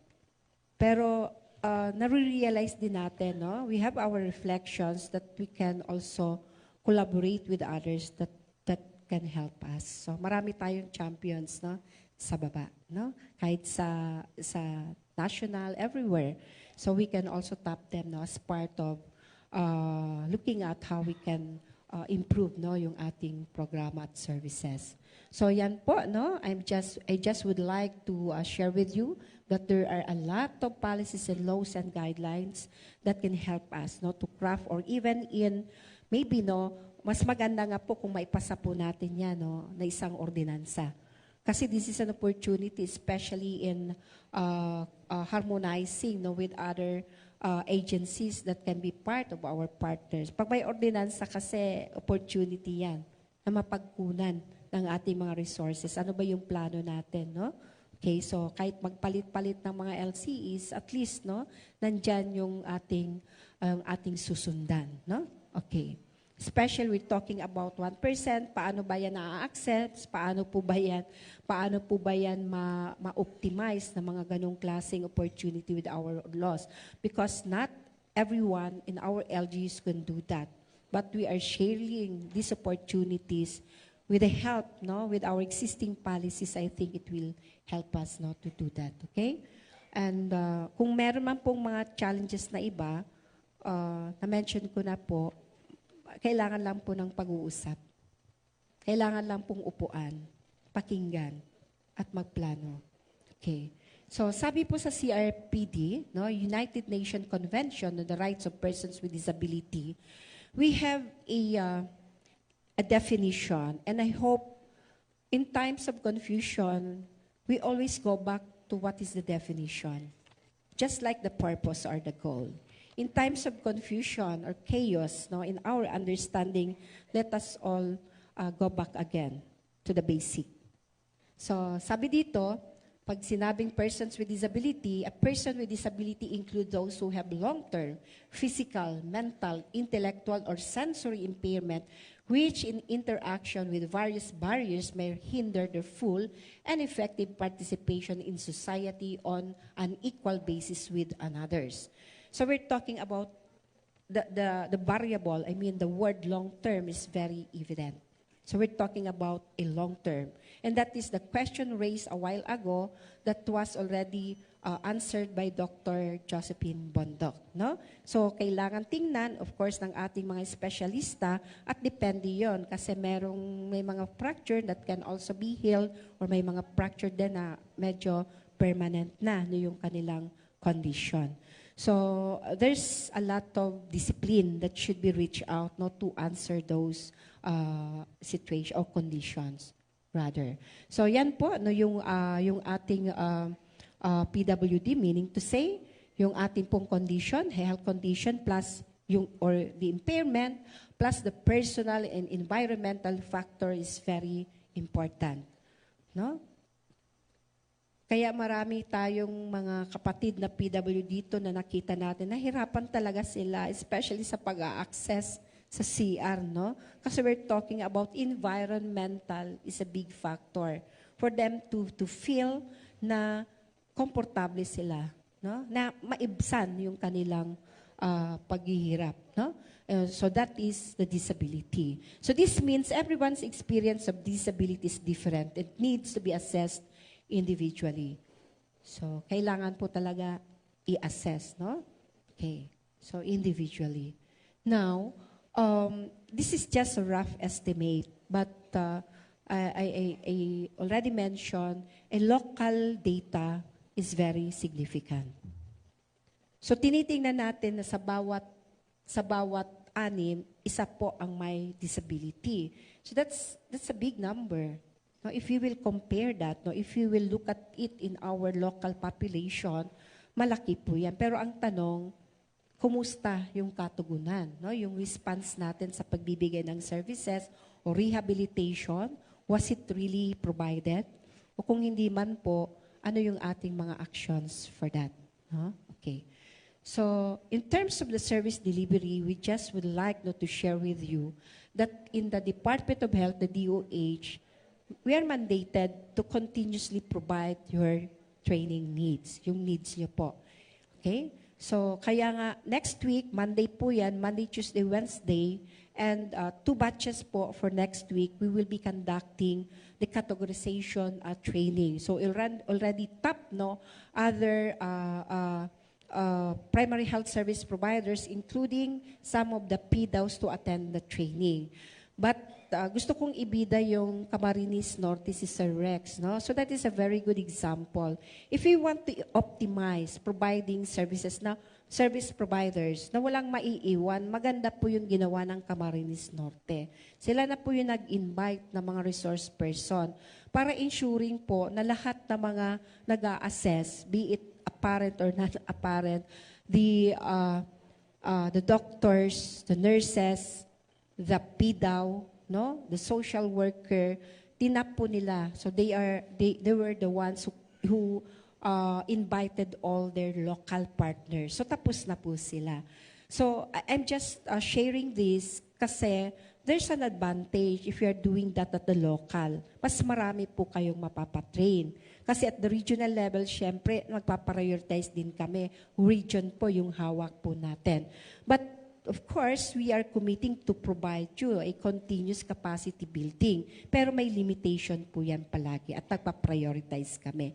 But on one hand, you can also do that on your part. So just inform us and make an arrangement to schedule a training. Okay? So, sa capacity building po, makikita po natin, in 2025, nagkaroon po kami ng 3 batches na training. And then, aside from that, orientation, paulit-ulit po ng orientation sa PRPWD, yung sa Philippine Registry for Persons with Disability, especially for encoding. Marami pa rin po kasing mga issues, especially doon sa mga PWDs, na pagdating po sa mga establishment or business establishment, medyo nare-reject. Ganun po yung, kasi chine-check na nila sa system. Meaning to say, may mga may mga shortcomings lang or kakulangan kasi napaka-sensitive po ng system. Ma-omit mo lang po yung dash, especially sa coding, hindi na po niya nare-receive, yung mga ini-input ninyo, especially for the encoders. Ganito po ka-sensitive. Kaya dapat talaga tamang-tama, very accurate po yung pag-i-encode ng mga letters, ng mga birthdays, numbers. Pag sinabing birthday numbers, dapat hindi siya month, hindi siya December, hindi siya. So ganun po ka-sensitive. And I'm sure for all encoders who are here, you will agree with me. Unless otherwise they are not trained. So, yan po yung ating binibigay.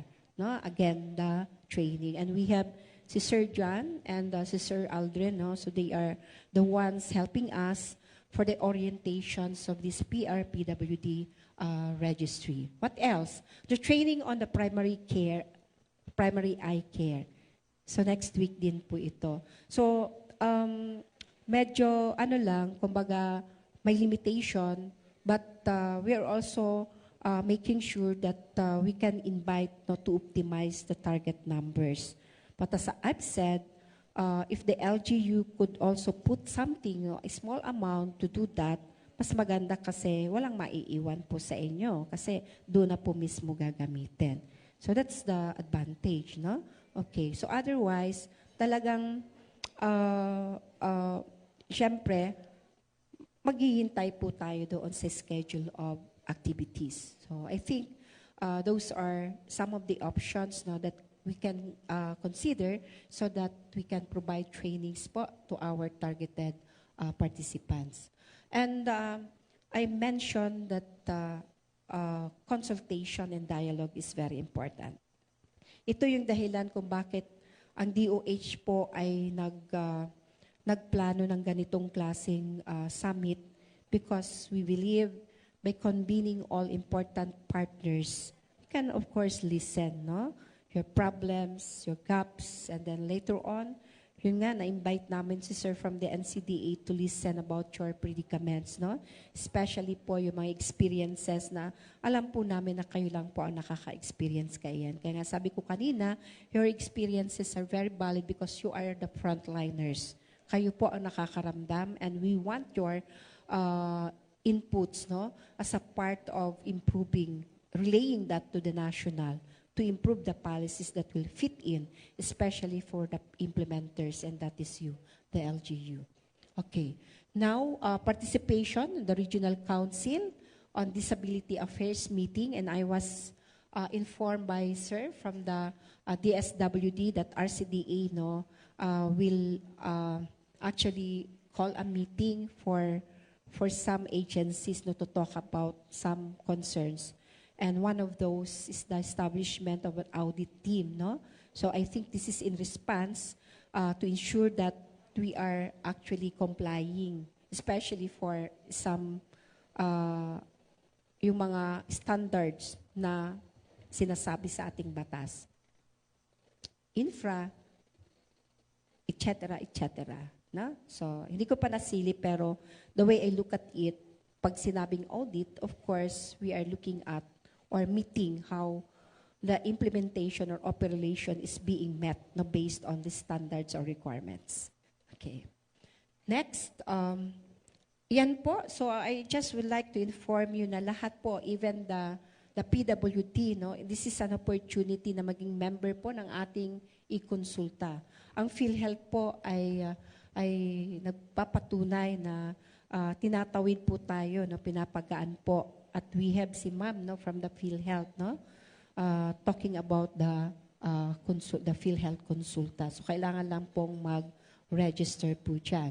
So ano-ano ang mga serbisyong maaring ma-avail mula sa PhilHealth Consulta? Libreng konsultasyon mula sa primary care, no? Health risk screening, all assessment, mga piling laboratory at diagnostic test, at ang mga piling gamot na meron po sa RHU. So yan po yung mga halimbawa ng mga services na maaari pong ma-access din, no? The same with our persons with disability in the primary health care. So those are just the documented pictures taken of the DOH initiatives. So we would like to share that with you na patuloy po na nagbibigay, including the distribution of wheelchairs, no? So of course, sa allocation and distribution of wheelchairs, so we have a criteria. Kailangan may criteria tayo sa pagbibigay ng wheelchair, hindi lang bigay ng bigay. Unang-una, siyempre tinitingnan natin yung commitment, no? Commitment ng mga DAO, commitment din po ng PHO. Kasi kailangan may resibo, kailangan may listahan. Sino po ang recipient niyan? Okay. So hindi lang po yung magre-request sa amin ng 200 wheelchair. Ang daming request po niyan, hindi po ako magpapangalan. In a year, we received 34 requests. 34 requests hali po sa mga congressman, sa mga party list. Yan po ang nare-receive po sa amin. And may mga tulong din pong binigay sila. Pero ang tono po kasi natin, kailangan po magtulungan po tayo kung sino po talagang dapat manginabang po nito. Kasi, di ba, nakwento ko kanina, si Dr. Bondok, napakita niya nga sa akin, part in Albay, na nabigyan ng Albay. Actually, hindi nabigyan, binili ng parent niya. Kasi ang mindset niya, akala niya, pag binilhan mo ng wheelchair, makakabuti yun, no, sa isang bata. So over time, kasi hindi nagpatingin yung bata, naging puweba na yung kanyang likod. Kasi hindi naman fit in yung wheelchair. So this is just one of the examples na yung ating mga assistive device should be used, no, rationally and with proper education. Okay, so kailangan hindi lang pagbibigay, kundi yung ating education on how to use. And that is the role of every facilities or providers, no? Okay, to educate them. Okay? So yan po, and good news po, lahat po ng mga probinsya makakatanggap ng wheelchair. Kaya lang, syempre, may criteria tayo, so yun po ang titingnan natin, na? Okay, so that is in collaboration, of course, with the PHO and the PDAO. So yan po yung aming sharing with the information sa assistive devices. So regular meetings, we want to ensure that there were regular meetings to conducted para magka-calibrate po tayo. Kasi pag hindi pinag-uusapan, nakakalimutan. Goals, ang pinaka-purpose lang nito is to end poverty, protect the planet, ensure peace and prosperity.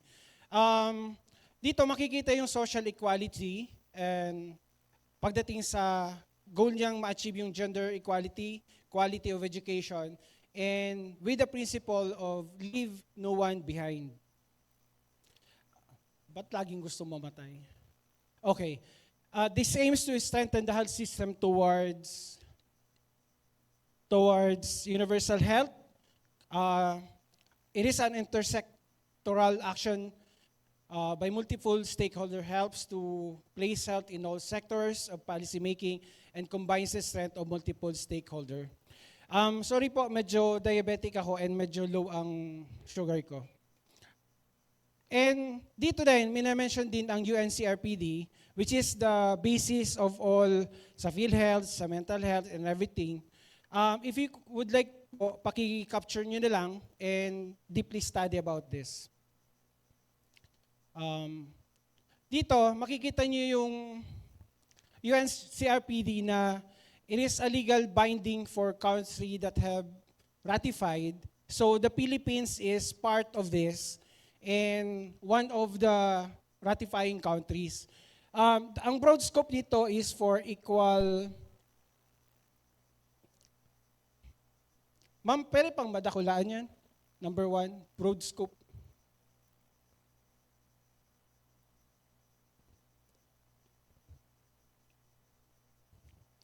Ang broad scope niya is to equal treatment and freedom from discrimination. Number 2, education, healthcare, and employment. Number 3, access to justice, information, and transportation. Number 4, right to live independently and participate in political life. I highlighted the number 2 and number 3 kasi ito ay yung problem natin sa person with disability pagdating sa education. Minsan yung mga sign language interpreter is not available sa mga schools. Another thing, the problem with the person with disability is the healthcare and employment. Another thing is access to justice, information, and transportation. This is problem ng mga person with mobilities and impairments. Okay, next.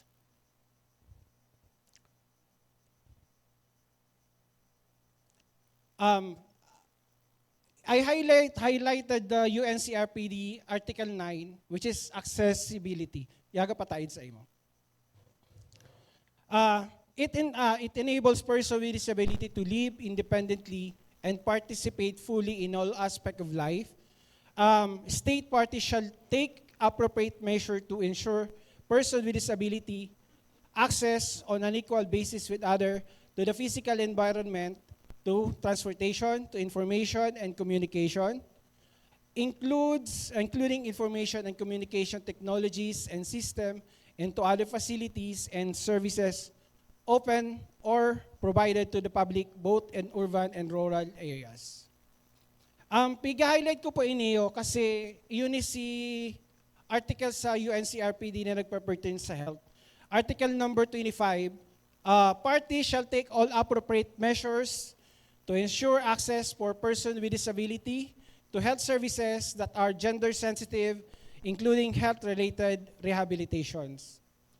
Article 26, it states that states parties shall promote the development of initial and continuing training for professional and staff working in the habilitation and rehabilitation services.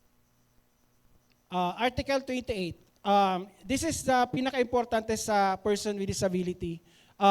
Financial assistance in accessing health care services. So, as of now, meron naman mga programa sa PhilHealth and yung ibang agency from the government. And this one is Article 29, participation in the political and public life. Sa part po kang Naga City, we are active here, pag-abot sa local legislative, local bodies, particularly sa local health board, and I believe that some of the person with disability, OPDs, is active na din sa ibang lugar. And hoping sana lahat.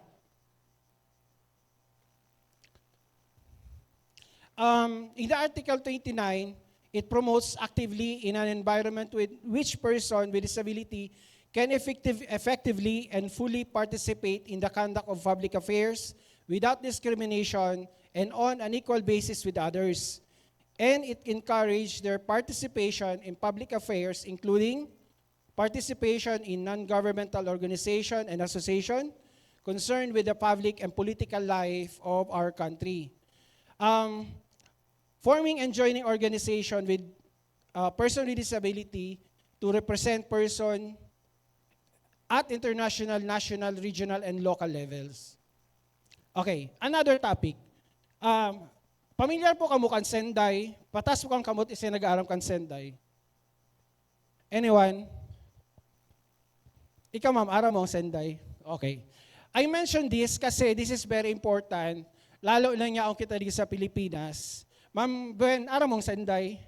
Okay, si Ma'am Buen, medyo ano din. Ang Senday is a framework. The Sendai framework is a global agreement to guide disaster risk reduction effort between 2015 and 2030. And already 2025 na kita, even as here, right now, is medyo they pa familiar with the Sendai. The objective of this is to reduce disaster risk and losses. It was adopted in Sendai, Japan, and aims to reduce disaster risk and losses, focusing on 4 priorities for action. Number 1, understanding risk, strengthening governance, investment in resilience, and enhancing preparedness for effective response. This is very important sa part kang person with disability, lalo nang ang person with disability is may different needs from person without disability. Okay. 4 priorities for action. The framework's implementation is guided by 4 priorities. Understanding the hazard, vulnerabilities, and risks. Is strengthening the governance of this disaster risk reduction, investing in disaster reduction for resilience, enhancing disaster preparedness for effective response, and to build back better during recovery. Okay. Very important ang Sendai kasi sa last time na nangyari sa Cebu and even sa Catanduanes, you will notice na mayo lamang na mayong mga person with disability na na-mention lamang even sa news kung ano nangyari sa Inda. Okay. I mentioned this kasi diyan kita sa very prone kita sa calamity and some kind of disaster. Pamilyar ka mo kay Spear Standard? Isa po nag-aaral kay Spear Standard. Kuya, nag-aaral ka po. Hello, Kuya. Habayo. Okay. Ano ang Spear Standard? Ang Spear Standard, ma-observe natin yan. Ma'am, excuse me po. Where are you from, ma'am? Bulan, sige. Familiar ka po kang Spear Standard? Okay. Ang Spear Standard po, iyon ang dapat ang sunodon para sigabos na needs kang mga nag-evacuate, igwakita ng standard or pwedeng sunodon. I mentioned this kasi bihira ining i-apply and good po na sa Naga with the directive of Mayor Lenny, with the suggestion of us sa sector kang person with disability, piga-apply na po ini sa mga yan. SPEAR was established in 1997 as an interagency project in response to concern about the performance, accountability, and lack of coordination among humanitarian actions. Iyan po nangyayari sa tuon yan kasi kadaklan sa person with disability minsan napapabayaan, lalo na sa mga evacuation center. SPEAR developed standard for humanitarian response which have inspired generation of humanitarian and transformed from project to independent non-profit membership organization in 2016. It promotes and reviews standard for humanitarian action which provide an accountable framework for preparedness, resource allocation, response, monitoring, and advocacy before, during, and after disaster and crisis. Okay? To promote, ang purpose lang is to promote quality humanitarian response and increase accountability. And the core belief of this is based on the principle of the protection of dignity and salvation of those who suffer. The standard cover critical areas of humanitarian aid, particularly the WASH, water, sanitation and hygiene, food security and nutrition, shelter and settlement, and health. So part ang health sa SPEAR project standard. Dati po, igwa kita ning SPEAR 1, pero ngunyan, pig-develop na siya, igwa na ngunyan inapo na SPEAR Standard 2. Okay, exclusion and disability are linked by a cycle of systemic and social barriers that prevent people with disabilities from fully participating in society. This exclusion manifests or as discrimination, inaccessible environment, and stigma leading to disadvantages in areas like education, employment, and social activities. It efforts to achieve an inclusion focused on removing this barrier and ensure equal access and opportunity in line with human rights principle. Okay? Ang digdi si stigma, dahil dyan sa stigma and discrimination, inaccessible environment, systemic and institutional barrier, lack of awareness and understanding. So, ano lang po, please study na lang this. Ano ang consequences kang exclusion? Number 1, limited opportunities, reduced quality of life, and cycle of disadvantages. So you will notice na si mga poor person with disability, they are the one who have been difficult in uplifting their financial capacity due to lack of work. Anong pwedeng ma-achieve? Achieving inclusion. Number 1, human rights framework, as recognized in human rights as outlined in the CRPD or the UN CRPD. Number 2 is removing barrier. And lastly is changing attitudes. Marginalization and disability. It is interconnected as people with disability are often systematically excluded from full participation in social, economic, cultural life due to barrier like discrimination and lack of accessible resources. This exclusion can be a result of physical barrier, communication barrier, attitudinal barrier. Sa physical barrier, siyempre, inaccessible building, kulang mga ramps, and medyo conducive for the person with disability.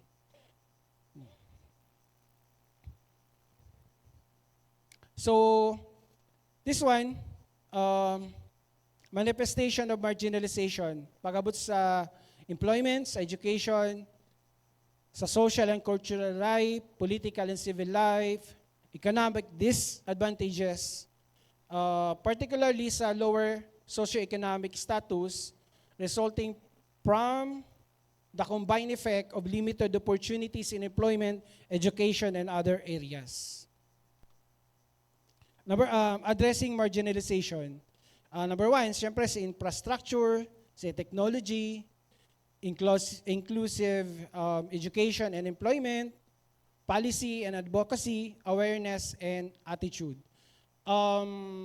Sa policy and advocacy, nyaonig ng mga OPDs or mga PWD leaders na they're pushing for sanggunian resolution or laws that could help the person with disabilities. Next, malo kita digdi, siguro na-mention naman si wellness, pero kinag ko din giraray siya kasi it will be compared to health. Ano po?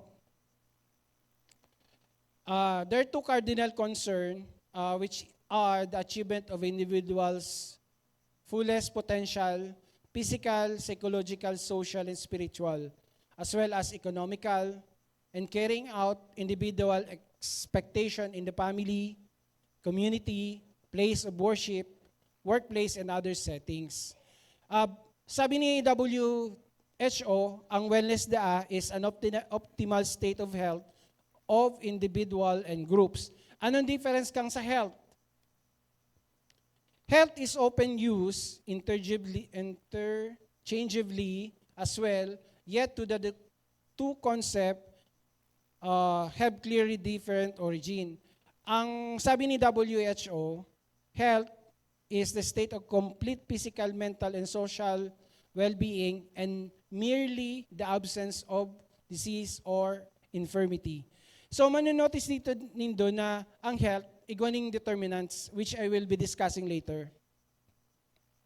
Samantala, ang wellness is more on holistic, more on dominant holistic perspective. Yun, sa wellness. So, yun is si dimension of wellness. Yun si emotional, occupational, intellectual, environmental, financial, social, physical, and spiritual. So, iyan si dimension kang wellness. Ano po? Samantalang sa health, igwa kita ning inapod na social determinant of health. This framework identifies and analyzes the non-medical factor that impact people's health and well-being, including conditions like income, education, housing, and access to nutritious food, as well as broader influence like economical and social policies. May 5 key areas in iyo. So, na-mention na kasubago, economic stability, education, access, and quality, healthcare, access and quality, neighborhood and built environment, and social and community context. This framework I used to understand health inequalities and guide action across sectors to improve health outcomes beyond traditional healthcare. So, digdi na po mahiling na it's very importante so mga non-medical aspects sa health na bako lang siya sa bulong or nagpapa-check up ka permi, but there are other dimension na that affects the health of human being. So, ayan, na-mention namin din kasubago yan, economic. Okay. Ini po ang mga person with disability leaders. Read the topic, tapos study. Sa pag-advocacy tapos sa sector kang person with disability, dahil sapat na nagdadangog lang kita sa arog kaniyo, kundi ito bagang magkaigwa kitang deep understanding and mag-seek pa ning more learning. And iyo man ang proposal ko, Ma'am Wendy, saan si Ma'am Wendy? Ma'am Wendy, ini pong suggestion ko, proposal 3-step for DOH or Region 5 or medical doctors or PDAO. Number 1, year 1, garo mag-focus muna sa tao. Number 1, maintindihan ang circadian rhythm, epigenetics. What is epigenetics? Epigenetics is a condition kung saan mangalas ka mo, taano ta igwa ka mong arog kaning kondisyon. Pero, iyan pala, namamana ta siya. Why is it marami nagsisuicide? Kasi most likely sa history kang family, kada ako nagsisuicide. So, why is it very important ang epigenetics? Kasi it could help in preventing suicide and other diseases. Another thing is, dapat sa year 1, makafocus muna sa person, sa personal level niya to understanding self, para siya mismo, arami mismo ang nangyayari sa buhay niya. So, disability overview and its dynamic, dapat si tao mismo aware kung ano ang disability niya, ano yung mga morbidity and comorbidity, cancer ng person with disability. Halimbawa, ang taong naka-wheelchair, iba ang potential na pwede mag-abot sa iyang hilang. Ang mga depressed person with depression, high risk sa hypertensive or other illnesses, for example, diabetes and everything. And another thing is to learn how to cope, ma-appreciate ang arts, and dapat may time to entertainment. Okay? Sa year 2, maka-focus naman sa family relation and health for person with disability, and to deeply understand humanity, family conflict management, and interpersonal relation skill. And on the year 3, malawag na kita sa community health for person with disability. Iyan ko ang suggestion ko na ngunya na first health and wellness, mag-focus muna kita sa individual mismo. On the second year, paglaog na sa family, and on the third year, community approach na kita para mas maintindihan pa ng maray what is health and wellness. With that, thank you and pasensya na po. Medyo baguhan. Salamat.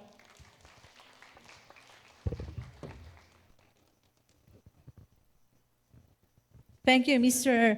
Agomaa, for your powerful and insightful presentation. Your dedication to the Naga City and Bicol Federations for PWDs are truly inspiring. The points you raised regarding addressing social inclusion and marginalization have given us all a clear call to action. May we all take these vital lessons forward. So at this point, we will now proceed to the open forum, a valuable opportunity for participants to ask questions, share reflections, and engage with our experts. May we invite our resource speakers to return to the stage to join the discussion, Ms. Annalisa Chua, Ms. Windalyn Balis, and Mr. Eduardo Agomaa Jr. To facilitate this session, we are honored to introduce our distinguished moderator. She serves as a proactive head of the Albay Provincial Persons with Disability Affairs Office. She is a strong proponent of collecting accurate data through PWD ID registration to ensure that services are tailored to the community's actual needs. She has driven initiatives to create more disability-sensitive environment in Albay by conducting awareness campaigns and sign language seminars for our frontliners. She consistently emphasizes the importance of PWD engagement in civic processes, encouraging them to exercise the right to vote to ensure their voices are heard in local governments. Her collaborative approaches involves partnering with various government agencies and NGOs such as the DOH Bicol Center for Health Development and the Provincial Health Office to maximize the reach and effectiveness of PWD interventions. Allow us to officially turn over the stage to Ms. Anisita A. Abio.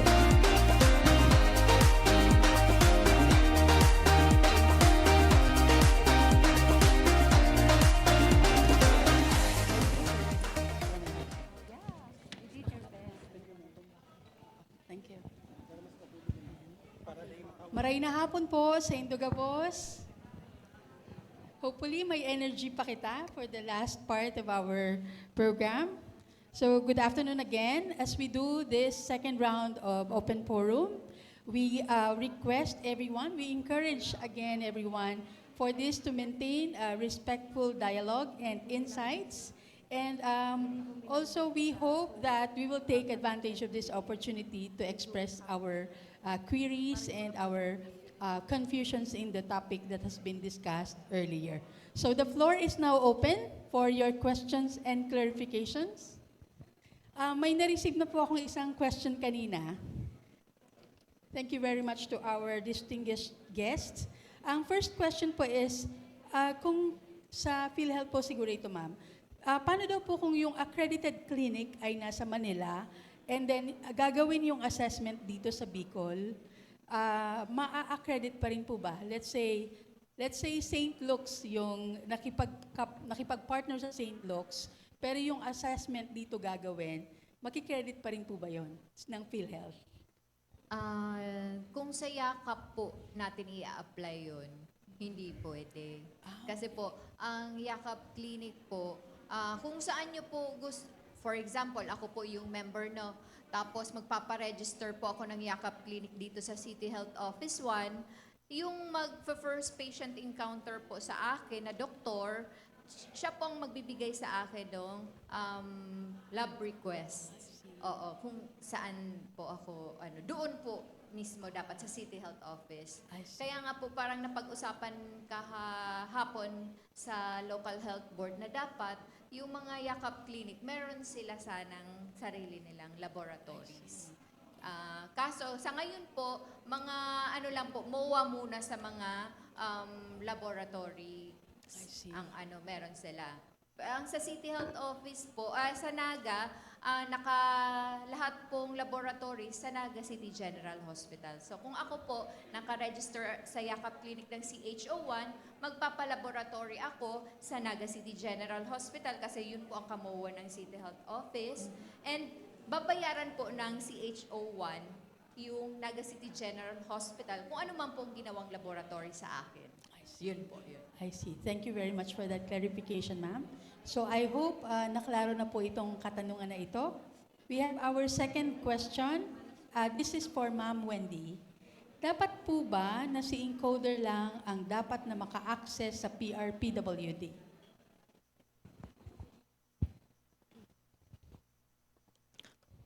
On behalf of John. But anyway, ang PRPWD, binibigay po ang yung admin password for DAG encoders. But it doesn't mean na siya lang ang makakaalam. So as I mentioned a while ago, the data is very substantial in terms of how we can decide a good interventions in prioritizing our programs, activities in support to our health and wellness for disabilities. So in other words, the program should be benefited, especially by our concerned agencies. But in terms of how it will be safeguarded, so kailangan talaga sa admin, the ones who are encoding that. But the concerned agencies, for example, the LGU, kasi hawak naman yan ng isang lokal di ba? Ang mga encoders sa bawat LGU munisipyo, hawak naman ni Mayor yan no? So, ang gusto lang natin, yung report po dyan, yung data dyan, should also be informed, no?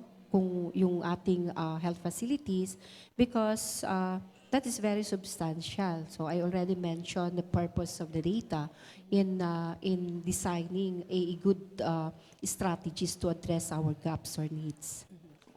Thank you very much, Ma'am May Wendy. I add po, sa PhilHealth po, pag yung na-access namin yung PRPWD, pero pag sa search lang po ng name, may problem lang po siguro sa encoder kasi minsan yung name hindi pareho.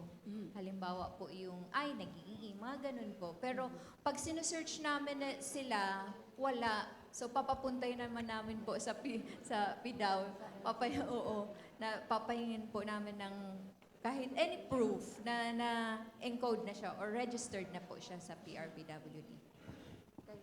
Okay, thank you very much. Kaya napaka-importante na dapat tama, no? Yung eksakto talagang information should be encoded. Kaya yung training importante rin para ma-orient sila on how to do that.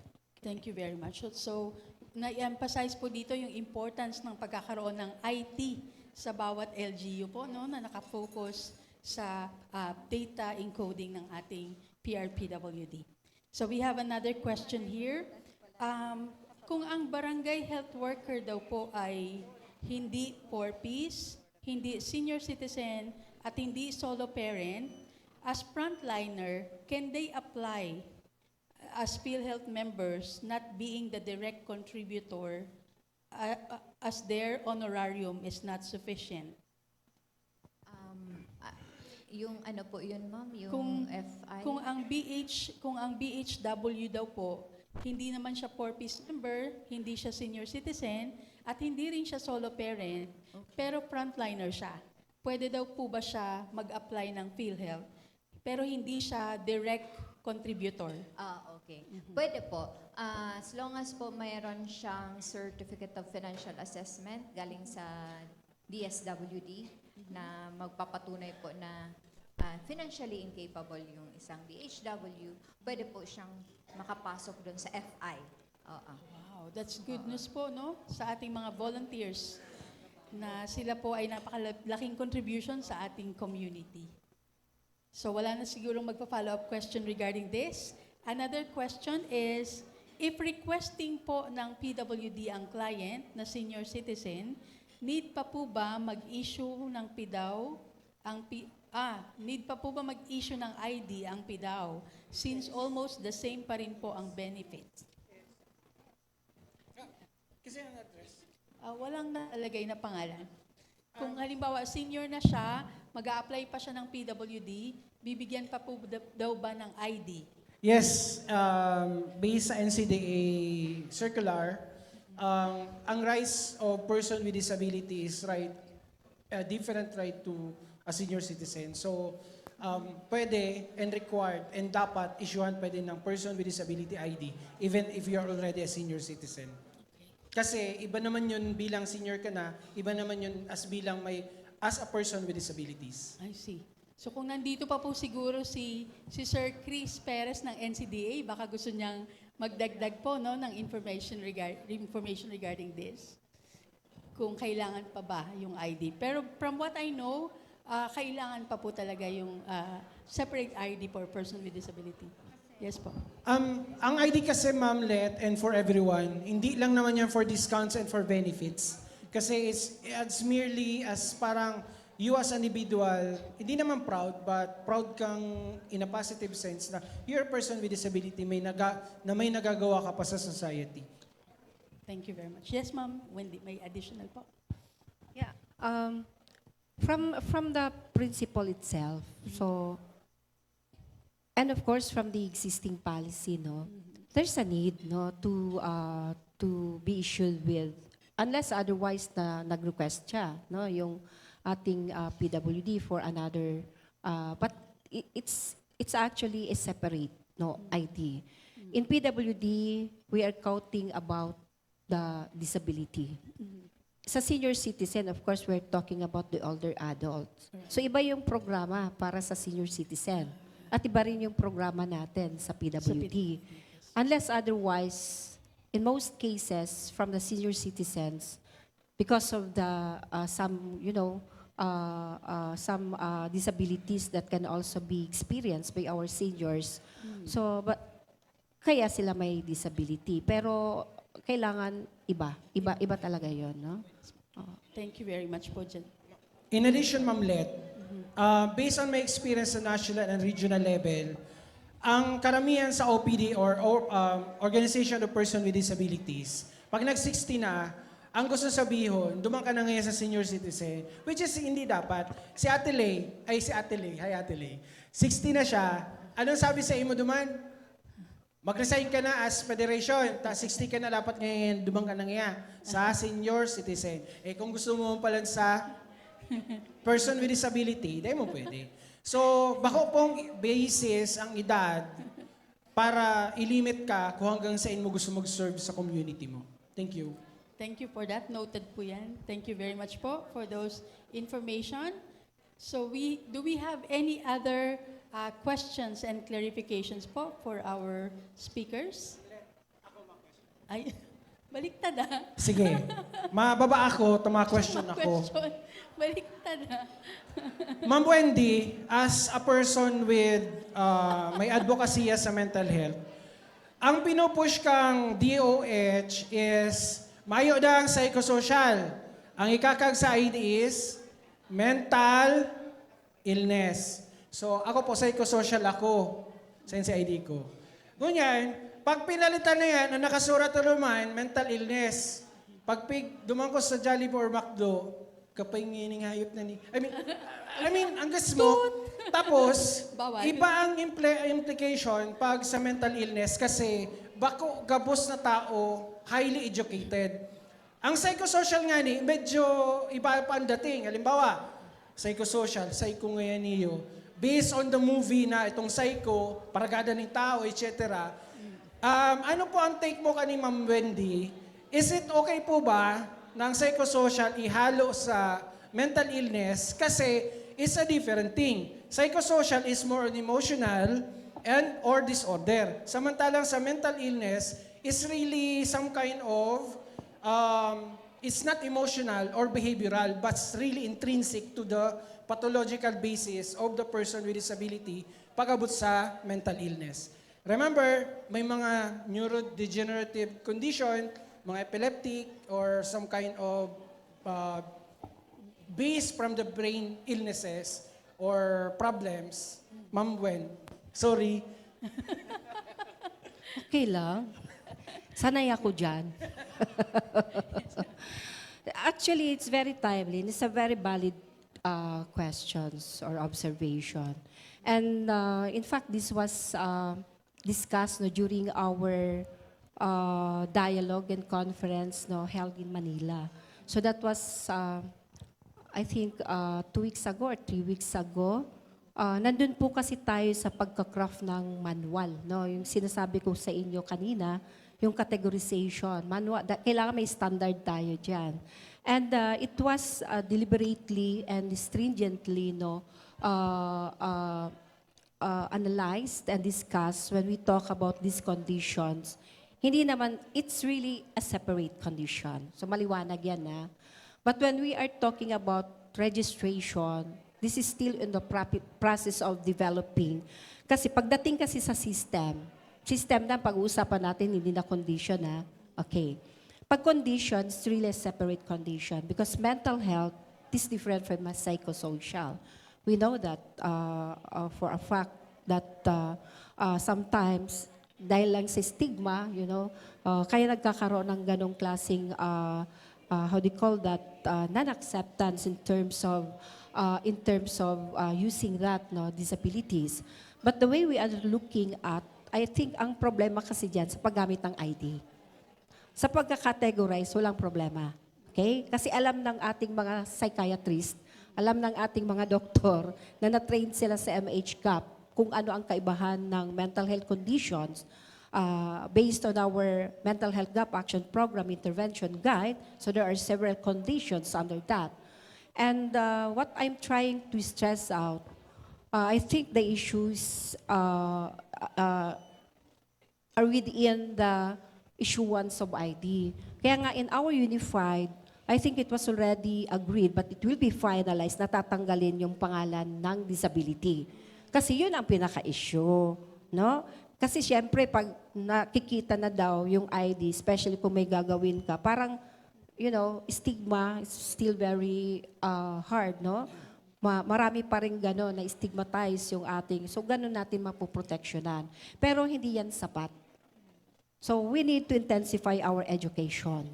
So that is the key, no? I-educate natin. So ang pag-educate, hindi lang naman doon sa mga service providers, sa mga service users, but also to some establishment. So it's actually a call for action to the whole society to change, to have a paradigm shift on the way we look at a service users or a patient.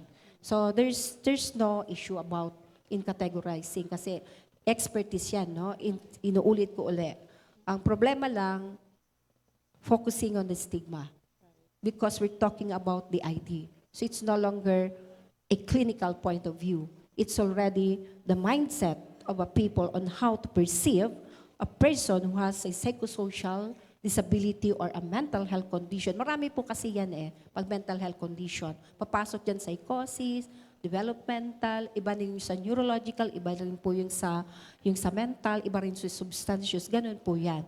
Ngayon, ang pinag-uusapan po namin sa central office, how it will be translated into a system. Kasi mantakin nyo, kung ita-translate yan sa system, ang daming diagnosis. Mahirapan na po yung LGU, magreklamo uli ang LGU. Nakuha po nyo? Pag mag-i-encode na kayo, kung Kung dito pa nga lang sa version 4 ng ating form sa PRPWD assessment, marami na tayong nakikitang hindi na kayang gawin. So kung ita-translate natin yan into a more detailed, so yung detalye na lang po, doon na yun sa data ng LGU. But when it comes to the PRPWD, yung PRPWD, kumbaga, malag lang kita kay mental health, pero kay Puan, sinsilyuhon iyan. Ano duman ang hilang niya sa mental health? Yan po ang pigigibungon yan. But in terms of indicating that in our unified, matatanggal na yon. So, na-address na po yung sinasabi ni Sir kanina. Thank you very much for that very informative, ma'am. We saw, nalaman natin ngayon, nakita natin ngayon, the importance of awareness raising, para mabawasan ng stigma sa ating society. So, sana po, magkaisa ulit tayo sa pagpapalakas ng ating advokasya. May isa pong humabol na question. Can a recovering drug addict, parang may iba tayong mas politically correct terminology for this, be included in person with disability list, considering classified as brain disease. It is now classified as brain disease. Kung yung ati daw po, yung ating, ano na yung tawag natin? P. Woods, yung ating people using, yes. Kung sila daw po ay pwedeng makonsider na person with disability, considering na classified siya as brain disease. Ma'am Wendy, siguro i-clarify talugod.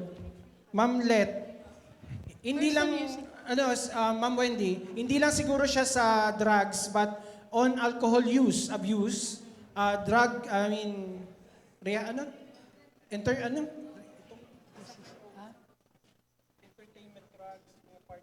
Party drugs, oo. Kasi yung addiction, siguro, pertaining yun sa addiction mismo. Is it considered bang maging part kang person with disability as it is already a part of mental illness? Yung question po, ma'am, yun po, yung pwede daw maklasify as person with disability. Okay. So I would like to be more focused on this question. Kasi ang question niya, can a recovery drug addict, so actually, dinidiscourage na natin yung ganitong gamit na drug addict because, again, we're talking about stigma. No? So what, the proper labeling or naming is persons who use drugs. So that is the PWD, no? Included as a PWD. Now, when we are talking about PWD, it's a separate situation. Pagka pinag-uusapan natin yung recovery ng isang PWDs, of course, it should be provided with the proper treatment, with a proper facility. Okay? So that is number one. Kung pinag-uusapan natin ng mga PWDs, ang tamang facility yan, depende yan kasi may tamang algorithm dyan sa pag-a-assess. Now, if we are going to align that in terms of the disability, depende yan kung may disability, no? Ngayon, papasok doon sa mental. Kasi, baka yung ating mga PWDs, unless may mga mental health manifestation, should be brought directly. So that's how we complement with the psychiatrist, no? Ginagamot muna, pag ang tao ay gumagamit ng drugs at nakikitang may ganito mga manifestations, uunahin muna ang gagamutin yung sa isip bago po i-rehab. Kasi hindi marirehab yan kung di magagamot. And we have a champions na mga MHOs here, no, attending with us. No? I think we can also share with their own experience with those PWDs, no, who brought to access some rehabilitation center, either in the treatment rehabilitation or in the psychiatric, no? But it depends. Again, it depends. So assessment is very important. It is very crucial because it needs a different intervention. Yung low risk lang, alimbawa, yung persons who are using drugs, so we have a tool na using that. So what we call our assist, no? Yung assist tool na yan yan yung tool na ginagamit sa isang tao na gumagamit ng droga. So ngayon, pag ginamit mo siya, makikita mo kung low ba yan. Tinitingnan yung risk. Low ba yan? Moderate ba yan? Or severe? Pag low yan, it's more on the general intervention. Okay?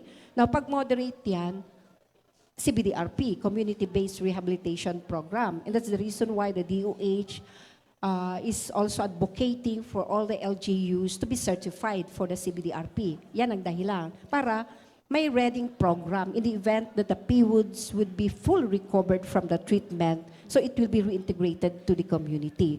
Now, we want to make sure that the community is also ready to provide community-based rehabilitation program. This is to prevent relapse. Okay? Now, in the event na severe yan, so that's the time that it will be referred to the treatment rehabilitation. But during the assessment, kung may dependency yan, DDE na po yan. Yung drug depends ng ating accredited na doctors. Diyan po papasok kung may mental or psychiatric conditions na maaari pong i-connect dito sa disability ng isang tao. So, based again on the MHCAP assessment, and psychiatric evaluation. So that's the time that we can diagnose that the PWOOD has a disability. Okay. Thank you very much, ma'am. So malinaw na po sa atin, no? It is only after assessment ng psychiatrist, masasabi kung siya ba ay may disability na. So another question po, kasama po ba sa Zaymorph package ang mga may prosthesis at orthosis? Opo, kasama po. And doon po sa Bicol Regional sa Albay Medical Center, meron po silang Zaymorph. And doon i-assess din po kayo kung qualified kayo doon sa sa Zay benefit. Connected po doon sa katanungan, ma'am, sa physical therapy rehabilitation ng children with disability, considered na po ba sa PhilHealth package? Children with disability? For now po, wala pa. Wala pa po siya. Sa ngayon daw po, hindi Wala pa kasama. Hindi pa kasama. Yung sa children with disability. Ayan. So, meron pa po ba tayong gustong ihabol na katanungan? Yes po? Ay.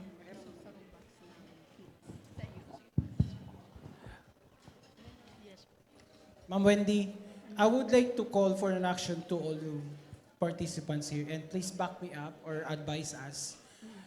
One of the problems sa atin is suicide, na some of the victim planning, intending, ideation, planning, or whatever, walang matakbuhan.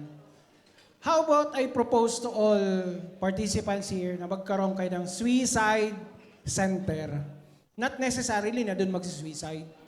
Kasi pag nakitang may suicide center, yung person na gusto na mag-suicide, try ko muna kaya dito, baka isipin doon ako pwede magpakamatay. But eventually, that will be the haven kung saan they will be saved, they will be guided, they will be given an intervention to manage and cope their own instinct or ideation. And for the public na may alam kung saan pupunta, and Ma'am Wendy, anong take mo po? Would it be possible po ba na every city should have a suicide center to help and to guide people na bigla na lang na nakasmile, nakakwentuhan, bukas malalaman mo, ayun na, Ma'am Wendy. Is it advisable? I have a very deep reflection on our topic. Medyo lumampas tayo sa topic natin, but I can see it, the correlation of the suicide, because everyone can be vulnerable to have this condition, no? This is a very challenging call for action, because when we talk about the suicide, we're talking the end result. Suicide is an end result. What we want is to see a community or a family to have a distinct action, because everybody has an important role to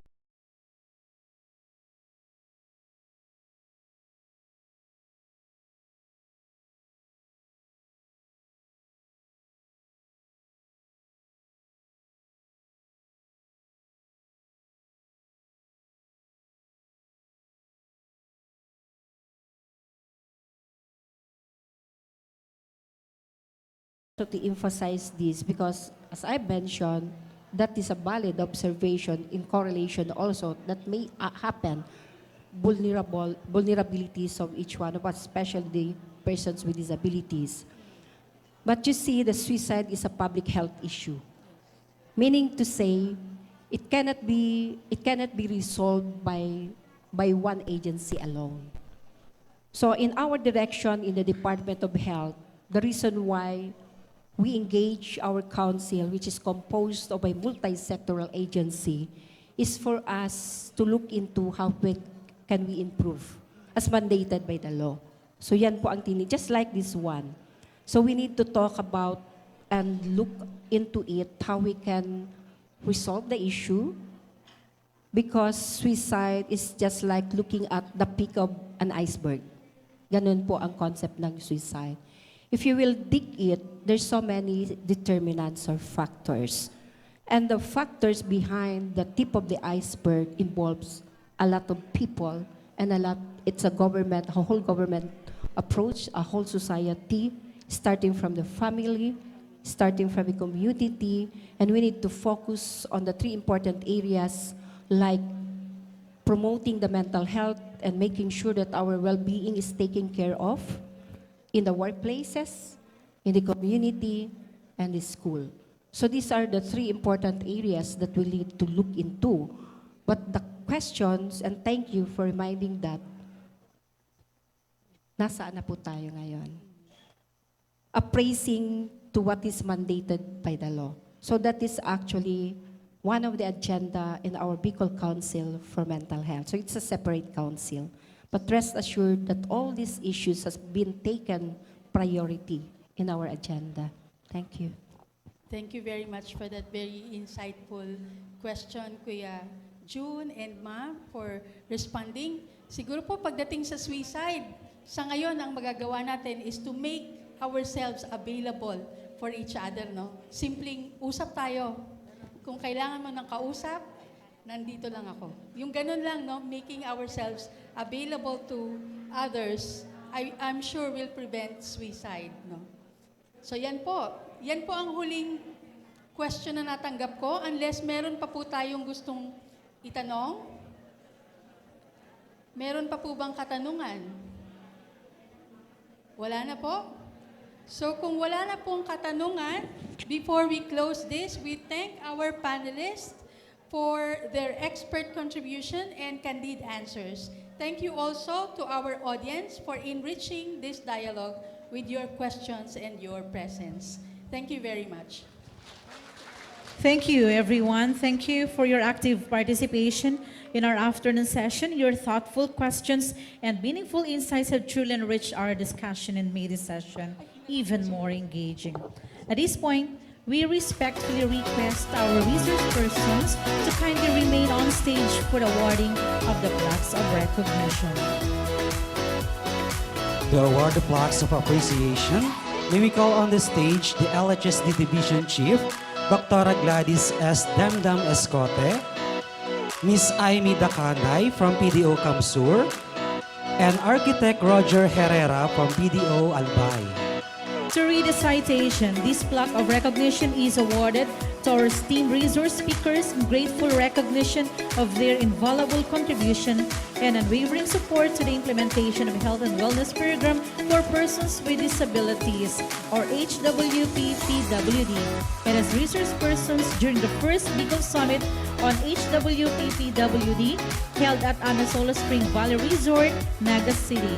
The Department of Health Bicol Center for Health Development proudly presents this token of gratitude to PhilHealth Insurance Corporation, represented by Ms. Gernie Grace Pisana and Ms. Annalisa Chua. Same certificate or appreciation and token is awarded to our Nurse 5 of the DOH CHT5, Ms. Windaline Balwiz. Thank you, ma'am. Also, to Mr. Eduardo Agumaa Jr. Likewise, we would like to extend our appreciation to Ms. Anisita Abion for extending her expertise as a moderator. Once again, let us give our resource person and moderator, a warm round of applause.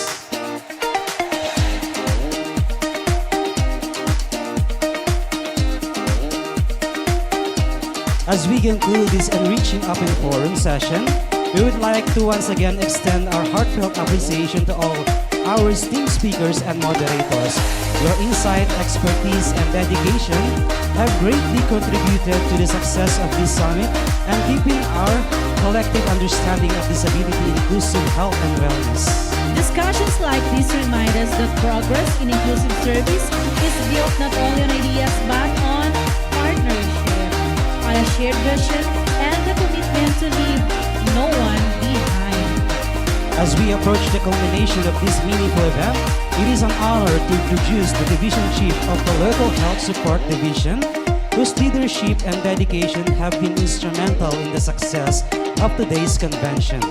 To deliver the message of gratitude and concluding remarks, please join me in welcoming Dr. Gladys S. Damdam Escote. Hello, hello, hello. It's already 4 o'clock, pero grabe ang energy pa din kan mga participants, no? And kumpleto pa din po ang attendance. Okay. May narinig ako nag-yes. Yes! Okay. True, no? So today, we close not just a summit. Sabi nga kanina, this is the first ever Bicol Summit or first ever in the Philippines, if I'm not mistaken. We close not just a summit, but a powerful beginning. Tama po? Yes. Because over the past sessions, we learned that true inclusion is not a dream. Hindi po siya panaginip. Probably pangaturugan, it's our vision, but also it is our commitment. We build piece by piece, policy by policy, and heart by heart. No?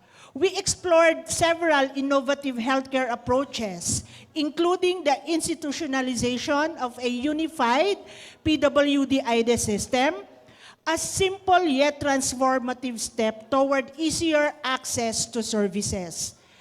Also, we examined the national policy on disability categorization, helping ensure that every Filipino with disability is recognized, nakikilala, naiintindihan, at nasusuportahan with clarity and dignity. Okay. We also deepened our understanding of the different categories of the disability, okay? Proving that when local systems work, people thrive. When communities care, privileges and benefits truly reach those who need them. No? Hindi natin malilimutan lagi yung bukang bibig ni dating Vice President na ngayon ay Mayor ng Naga City. Na maramdaman ng mga kababayan natin, lalong-lalo na ng mga nasa laylayan ng lipunan, yung mga serbisyong gusto nating ipaabot sa kanila.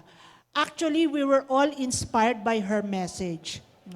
When I started my public health journey, ang sabi ko, ba't parang pagod na pagod tayo sa health sector, but when you go down to the grassroots level, hindi nila ramdam yung pinagpapaguran natin at the national, at the regional, even at the provincial and municipal. Okay. So yan din po yung gusto naming iiwang challenge sa inyo. Okay. Also, as PhilHealth discussed, they reaffirmed the essential role ng PhilHealth in ensuring that inclusive healthcare and benefit packages become a right. Dapat karapatan po natin siya, hindi po siya dapat pribileyo. No? Hindi siya dapat privilege ng selected few only. We also embrace the vital call to integrate disability-inclusive mental health services, as discussed by Ms. Wendy, into primary care.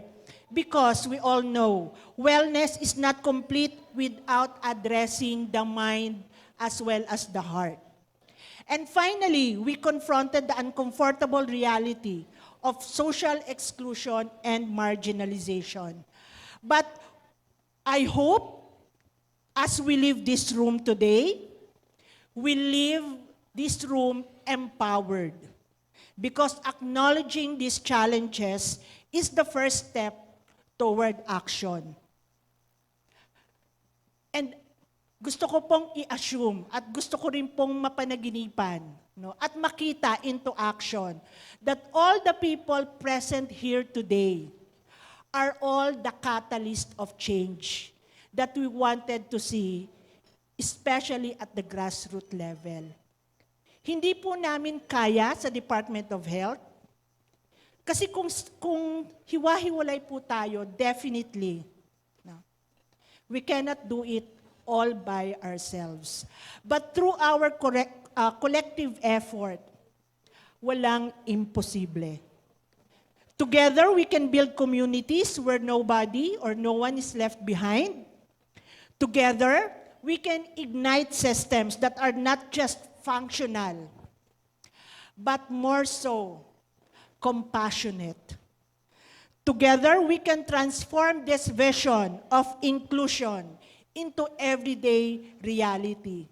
At simulan din po siguro natin sa ating mga sarili. Because may mga narinig po ako mga questions kaninang umaga and hanggang ngayong hapon, no? It seems that we ourselves are discriminating and making the stigma for us. Okay. So educating ourselves, no, is the first step sa change, sa pagbabago na gusto nating makita. Kaya I hope as you leave this room today, you leave this convention, we are all empowered to make the necessary changes within ourselves po muna. Let's acknowledge that we are all, as much as possible, we wanted to be perfect, but imperfections are all over us. Diba? Hindi pantay ang pareho nating mata. Pati ang mga paa natin. May isang mahaba, may isang maikse. Okay. But let's all accept those imperfections within ourselves. Kasi tayo po ang magtatanggal ng stigma. Dahil tayo mismo ang nagdi-discriminate sa ating sarili. So with that, maraming salamat po. And may this summit be the spark that leads to a more inclusive, empowered, and hopeful Bicol and Philippines for all. Maray na hapon po and God bless. Mag-ingat po sa pagbiyahe, sa pag-uli sa inyong mga bahay-bahay.